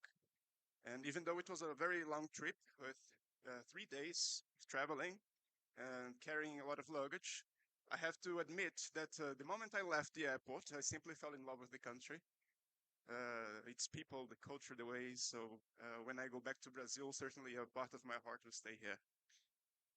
Also, I cannot stop noticing that even being so distant from each other, Brazil and India share so many similarities, either by the territorial length of the two countries, or the amazing and welcoming peoples, the common challenges both countries find as developing nations, or the important role the two nations have as emerging powers in the worldwide fight against climate change. It is also a special honor to be here at the IGNTU, a young university located in the heart of India, meant to serve the tribal populations of the country. Similarly, my own university, the Federal University of Valle do São Francisco, it's also very young. It's only 20 years old. And its purpose is also similar to that of the IGNTU, to reach and provide opportunities to populations deep in the heart of Brazil. In our case, especially for native populations and the children of small farmers and fishermen. Well, we are living a critical moment for our species and for the planet. Never in our history have we been faced with such great challenges as the ones we actually caused, expressed in the change in climate and related disasters. The enormous volume of disposable plastic thrown out into nature, the excessive and unsustainable lifestyle of humanity, our dependence on fossil fuels, and other unsustainable actions have had their toll and are now coming back to haunt us. However, the impacts of climate change and disasters are not felt evenly around the world. Instead, it is mostly poor and developing nations which feel these impacts first and foremost, whereas rich and developed nations can handle such situations in a significantly less traumatic way. However, even in the midst of such a situation, some people sadly would prefer to ignore the situation and maybe hide from climate change and temperature increases by turning on the air conditioner. That is a solution that cannot work. Also, even in some places where the climate is still not a problem and plentiful resources do exist, uneven access to them promotes inequality and contributes to increasing poverty. In that regard, the Portuguese language, we speak Portuguese in Brazil, the Portuguese language has two similar words that illustrate how that situation applies. The first word is cerca, which translates as fence. And the second word is seca, which translates as drought. In Brazil, it is usually said that the problem of the semi-arid region of Brazil, where I come from, is not the seca, but the cerca, not drought, but the fence. Since, as long as the fences of large monoculture farms exist and dominate the use of natural resources, including water, smallholder and family farmers will not have sufficient access to grow their own crops. So what can we do to change this scenario of inequality and unsustainability? Is there a map to guide us in the path towards sustainability? There actually is. This map was provided by the United Nations 2030 agenda that established the 17 Sustainable Development Goals. Sustainability, as you know, refers to the need of using natural resources in such a way that it does not compromise the ability of future generations to meet their own needs. In that regard, the UN 2030 agenda has stated that the eradication of poverty is indispensable for sustainable development. That is, sustainable development requires a continuous effort on three different fronts: economic, social, and environmental. The future cannot be sustainable if the world is filled with poverty, hunger, lack of opportunities, and little cooperation. In this effort, the cooperation between nations is essential if we wish to succeed. Both the support of rich nations to developing ones and the leadership of developing nations in the process are of paramount importance. However, developing nations do not simply want to be helped. And I speak as someone from a developing nation myself, as is the case of Brazil. Instead, developing nations want to be active part of the fight against climate change. And I can see a perfect example of that here in India. The level of concern for the problems of climate change shown by India demonstrates that this country will not simply stand by and wait for others to take action. India clearly shows that it wants and it is perfectly able to lead. Furthermore, I strongly believe that society must be encouraged to absorb and practice sustainability as a way of life, with a special attention to tribal and traditional communities whose ancient knowledge about how to coexist in balance with nature can highlight the way for sustainable development. Sustainability is no longer, as was said before, is no longer a distant idea restricted to academic discussions. It is now an urgent requirement. If we want to save ourselves and our descendants from catastrophe, each and everyone must be encouraged to take action, either at the individual level, small communities, cities, or countries. Cooperation actually gets things done. Let us everywhere cherish this planet for what it really is, a sacred entity. Therefore, let us be in fact priests of sustainability. Finally, I would also like to address the very theme of this discussion, green energy, but from a different perspective.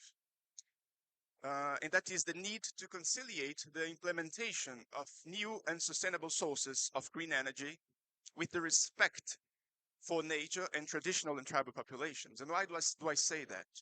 Because in many places, and most certainly in Brazil, a lot of sustainable infrastructure was built while ignoring both nature and the population. That was the case, for example, back in Brazil with hydroelectric power, a very predominant source in the Brazilian energy matrix. And now it is happening with wind energy. Both these enterprises, although they're green energy sources and good for the environment, and in the case of wind power, very widespread and promoted in recent days. However, they cause enormous environmental and social impacts where they are implemented, which is favored by weak regulations that are often overruled in favor of financial growth. Brazil is second only to China and the US in wind energy generation, counting on almost 900 wind parks. There's a lot of wind towers in Brazil, most of them in the northeast region where I come from. However, the way how wind parks are being set up in Brazil today is not much different from the way how the big hydroelectric plants were built in the past in Brazil, especially in the 1970s. In the 1970s, Brazil built what was then the largest hydroelectric dam in the world. It had a lake, an artificial lake that was 400 kilometers long. It was sufficient to supply water to the whole country.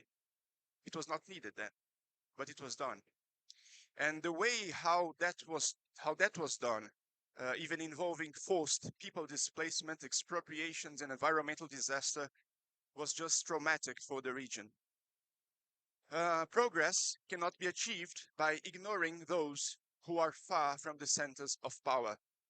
Let us acknowledge and value the contributions that all sectors of society can provide in this joint fight that faces us all. The decisions we make now have the potential to either save us from catastrophe or to consolidate it. The choice is ours.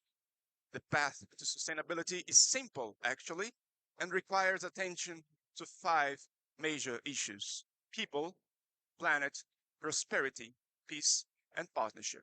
Thank you very much.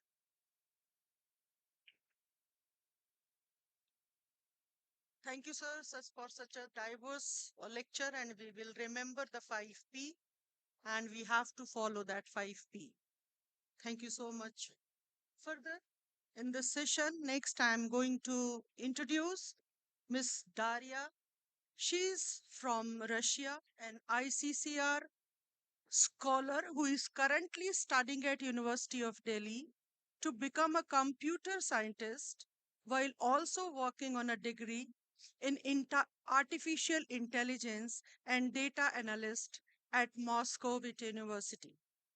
A member of Russian local volunteering organization which has taken multiple actions to educate the community on sustainable consumption. A regular person who has implemented environmental friendly practices in their life and is now willing to share experience with others, since ordinary person can change the world as she thinks. A representative of the youth whom aim is to show that we as the young people do care and to highlight that environmental issues go beyond one country or one generation. Such a beautiful idea. I welcome Ms. Daria to share her views. Thank you.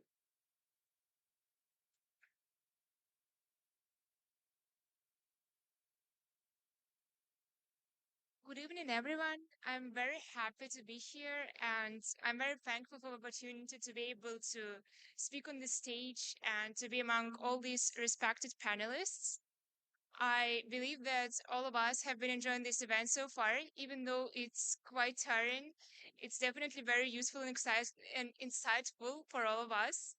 So I would like to start my speech with once again thanking all the people who took part in the organization part of this event, and who have made every single effort to ensure that we, as young people, have this fantastic platform to speak, to disseminate the ideas, and to brainstorm. Frankly speaking, it might look like I'm not the one who is supposed to be here. I haven't conducted any breakthrough research in the field of sustainable development. I haven't created some kind of device that can make sustainable technology more available for everyone. And yet, I was invited here to speak as a representative of the youth, and I want to say that we do care, that we realize that it's time to take actions, and as it has been mentioned, that it goes beyond one generation, one field of activity, etc. In fact, as the saying goes, the time to take most actions was 10 years ago, and it's especially relevant when it comes to this concern. But we cannot turn back the clock, and the only approach right now is to just leave it behind and look at it from a different angle. A couple of years from now, we might have a couple of years of sustainable growth to be proud of, or a couple of years of excuse why we did not and why we could not. So coming back to the topic of our panel discussion, um, there is no denying and saying that the concern about the environment and about the state of planet is growing among people. There are multiple research that demonstrated, and that's why people start seeking solutions, and that's how terms like green energy become a part of our daily discussions. I also want to stress that young people are particularly vulnerable, and there are multiple surveys that demonstrate it. The one, just for the sake of an example, I want to elaborate on was conducted by the UK eco-grocery startup Modern Milkman. They had like about 1,000 respondents from 12 to 17 years old, so those were children, and 71% of those expressed the concerns about the state of the environment, and they mentioned rising temperature, plastic pollution, and the state of animals as their prime concerns. And one can say that these are all talks and no actions. It's very reasonable to expect it from a generation of flakes, but I want to say that we can see the light at the end of a tunnel. The same survey shows that 85% of children believe that it's personal actions that can make the difference. In fact, that it's in our arms to change the future. So I started with calling myself an ordinary person, and I even put myself down saying that I'm not one who is supposed to be here. But let's admit, most of us are ordinary people, and thus we should talk about something that we as general public can do, and how can we apply sustainable technology and green energy in our daily life. I gave it a thought, and I even asked several friends of mine, several people of my circle of communication, what do they think about terms like green energy and sustainable technology. Most of them said that they found it important, but at the same time, it was absolutely eye-opening in a way that I realized that many people put these terms under the category of complicated matters, and these things are often laid out as problems for think tanks and governments to tackle. Yet, there are many common things that a general person can do and consequently create some kind of snowball effect to influence people around them. The heart of a problem is people often fail to find those simple steps, but that's the point of discussing renewable energy and renewable energy and sustainable technology if we cannot implement it in our daily life. So that's why I decided to elaborate more on some things that me and my family have done during the couple of years to implement those things in our daily life. So first of all, many of us have garden and security lighting. And not many people know that a wide range of solar energy lanterns are available on the market. Those are very affordable, and it's just one thing that pretty much everyone can do, buy those and implement that green solar energy in their daily life. Another way of using green energy, solar energy that we have done is to use solar panels to charge the batteries. So it just requires to install a controller. It's also very affordable, and after that, like the batteries can be charged from the solar panels, so the solar energy is used for that. Another thing that we think about implementing is a solar water heater. It might be problematic considering the climate and the insufficient amount of sunshine. However, here I think one can make an even better application of that. Also, we sold our car a couple of years ago and started using public transport, actually electric public transport permanently. To be more precise, these are trolley buses and trams. I understand that it's a privilege in a way, and not everyone can do that. Yet, everyone can minimize the usage of private transport, look in the direction of electric transport. There are a lot of interesting startups in that field, and I expect the market to keep growing. Actually, it's again in the hands of general public to help the market of electric transport growing. And at the end, I want to add that everyone can just come back home and check their bulbs. Make sure with those LED lamps, LED bulbs, they have a less carbon footprint, and it's very easy. It might be a first step to step into greener future.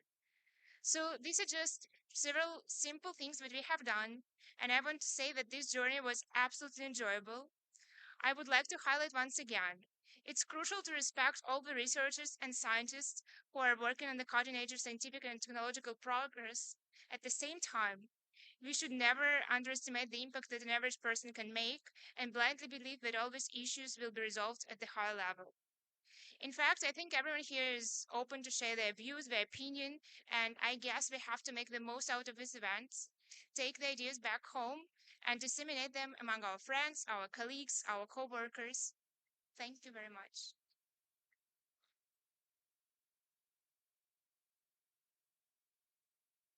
Thank you, Ms. Daria. I think her feeling is we have to follow the sustainable technologies, whatever the methods we are understanding here organically. So she has a very good conscious about it. I'm very thankful for her here in this session. Now, I would like to invite Mr. Kunal Tilak, a lawyer and a public policy enthusiast. Mr. Kunal Tilak currently serves as the track chair of the climate change theme in Y20 India. An alumnus of University of Glasgow, is an urban farming enthusiast and co-founder as an urban farming startup. Kunal Tilak is the fourth direct descendant of Lokmanya Tilak.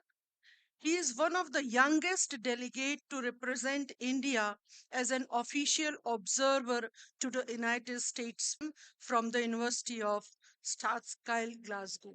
We are so honored to you be here, sir, and I welcome you at this juncture to deliver your lecture. And I'm so happy that youths are coming back to farming.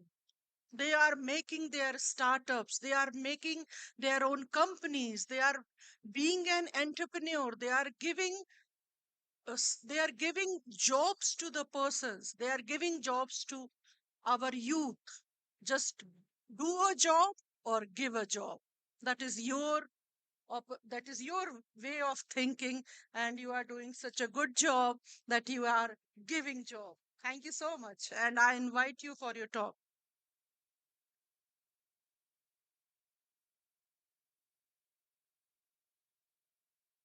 Namaste.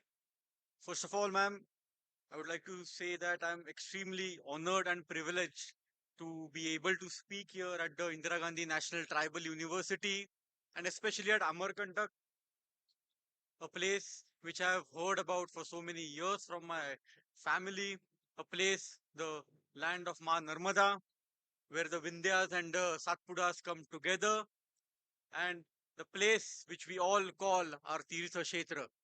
So it is really an honor once again, and I really want to thank the management team of Indira Gandhi National Tribal University for organizing this wonderful Y20 consultation here at Amarkantak.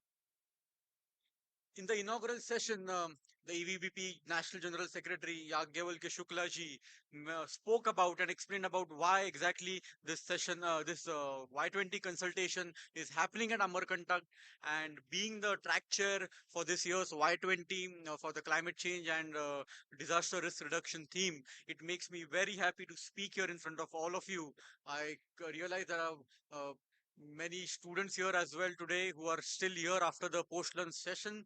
So I really would like to start by mentioning someone mentioned in one of the inaugural sessions that they referred to one of the Japanese delegates who spoke about in one of the sessions during our pre-summit in Leh. We had a pre-summit in the end of April in Leh, and I was chairing the session for the climate change, and one of the Japanese delegates stood up and said that what happens in India should not stay in India, and he was referring to climate change.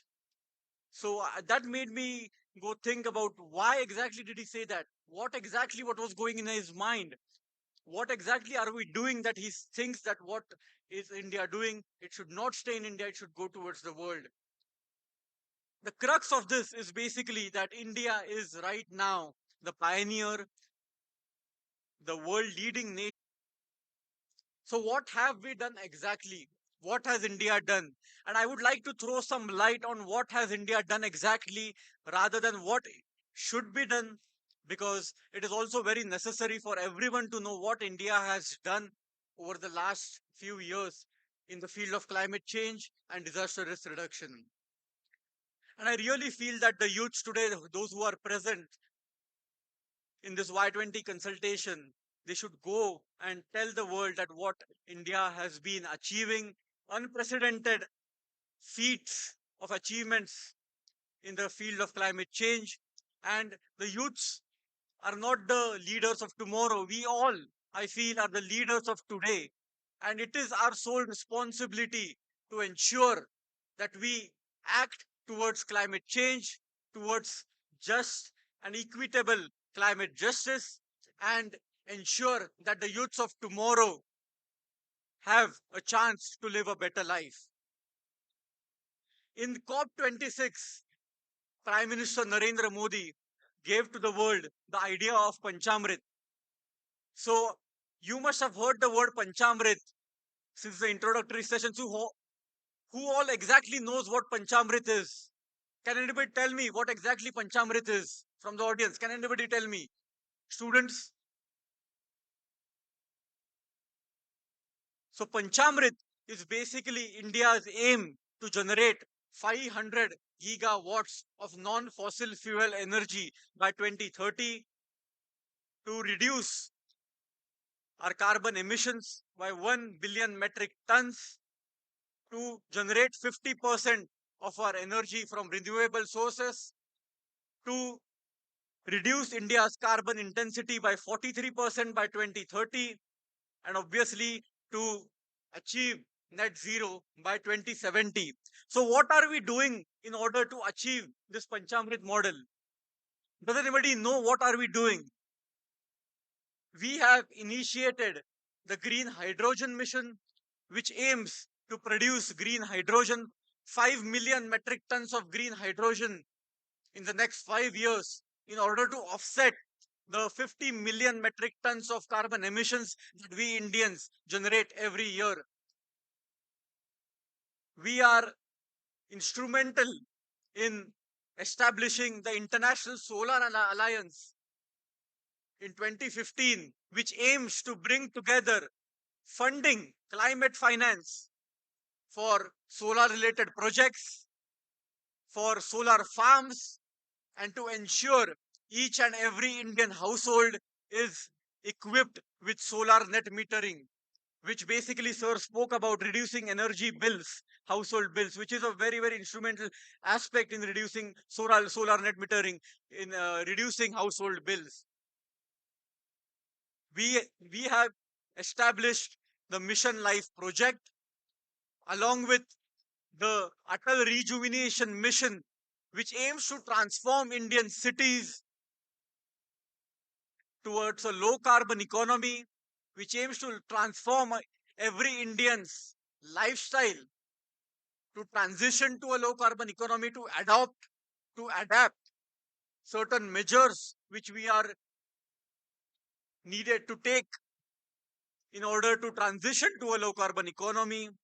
And we need to really think about in the future about how, as simple things as how we are going to transit to work from our households and from work to our households again.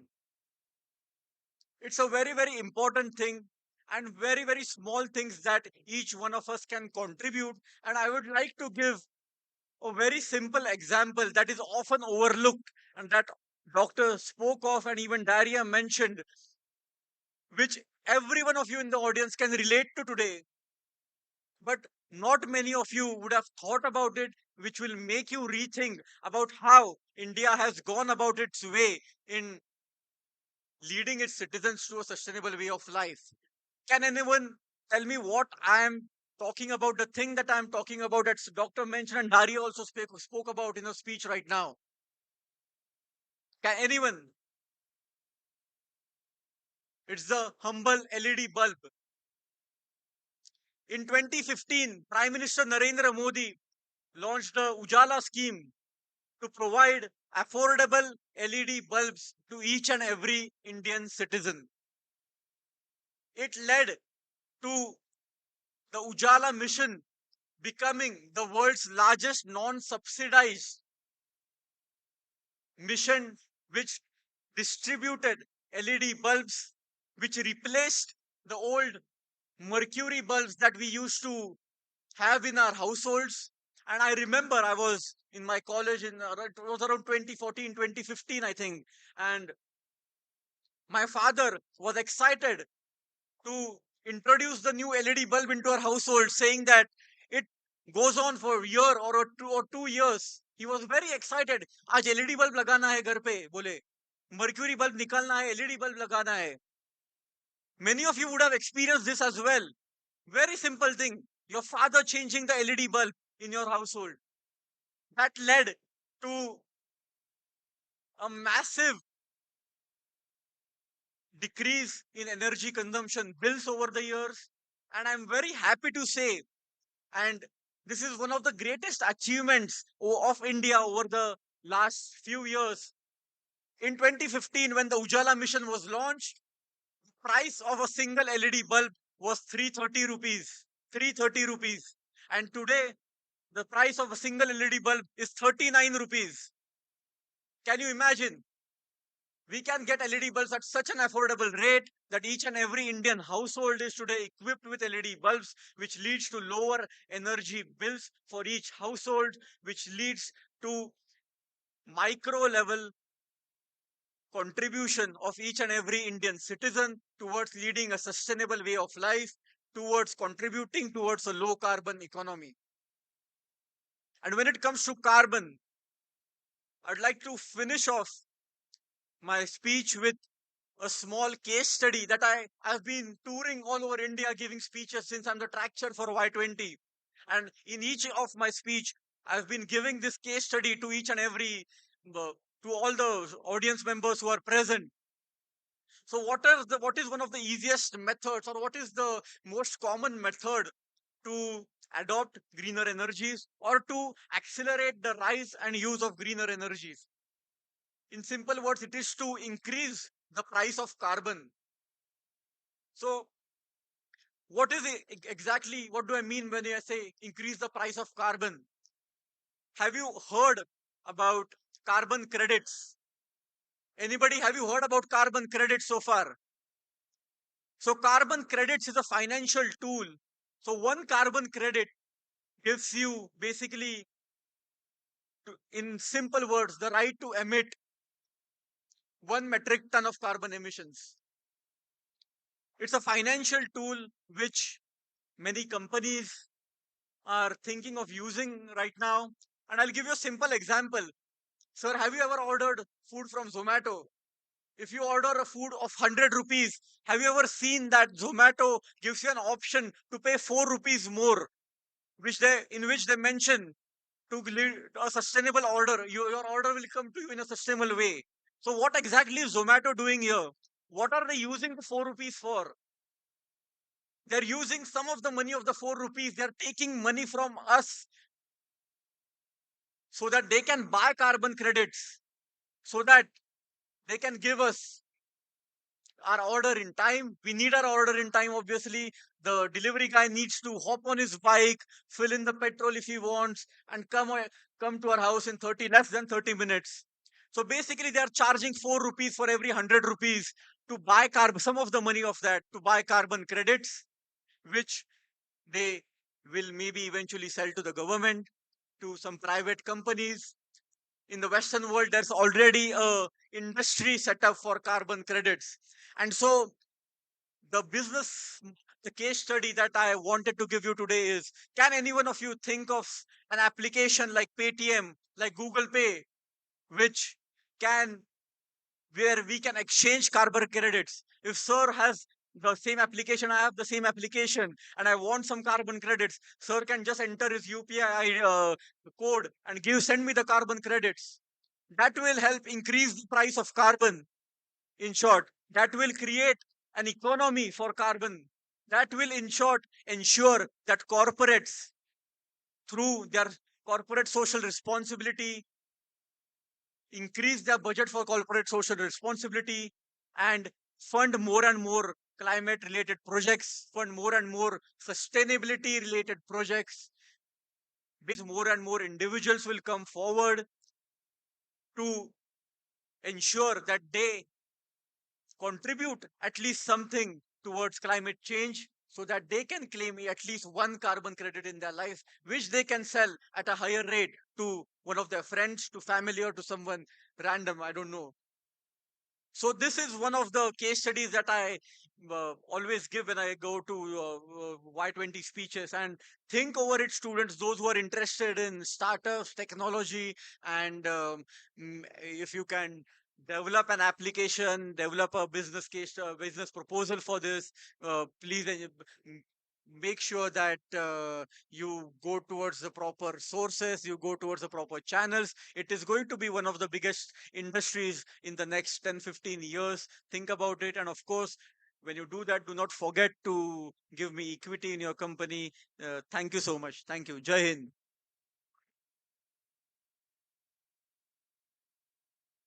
Thank you, Kunal sir.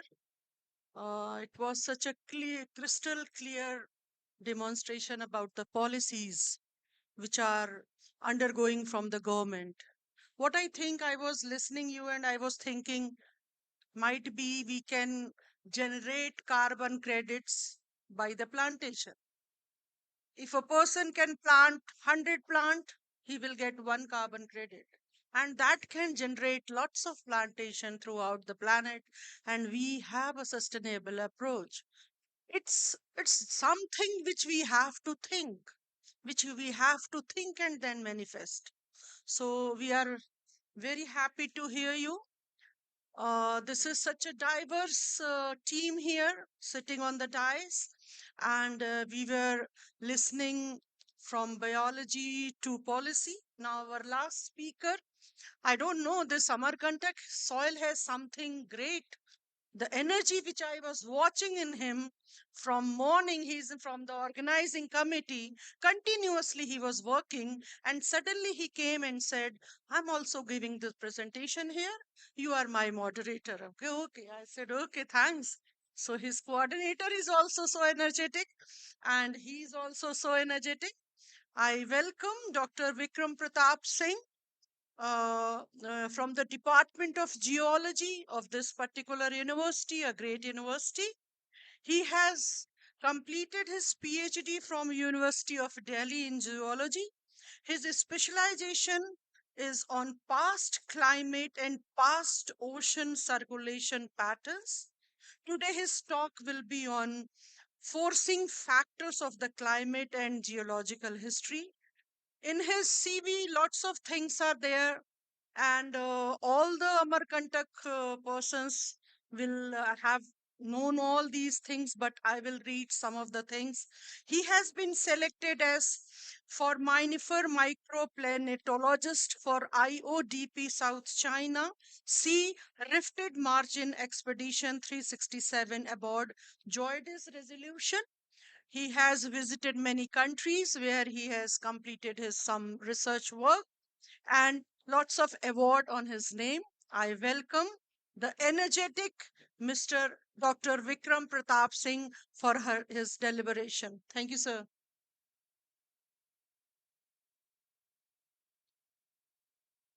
Thank you, ma'am, for this wonderful introduction. Good evening, ladies and gentlemen. At the outset, I'd like to thank my own university, Professor B.N. Tripathi sir, and my peers and colleagues for providing me with this opportunity. And also a big thank to the panelists on the dais about the ideas they gave us. I believe we are basically talking about technology and green energy in this session, but me being a geologist, let me show you some of the past. We are talking about present and the future, but let us see the past in a bit of the slides and then we can discuss on it furthermore. So, given my specialization and my understanding about the climate, I would like to talk about the forcing factors of climate and the geological history and what do they tell us. When we talk about the components of the climate system, so we have a climate system with lithosphere, biosphere, cryosphere, atmosphere, and hydrosphere. We all are aware of that. But how much are these components being impacted by the factors that control the climate? Once we talk about the forcing factors, because climate of the earth is a non-linear chaotic system, so whenever somebody says that one particular factor is responsible, I am in a bit of doubt whether should I believe it or not, because there are two main factors. The first main factor is the external forcing. On the top, if you can see there, there are two important external forcing factors. First one is of course the solar radiation, and second one is the Earth's orbital parameters. We all know that the Earth rotates around, it goes around the sun, revolves around the sun, and in the process it shows us three kind of orbital parameters. One, it goes around the sun in an elliptical orbit, which goes from getting more elliptical to lesser elliptical. Furthermore, we all know that the earth is tilted, and that tilt, the angular tilt of the earth, keeps on changing, and then the precision of the earth. So these are the main orbital parameters along with the solar insolation that control the climate. And if we talk about the internal forcing factors, by internal forcing I mean the earth. So there are four major internal forcing factors. The first one is plate tectonics, which you can see on the left. In the previous session, we had Mr. Ranjan who took the name of the terms like Gondwana and the Archean Earth. So we know that the present configuration of the Earth was not same as always. So the present configuration of the Earth has taken almost 4.5 billion years to reach what it is today, and the Earth's climate was stabilized last 6 million years back, to be very particular. So the diagram on the left, you can see here how it has changed from the beginning to the present, leading to the opening and closing of the ocean gateways, leading to the generation of the ocean currents and also the deep ocean circulation. So the plate tectonics is one of the major factors that has controlled the climate of the earth. Secondly, we have the deep ocean circulation pattern. Not only the surface currents, but mind you, it is also the deep ocean that impact a major control on the climate of the earth. So we have the latitudinal distribution of the heat, which is transported by this deep ocean currents. Then feedback forcings. Is it really that warming will always lead to warming, or can it happen that the greenhouse impact can lead us to the global cooling? That is also the feedback mechanism. Can we have a positive feedback, or is it taking us to a negative feedback? And then the last one, which everyone talks about, is the greenhouse forcings. So we know that the greenhouse gases, they are important because they have helped our climate to get stabilized, but they are today they are posing a threat to the humanity on the earth. So where is this global warming actually happening? So if we look at the amount of carbon dioxide and heat which is being absorbed, so atmosphere hardly 2.3%, continents 2.1%, glaciers and ice cap owing to their reflectivity that we call as albedo is 0.9%, Arctic sea ice 0.9%, Greenland ice sheet 0.9%, Antarctic ice sheet 0.9%. But what is the major chunk? The oceans. So my specialization being paleoceanography, I am an ardent follower of the oceans, stating here without any doubt that the oceans are the modifiers of global climate. So, along with the places we live on the earth, we need to check the problems we are creating for our oceans.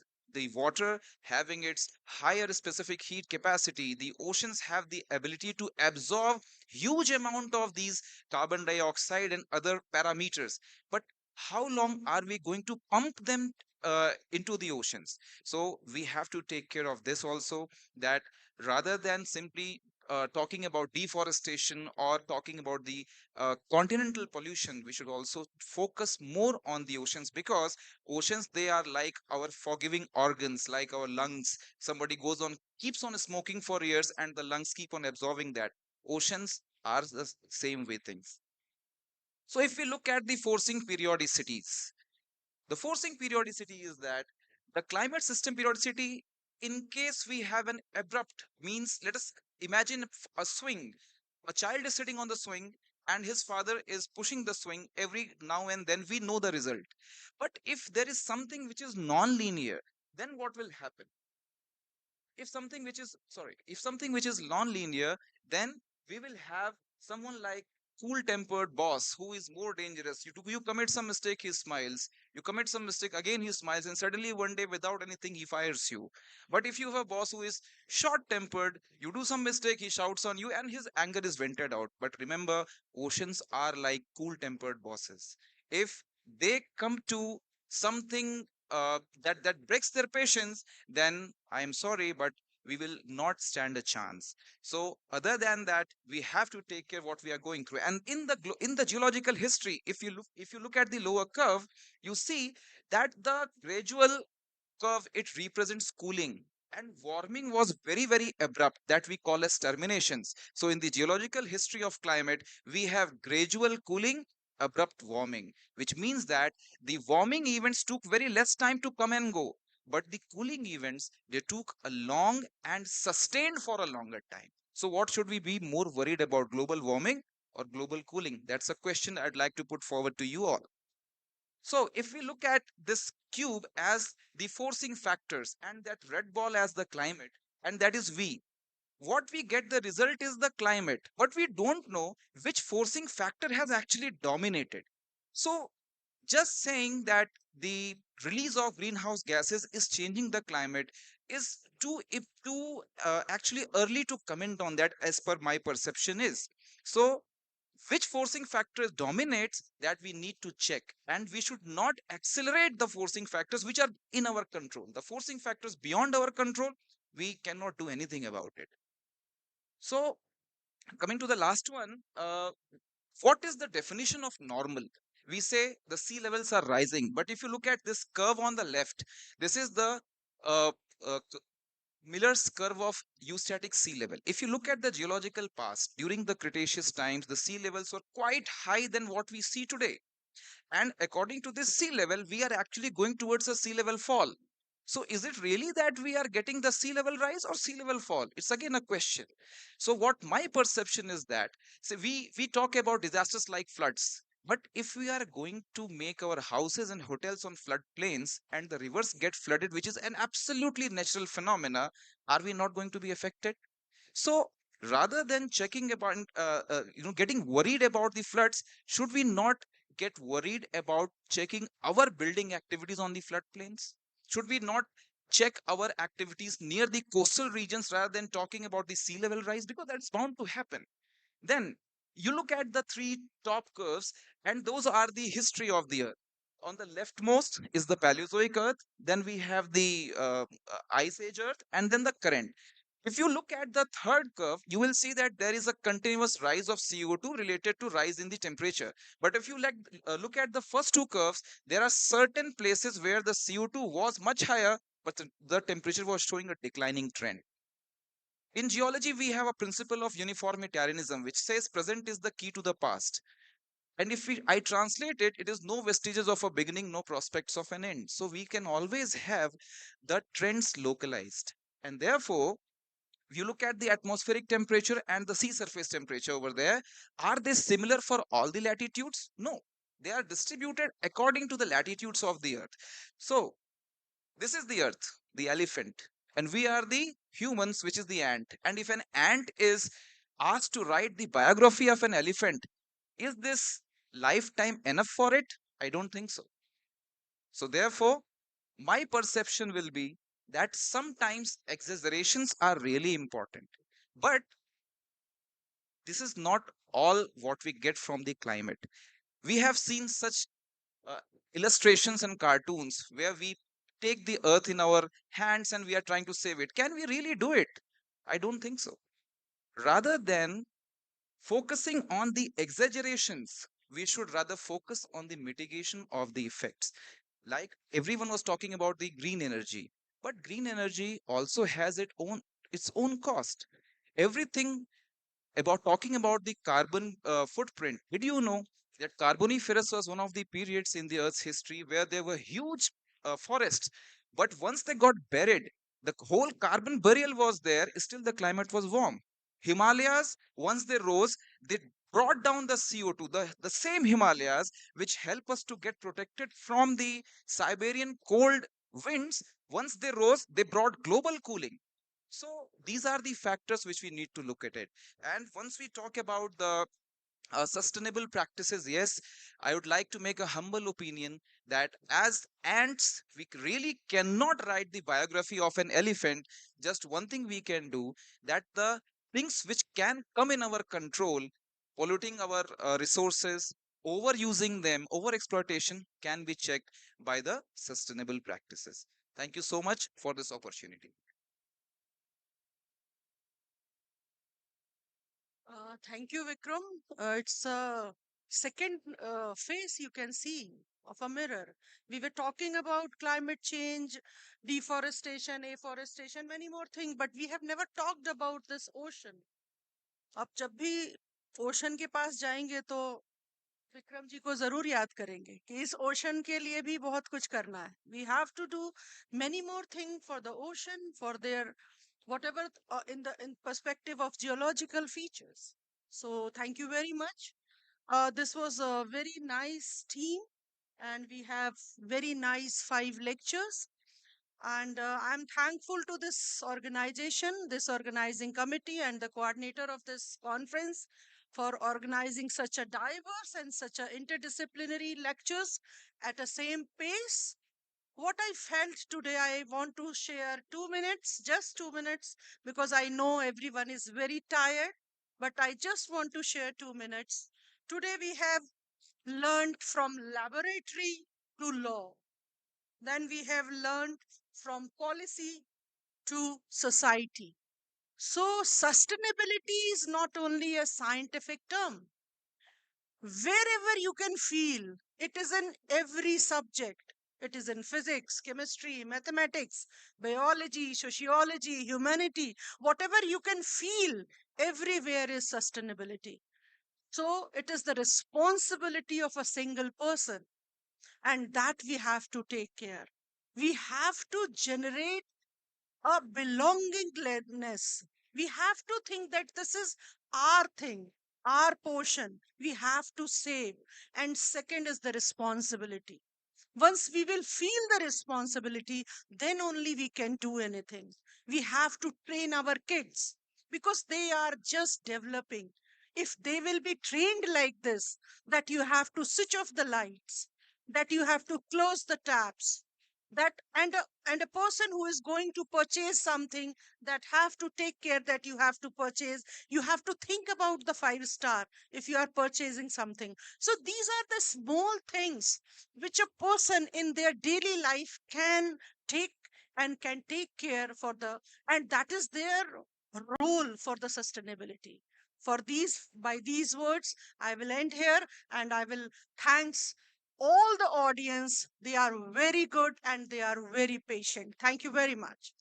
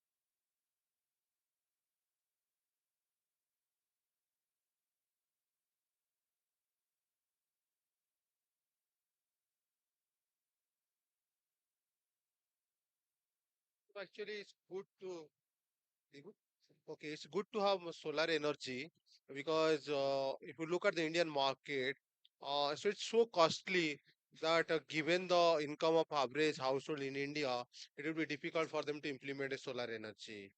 Okay, but let me tell you, in some cases like water market, they are being provided solar pump, mostly in the Rajasthan. I'm not done any study, but I've read one study. They found that those guys are getting electricity for few hours. They run their pump set for that. Apart from that, if you give them solar pump, so they'll run more hours. Okay, it has some negative impact in case of water market. But if you look at energy consumption, I think it has positive impact.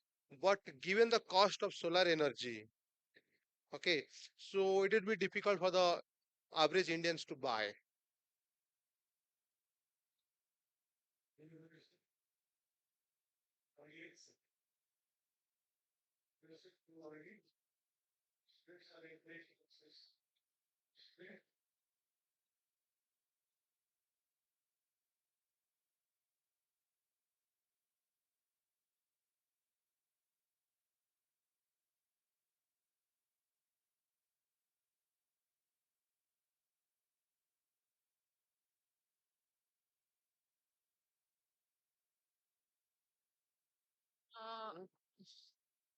I would call the dignitaries to the stage to felicitate the panel here.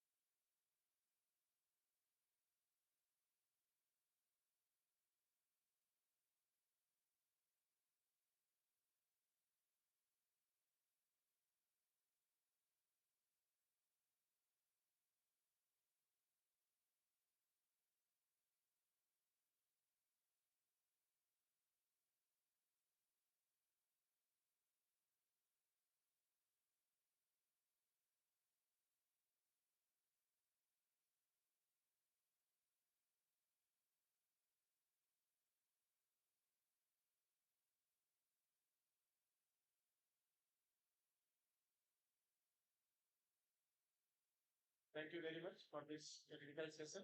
All of you are requested to be assembled here for the cultural evening at 7 p.m. So please attention. So session is over. All of you are requested to please assemble it at this place for cultural evening. Thank you. Thank you very much.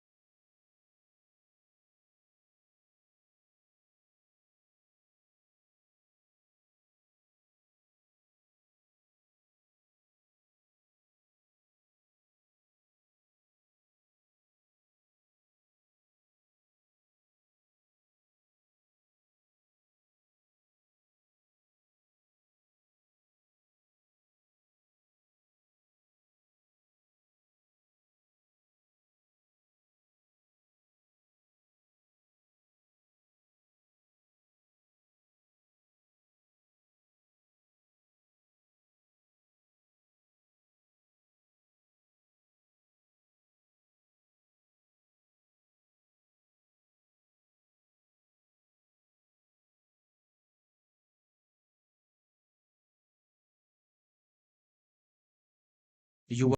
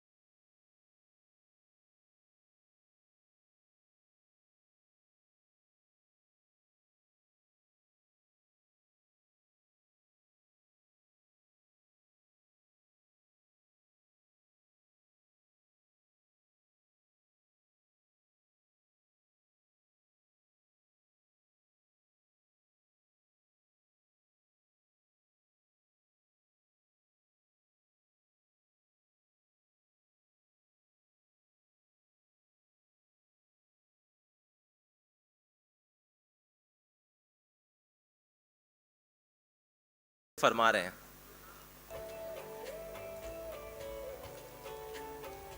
अरे हमें भी सुन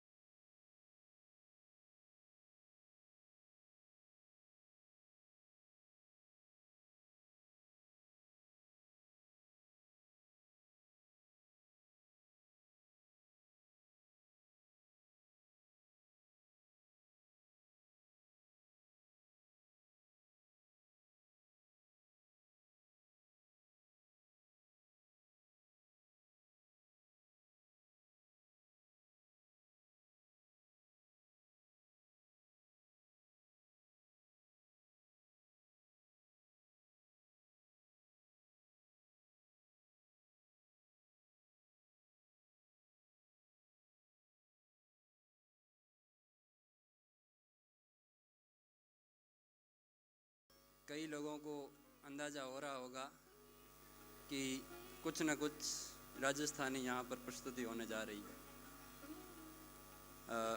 All the guests from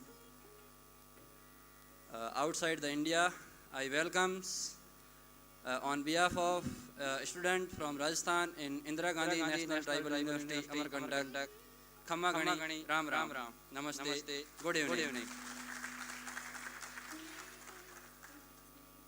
There is a song for our guests that is in Rajasthani language. So you may face some difficulties to understand this, but cooperate with me and try to understand. Thank you.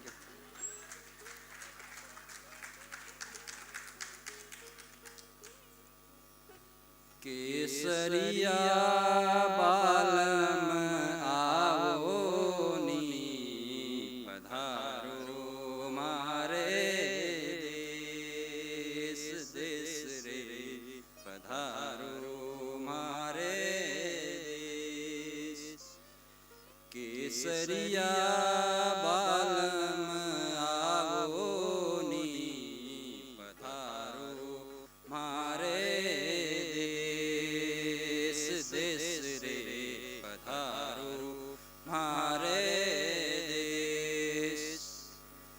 Kesariya Balam word is used for the most respected guest, and in this occasion, our guests, all the foreigners.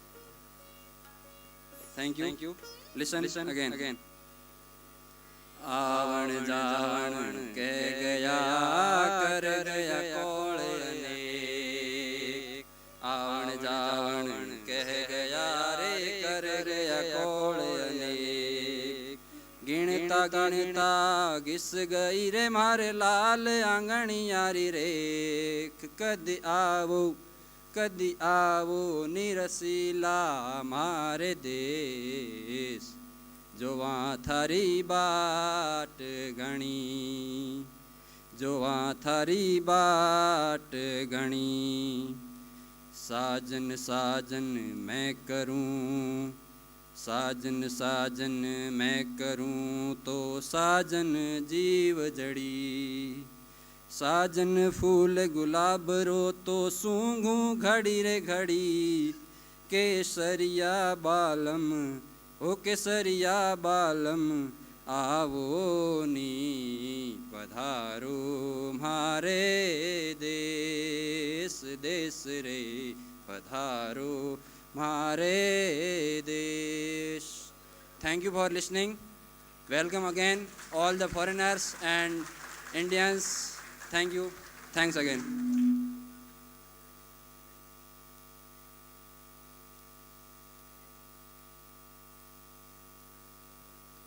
और आप में से कोई और? बिल्कुल जी, बिल्कुल आइए. स्वागत है. यह मंच आपका है.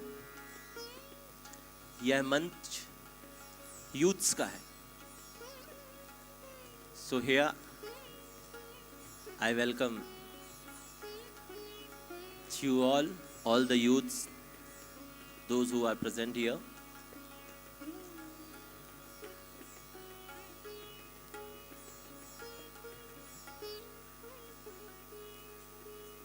अब आपके सामने अर्चना मरकाम आएंगी जो कि ट्राइबल स्टडीज़ की स्टूडेंट हैं. So please.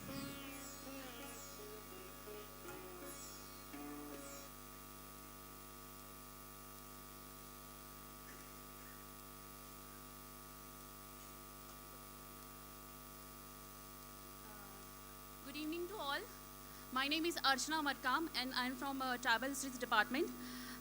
Welcome to guest outside from India.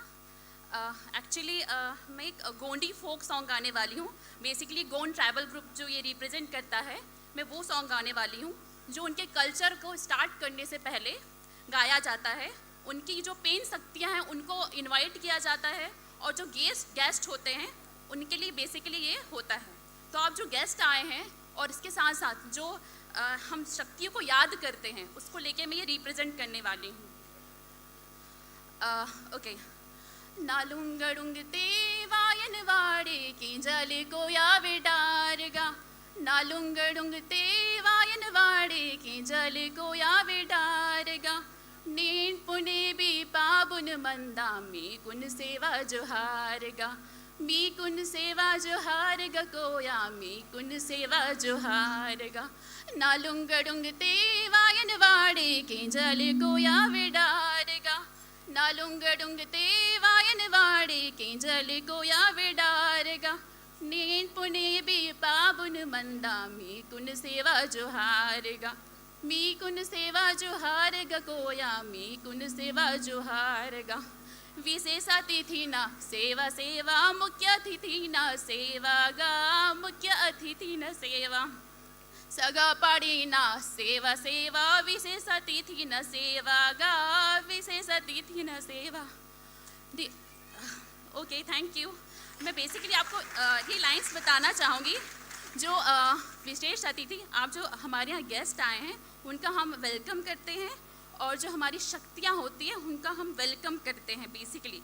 तो ये जो होता है हमारे यहाँ रिचुअल, तो हम ये कुछ लाइंस पुट करते हैं.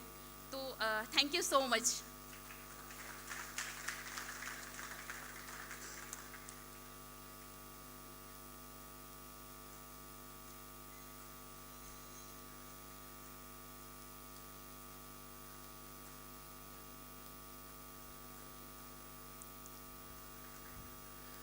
हमारे फैकल्टी मेंबर्स भी बहुत टैलेंटेड हैं,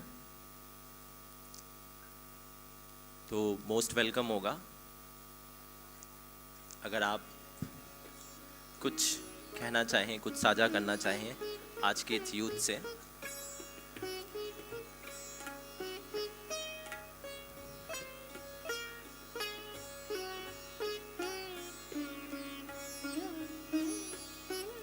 क्या है, गाने का माहौल हो गया है.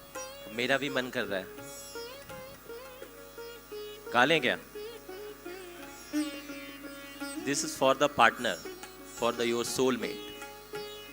That suppose that you are here and your soulmate is somewhere not with you. So when you are in the telephonic conversation with your soulmate or partner,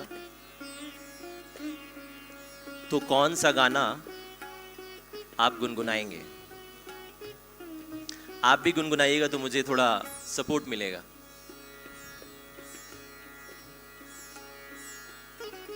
बागवा movie का ये गाना है. This is the song from the Baghban movie. याद आ गया? याद आ गया? ज्यादा नहीं, 4 लाइनें बोलूंगा. मैं यहाँ तू वहाँ. डेफिनेटली आप भी गा सकते हैं. थोड़ी वाणी हो सकता है कर्कश हो, आपकी वाणी मिल जाएगी तो मधुर हो जाएगी. तो गुनगुनाइएगा. मैं यहाँ तू वहाँ, जिंदगी है कहाँ, नींद आती नहीं जान. Okay, now I request to my co-anchor Varyata Agrawal, please come on the stage as our chief guest, and all the dignitaries are about to be here. So I request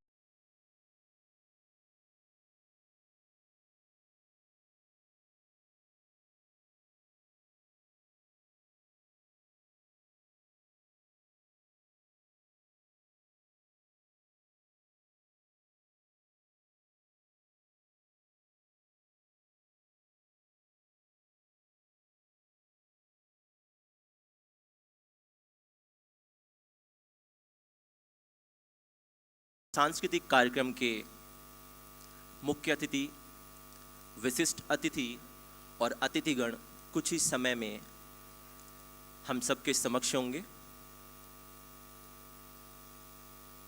हम सभी खड़े होकर उनका स्वागत, आभार, अभिनंदन करेंगे और मैं आशा करता हूं कि आप इस सांस्कृतिक बेला का भरपूर आनंद लेंगे। Please capture all the moments, all the cultural event moments in your heart. So in a few minutes, our chief guest with us. Thank you.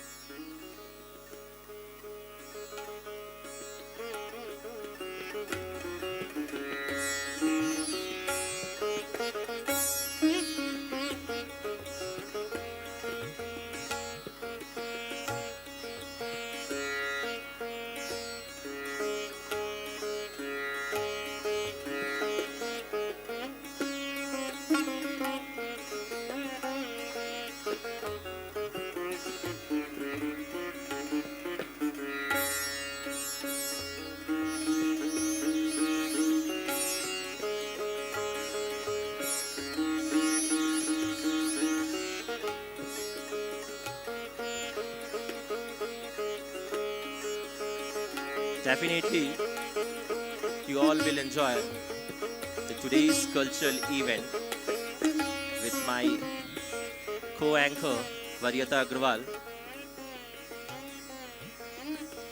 Her entry will be surprise for you all.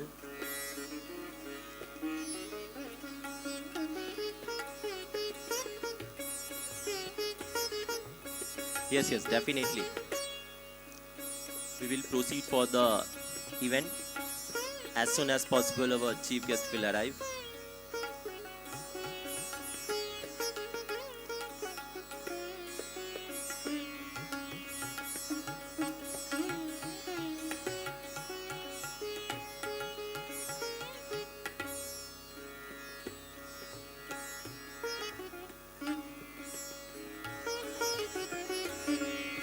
Shaila, Baiga, Karma नृत्य और गुदुम नृत्य के सभी प्रतिभागियों से मैं अनुरोध कर रहा हूं कि जिस समय मैं आपके लोक नृत्य का संक्षिप्त परिचय दूंगा, उस समय पर आप सभी को स्टेज पर आ जाना है अपनी परफॉर्मेंस के लिए।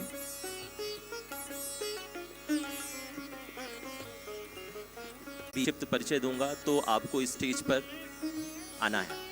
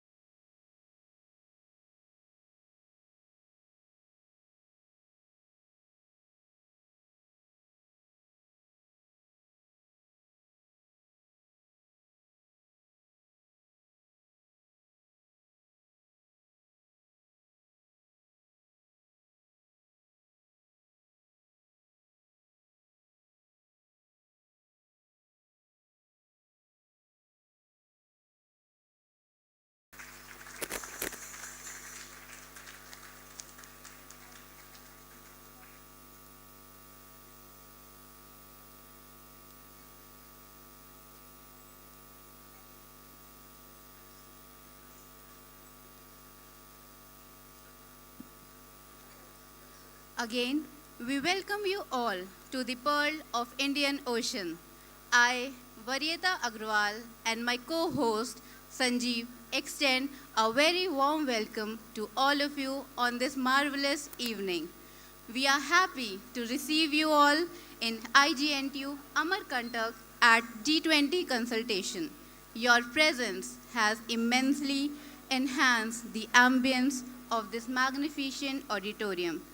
During the day session, our panelists and the participants have discussed on the theme of impacts of climate change and the actions to be taken towards building a sustainable future. Now, it's time to get yourself immersed in the cultural beauty of India. त्वदीय पाद पंकजम नमामि देवी नर्मदे। इन पंक्तियों से मैं मां नर्मदा की इस पावन उद्गम नगरी और IGNTU प्रांगण के हावनूर सभागार में उपस्थित सभी अतिथियों का स्वागत करता हूं, अभिनंदन करता हूं और आभार। आइए शुभारंभ करते हैं, आगाज करते हैं, शुरुआत करते हैं आज की इस खूबसूरत शाम का। Now, I would like to welcome our Honorable Vice Chancellor who have graced this evening. Now, I would like to request Professor Bhuminath Tripathi to please welcome him with a token of flowers and the gift. Please give them a big round of applause.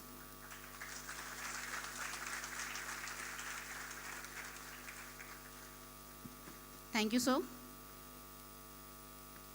Now, I would like to welcome Madam Vice Chancellor and President of Sri Sri Mandal. Now, I would like to request Professor Poonam Sharma to please grace this evening and welcome her.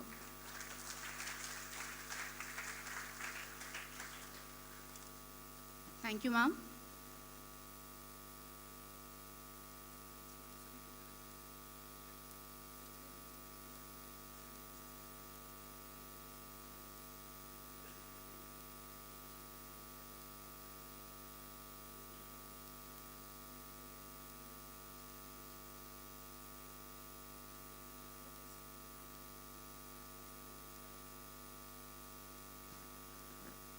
I would like to welcome Ms. Ixnigda, daughter of Vice Chancellor, and I would request to please present her a token of love.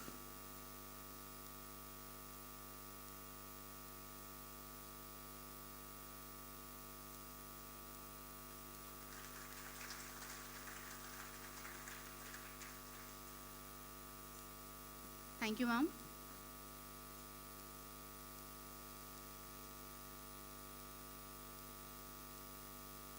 तो आइए शुभारंभ करते हैं, आगाज करते हैं, शुरुआत करते हैं।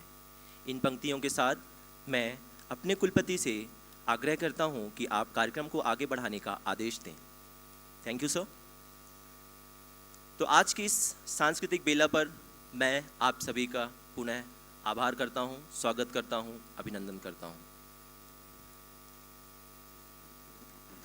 To kickstart this lovely evening, we would like to bring alive for you a slice of the Indian culture and heritage. Coming up with the performances, we have a feast for your eyes and ears since our artists are ready to enthrall us all with magnificent beats of India. Our very first performance is the art form Tandav.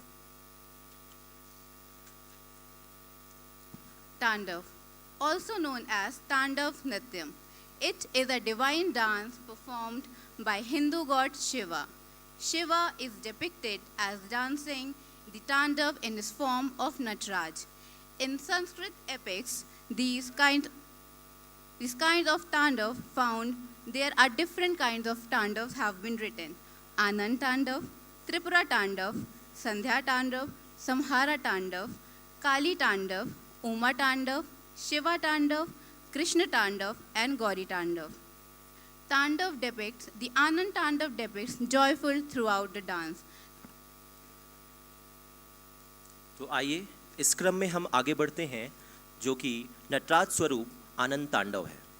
संक्षिप्त विवरण: भगवान शिव भोलेनाथ भैरव हैं, वह रक्षक और संहारक हैं और सबसे बढ़कर वह देवों के देव हैं। आनंद तांडव आनंद का नृत्य है, जहाँ शिव की आंतरिक प्रकृति शिवम के रूप में उभरती है, जहाँ वह अपने शुद्धतम रूप में है सचिदानंद। परम आनंद की यह भावना भीतर गहरे अंकुरित होती है और सांसारिक दुनिया से अछूती है। शिव द्वारा आनंद तांडव उनके अस्तित्व के शुद्धतम पहलू को दर्शाता है। आइए अब आपके समक्ष प्रस्तुत है नटराज स्वरूप आनंद तांडव, जिसे लेकर आ रही हैं Mansi. Please give her a big round of applause.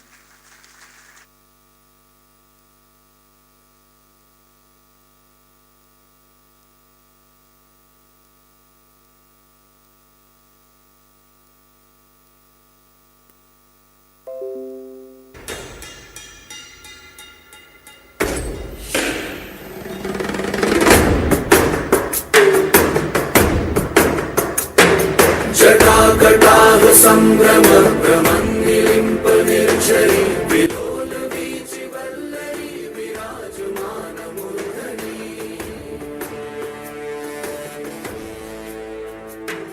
धगत् धगत् धगत् ज्वलल्ललाट पट्ट पावके किशोर चन्द्रशेखरे रति प्रतीक्षणं मम।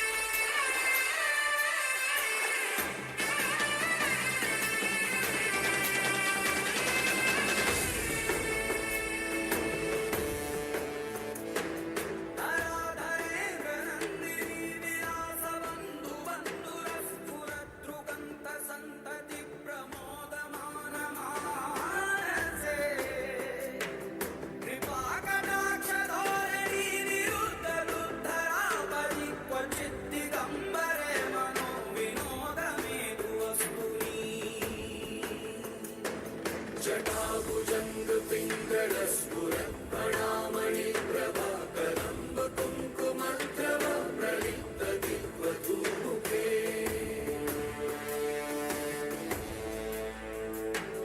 मदान्ध सिन्धुरस्फुरत् वगुत्तरीय मेधुरे मनोविनोदमद्भुतं बिभर्तु भूतभर्तरे।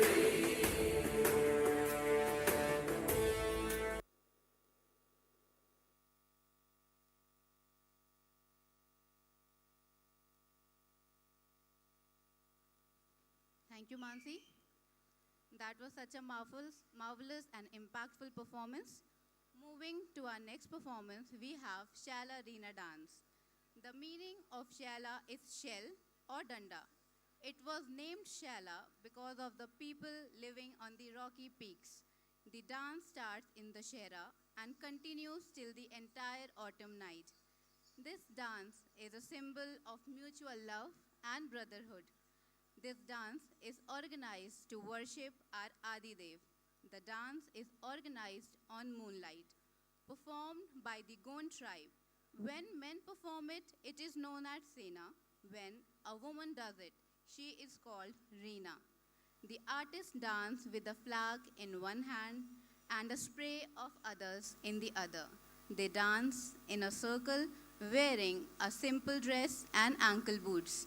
This dance is symbol of love and togetherness of the community. Mandar is the main instrument used. विश्वास मानिए यहाँ प्रस्तुत होने वाले अब सभी नृत्य लोक नृत्य हैं। फिर चलिए चलते हैं अतुलनीय भारत दर्शन की ओर। इस क्रम में अब अगला नृत्य है शैला नृत्य। शैला नृत्य आदिवासी नृत्य है। यह उत्तर पूर्वी छत्तीसगढ़ के सरगुजा और जसपुर इलाके का एक प्रसिद्ध नृत्य है। यह कृषि से संबंधित नृत्य है, जिसके गीतों में उल्लास के आख्यान मुखारित होते हैं। शैला नृत्य में केवल पुरुष नर्तक ही भाग लेते हैं। इस नृत्य नर्तक अपने सिर पर पगड़ी के ऊपर रंग बिरंगे कलगी लगाते हैं और साथ ही उनके हाथ में लकड़ी के मोटे मोटे डंडे होते हैं। सभी सम्मिलित ताल पर एक दूसरे के डंडे को आपस में टकराते हुए लगभग चक्र की रचना करते हैं। आइए अब आपके समक्ष प्रस्तुत है शैला लोक नृत्य। मैं आपको बता दूं, यह सहला लोक नृत्य पार्टी की अध्यक्षता कर रहे हैं विजय सिंह पट्टा, जो कि ग्राम टिकई टोला, जिला अनूपपुर से हैं। तो आइए अब आपके समक्ष प्रस्तुत है शैला नृत्य।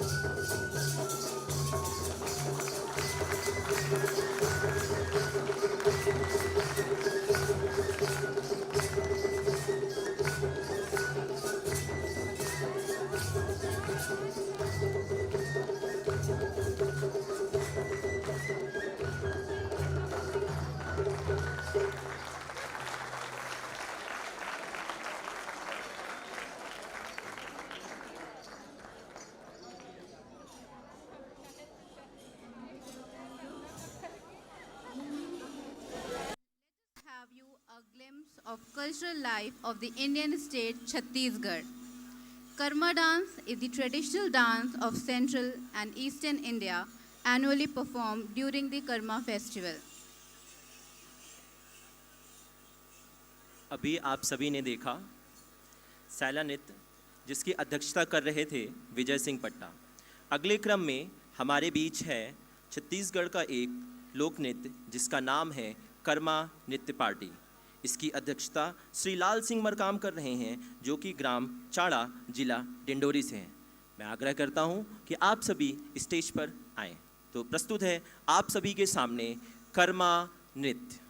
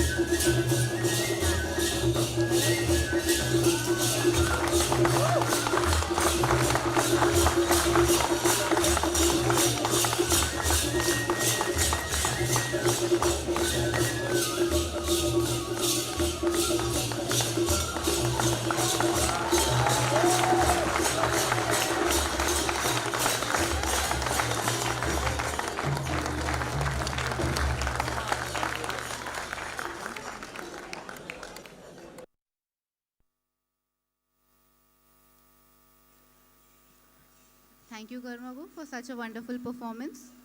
Next in our queue, we have Gudum Baja dance. It is the traditional dance of Dulia tribes living in Dindori, Mandla, Balaghat. In this, artist wears a dress made of shells and playing Gudum Baja made of iron and trying to play different tunes. आइए अब आपके सामने प्रस्तुत है गुदुम बाजा नृत्य। गुदुम बाजा की गड़गड़ाहट बहुत ही आकर्षक एवं इसकी धुन मनमोहक होती है। गुदुम बाजा का संगत वाद्य यंत्र शहनाई, डफला, टिमकी एवं मंजीरा है। गुदुम बाजा नृत्य की शुरुआत शहनाई की मधुर स्वर डगर चली धुन से होती है। आइए अब आपके समक्ष प्रस्तुत है गुदुम बाजा नृत्य, जिसे लेकर आ रहे हैं लाल बाल सिंह, ग्राम बीजापुरी, जिला अनूपपुर से हैं। तो आइए अब आपके समक्ष प्रस्तुत है गुदुम बाजा नृत्य। मैं आप सभी से आग्रह करूंगा, इन सब की हौसला अफजाई के लिए तालियों की गड़गड़ाहट से आप इनका स्वागत करें, अभिनंदन करें। तो प्रस्तुत है गुदुम बाजा नृत्य।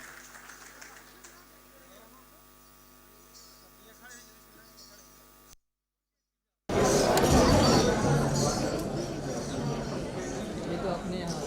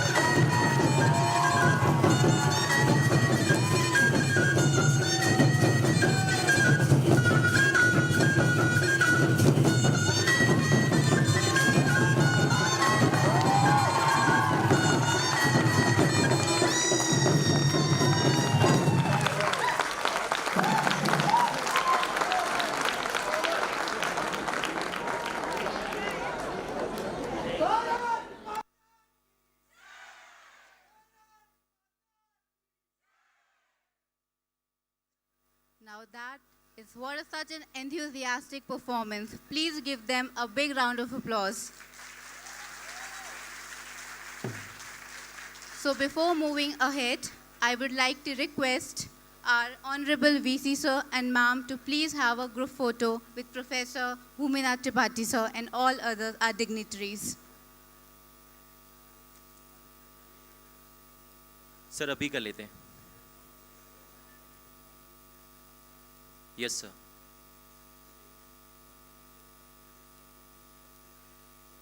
अभी जो आपने गुदुम नृत्य देखा,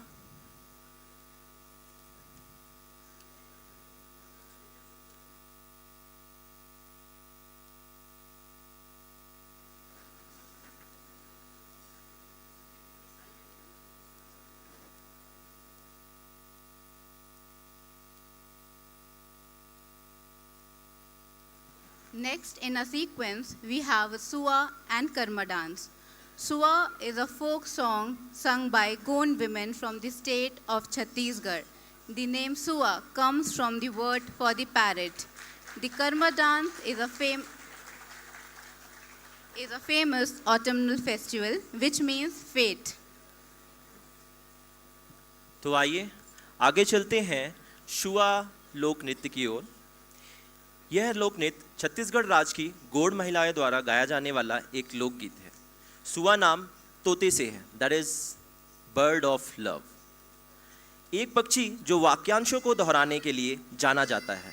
लोक कथाओं के अनुसार महिलाएं तोते के माध्यम से संदेश देने वाली गीत गाती हैं. अपने दिल की भावनाओं को इस विश्वास के साथ व्यक्त करती हैं कि तोता उनके दिल की पीड़ा को उनके प्रेमी तक पहुंचा देगा. यह लोकगीत आमतौर पर धान की फसल के दौरान गाया जाता है. गीत के दौरान महिलाएं बांस की टोकरियों से भरे धान के ऊपर एक तोते की मूर्ति रखती हैं और उनके चारों ओर एक गोलाकार रूप में नृत्य करती हैं. तो आइए आप सभी के सामने प्रस्तुत है सुआ लोक नृत्य.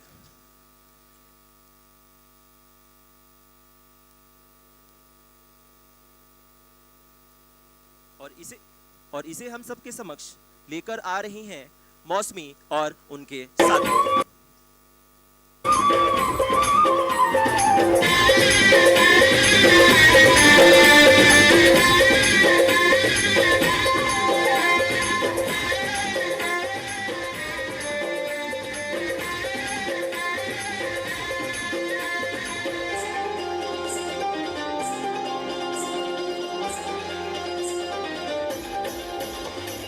हरी हरी राम हरी हरी सुवना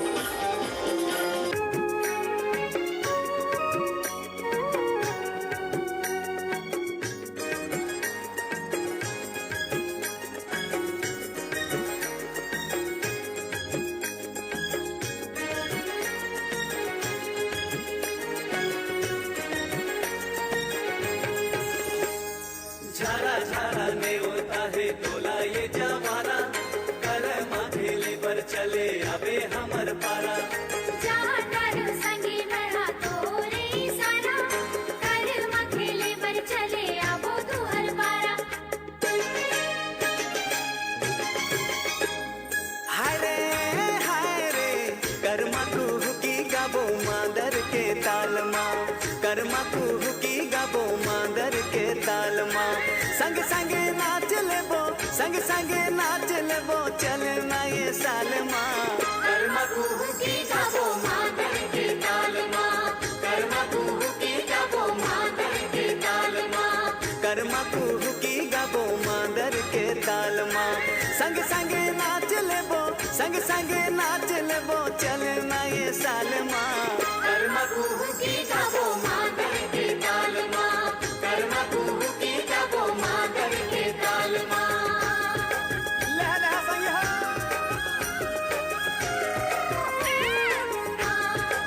लहला संग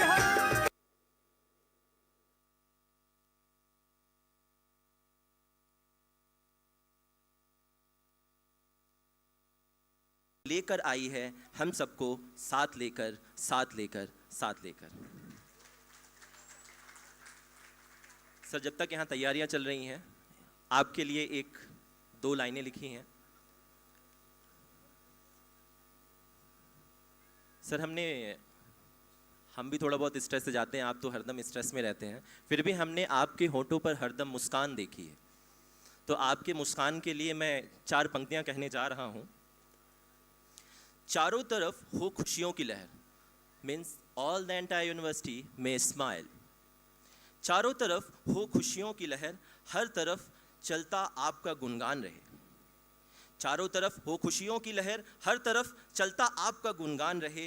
बरसे आसीम अनुकंपा सर आपकी, बरसे आसीम अनुकंपा सर आपकी, आपके होठों पे सदा मुस्कान रहे, सदा मुस्कान रहे, सदा मुस्कान रहे। तो आइए आगे चलते हैं कालबेलिया लोक नृत्य की ओर। यह लोक नृत्य हमारे समृद्ध सांस्कृतिक विरासत का प्रतिनिधित्व करते हैं। ये लोक नृत्य न केवल भारत के लोगों को बल्कि समूचे विश्व को आकर्षित करते हैं। यह एक जीवंत ऊर्जावान नृत्य है जो राजस्थान में सपेरों की खानाबदोश जनजात कालबेलिया के सदस्यों खासकर महिलाओं द्वारा किया जाता है। राजस्थान की प्रसिद्ध नृत्य शैली कालबेलिया की धूम हर तरफ है। इसी कारण 2010 में यूनेस्को ने इस नृत्य को अमूर्त सांस्कृतिक विरासत की सूची में शामिल किया है। आइए आपके समक्ष प्रस्तुत है राजस्थान का प्रसिद्ध लोक नृत्य कालबेलिया, जिसे हम सबके समक्ष लेकर आ रही हैं सपना और उनके साथी।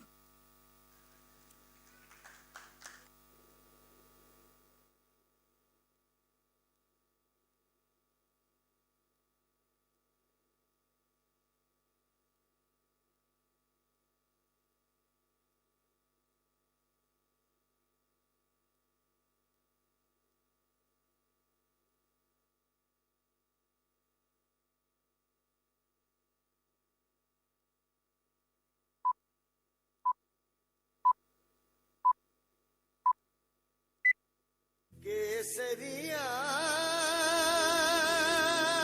बालम आवो नी पधारो नी मारे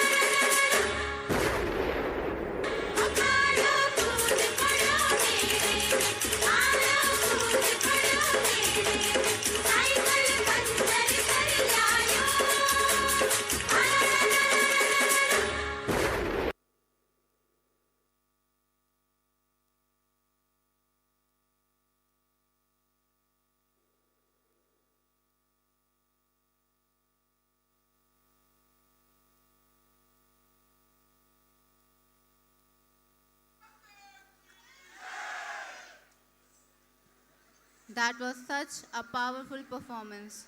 Now, I would like to request our Honorable Vice Chancellor sir to please come on the stage and address the gathering. This is all about the today's cultural event. अभी यहाँ लोक नृत्य को समापन करते हैं और आशीर्वाद वचन रूप मैं अपने वीसी सर से रिक्वेस्ट करूँगा कि आप आएँ और हमें आशीर्वाद वचन दें. Thank you.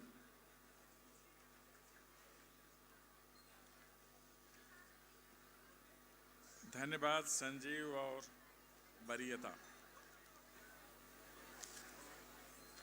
आज की सांस्कृतिक संध्या में विद्यमान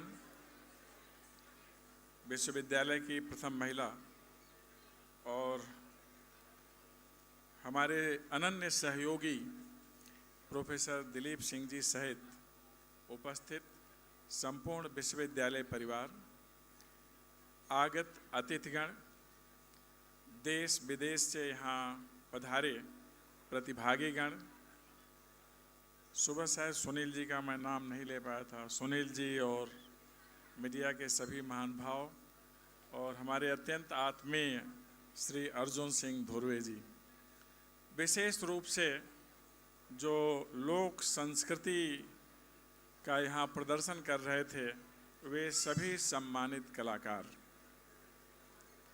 वस्तुतः जब सांस्कृतिक संध्या होती है और मंचीय कार्यक्रम होते हैं तो सामने बैठा हुआ व्यक्ति भी उन्हीं के साथ झूमने लगता है.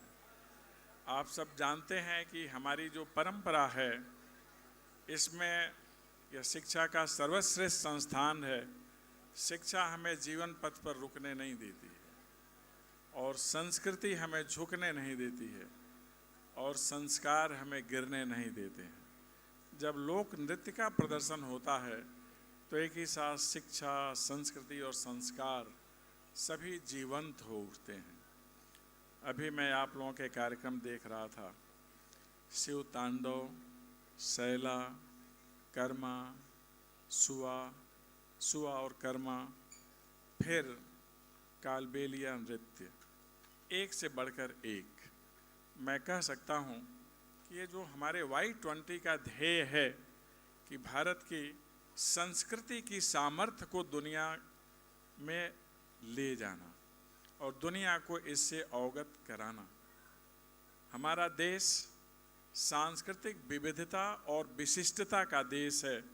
हम लोग जब कार्यक्रम देख रहे थे तो सहज इसका बोध हो रहा था कि हमारी संस्कृति में कितनी सामर्थ्य है, कितने रंग हैं, कितने ढंग हैं और उन रंग और ढंग से हम सभी के मन में कितना अधिक उमंग है, यह साफ साफ ध्वनित हो रहा था.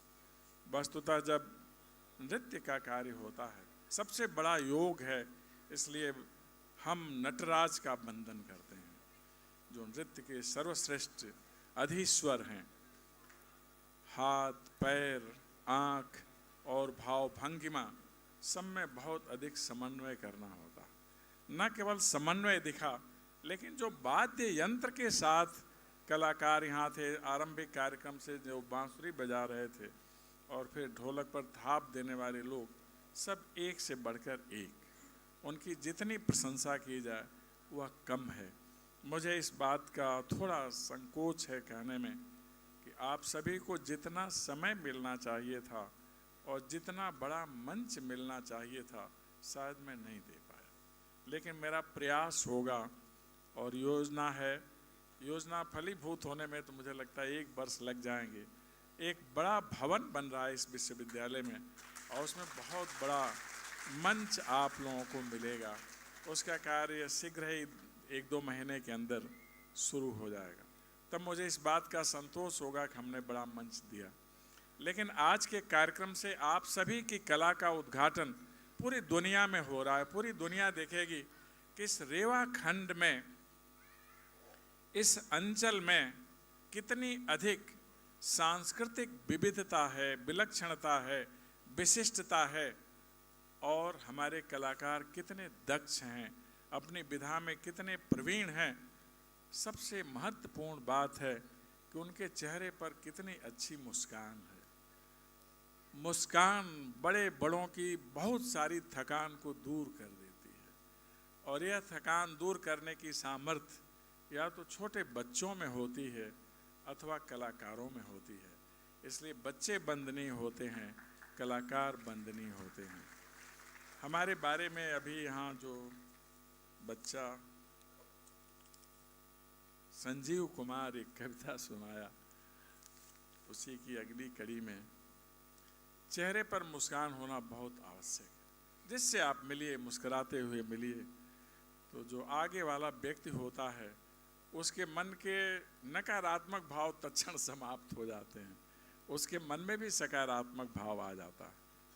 ये जो मुस्कान है, हंसी है, बहुत दुर्लभ होती है। ऐसा कहा जाता है, दीवाना हंसे अथवा वो जिसे तू तौफीक दे, वरना इस दुनिया में मुस्करा सकता है कौन।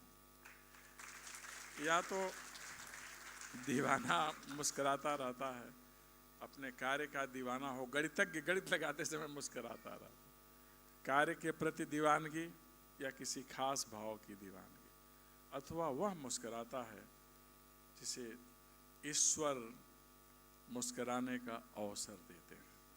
वह मुस्कराता है इस क्षेत्र में जिसके ऊपर माँ नर्मदा की अहेतुक कृपा होती, वह मुस्कराता है। अन्यथा मुस्कान बहुत दुर्लभ चीज़ होती है।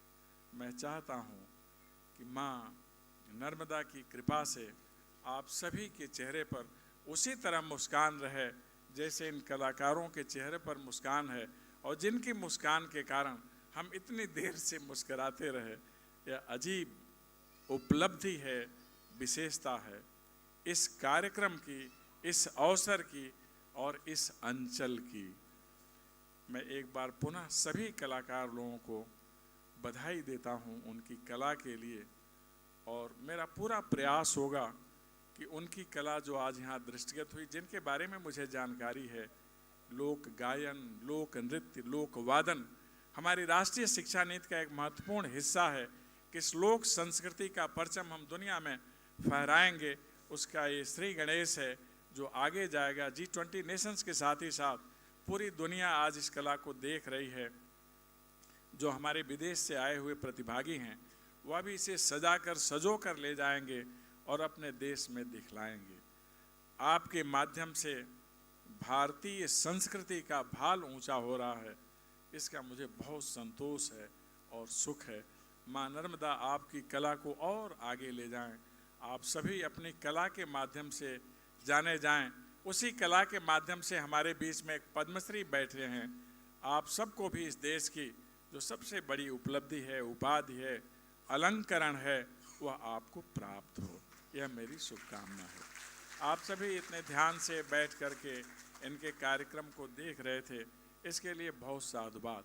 वस्तुतः सांस्कृतिक कार्यक्रमों की शोभा तब होती है जब दर्शक उसमें सम्मिलित हो जाते हैं।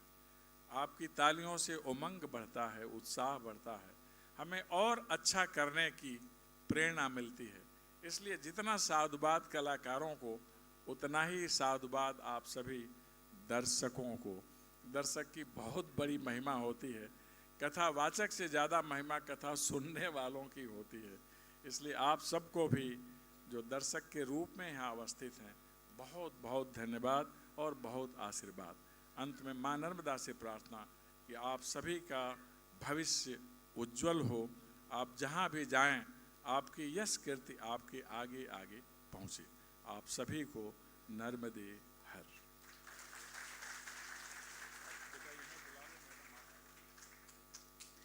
बाहर से पधारे हुए हमारे कलाकार जहाँ कहीं भी हैं सुने। अब हम ग्रुप फोटो सेशन की तरफ मूव कर रहे हैं। पहले क्रम में है सैला नृत्य पार्टी, जिसकी अध्यक्षता कर रहे हैं विजय सिंह पट्टा, जो ग्राम टिकई टोला जिला अनूपपुर से हैं। तो मैं रिक्वेस्ट करूंगा सैला नृत्य पार्टी से कि आप आए समूह फोटो के लिए।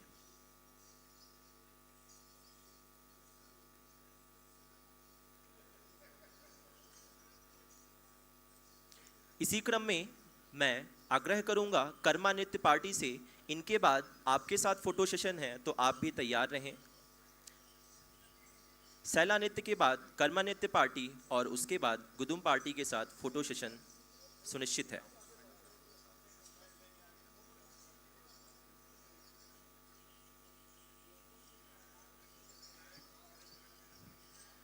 जिन छात्र छात्राएं जो प्रतिभागी हैं उनके भोजन की व्यवस्था मेगा मेस में की गई है। अनुशासन के साथ जाएं और अनुशासन का पालन करते हुए मेगा मेस की तरफ प्रस्थान करें।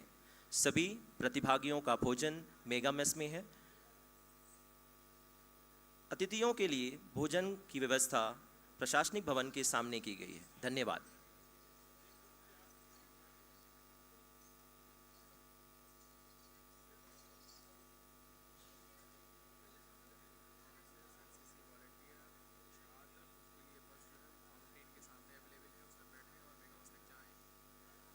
एनएसएस, एनसीसी और छात्राएं फाउंटेन के पास बस खड़ी है, आप उस बस में बैठें और मेगा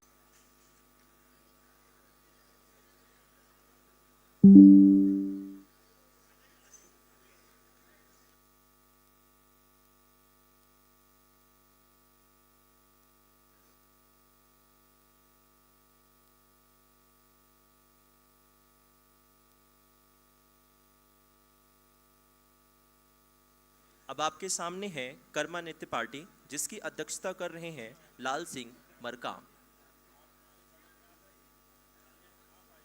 जो कि ग्राम चाड़ा जिला डिंडोरी से हैं।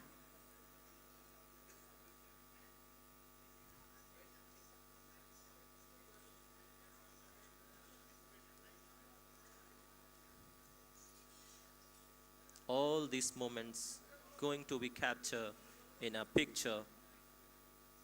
What a beautiful moment.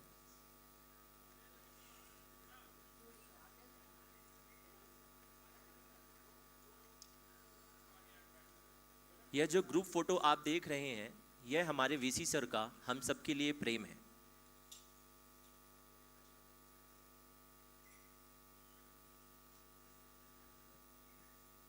Sir, आपके इस प्रेम के लिए बहुत बहुत आभार।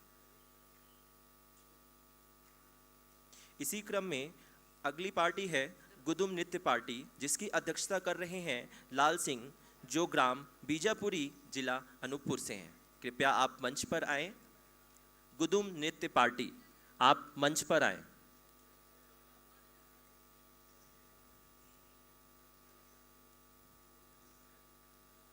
हम आशा करते हैं हमारे वीसी सर और वीसी मैम का प्रेम इसी तरह हमारे साथ बना रहेगा और इनकी छाया में हम आगे बढ़ते रहेंगे। अगली पार्टी है गुदुम नृत्य पार्टी।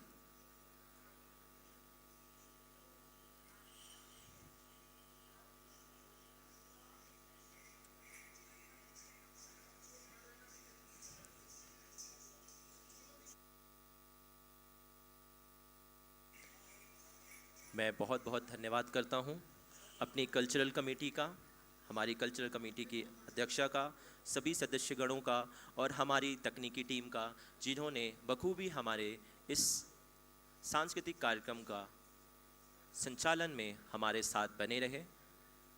मैं एक बार पुनः तकनीकी टीम का हृदय से धन्यवाद करता हूं।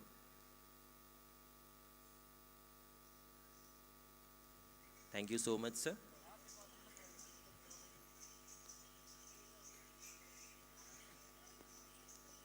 With gratitude being expressed, we now came to an end of this beautiful, entertaining event.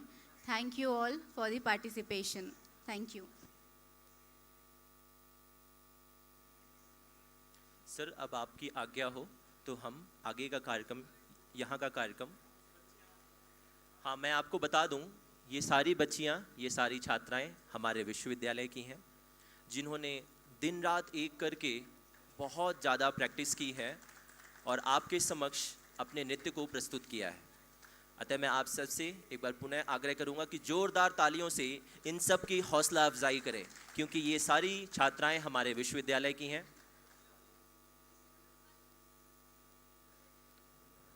और एक बार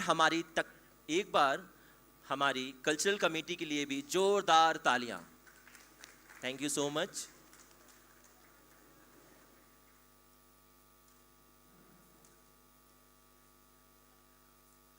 सर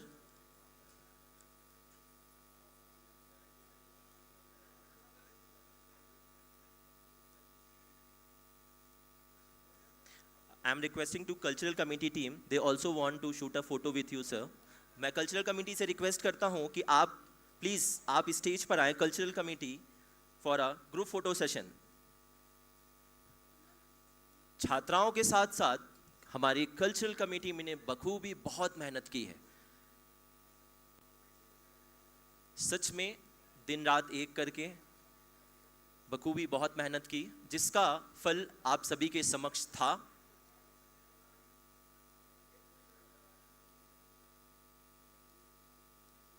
तो ये आपके सामने आप देख रहे हैं यह है इस G20 Y20 की cultural committee.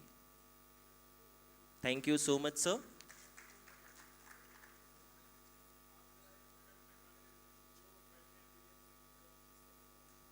Dilip sir, ma'am, please come on the stage for photo session.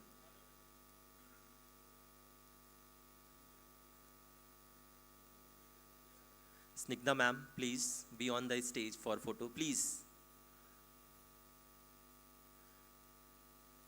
We want to capture you in photo frame, so please be on the stage.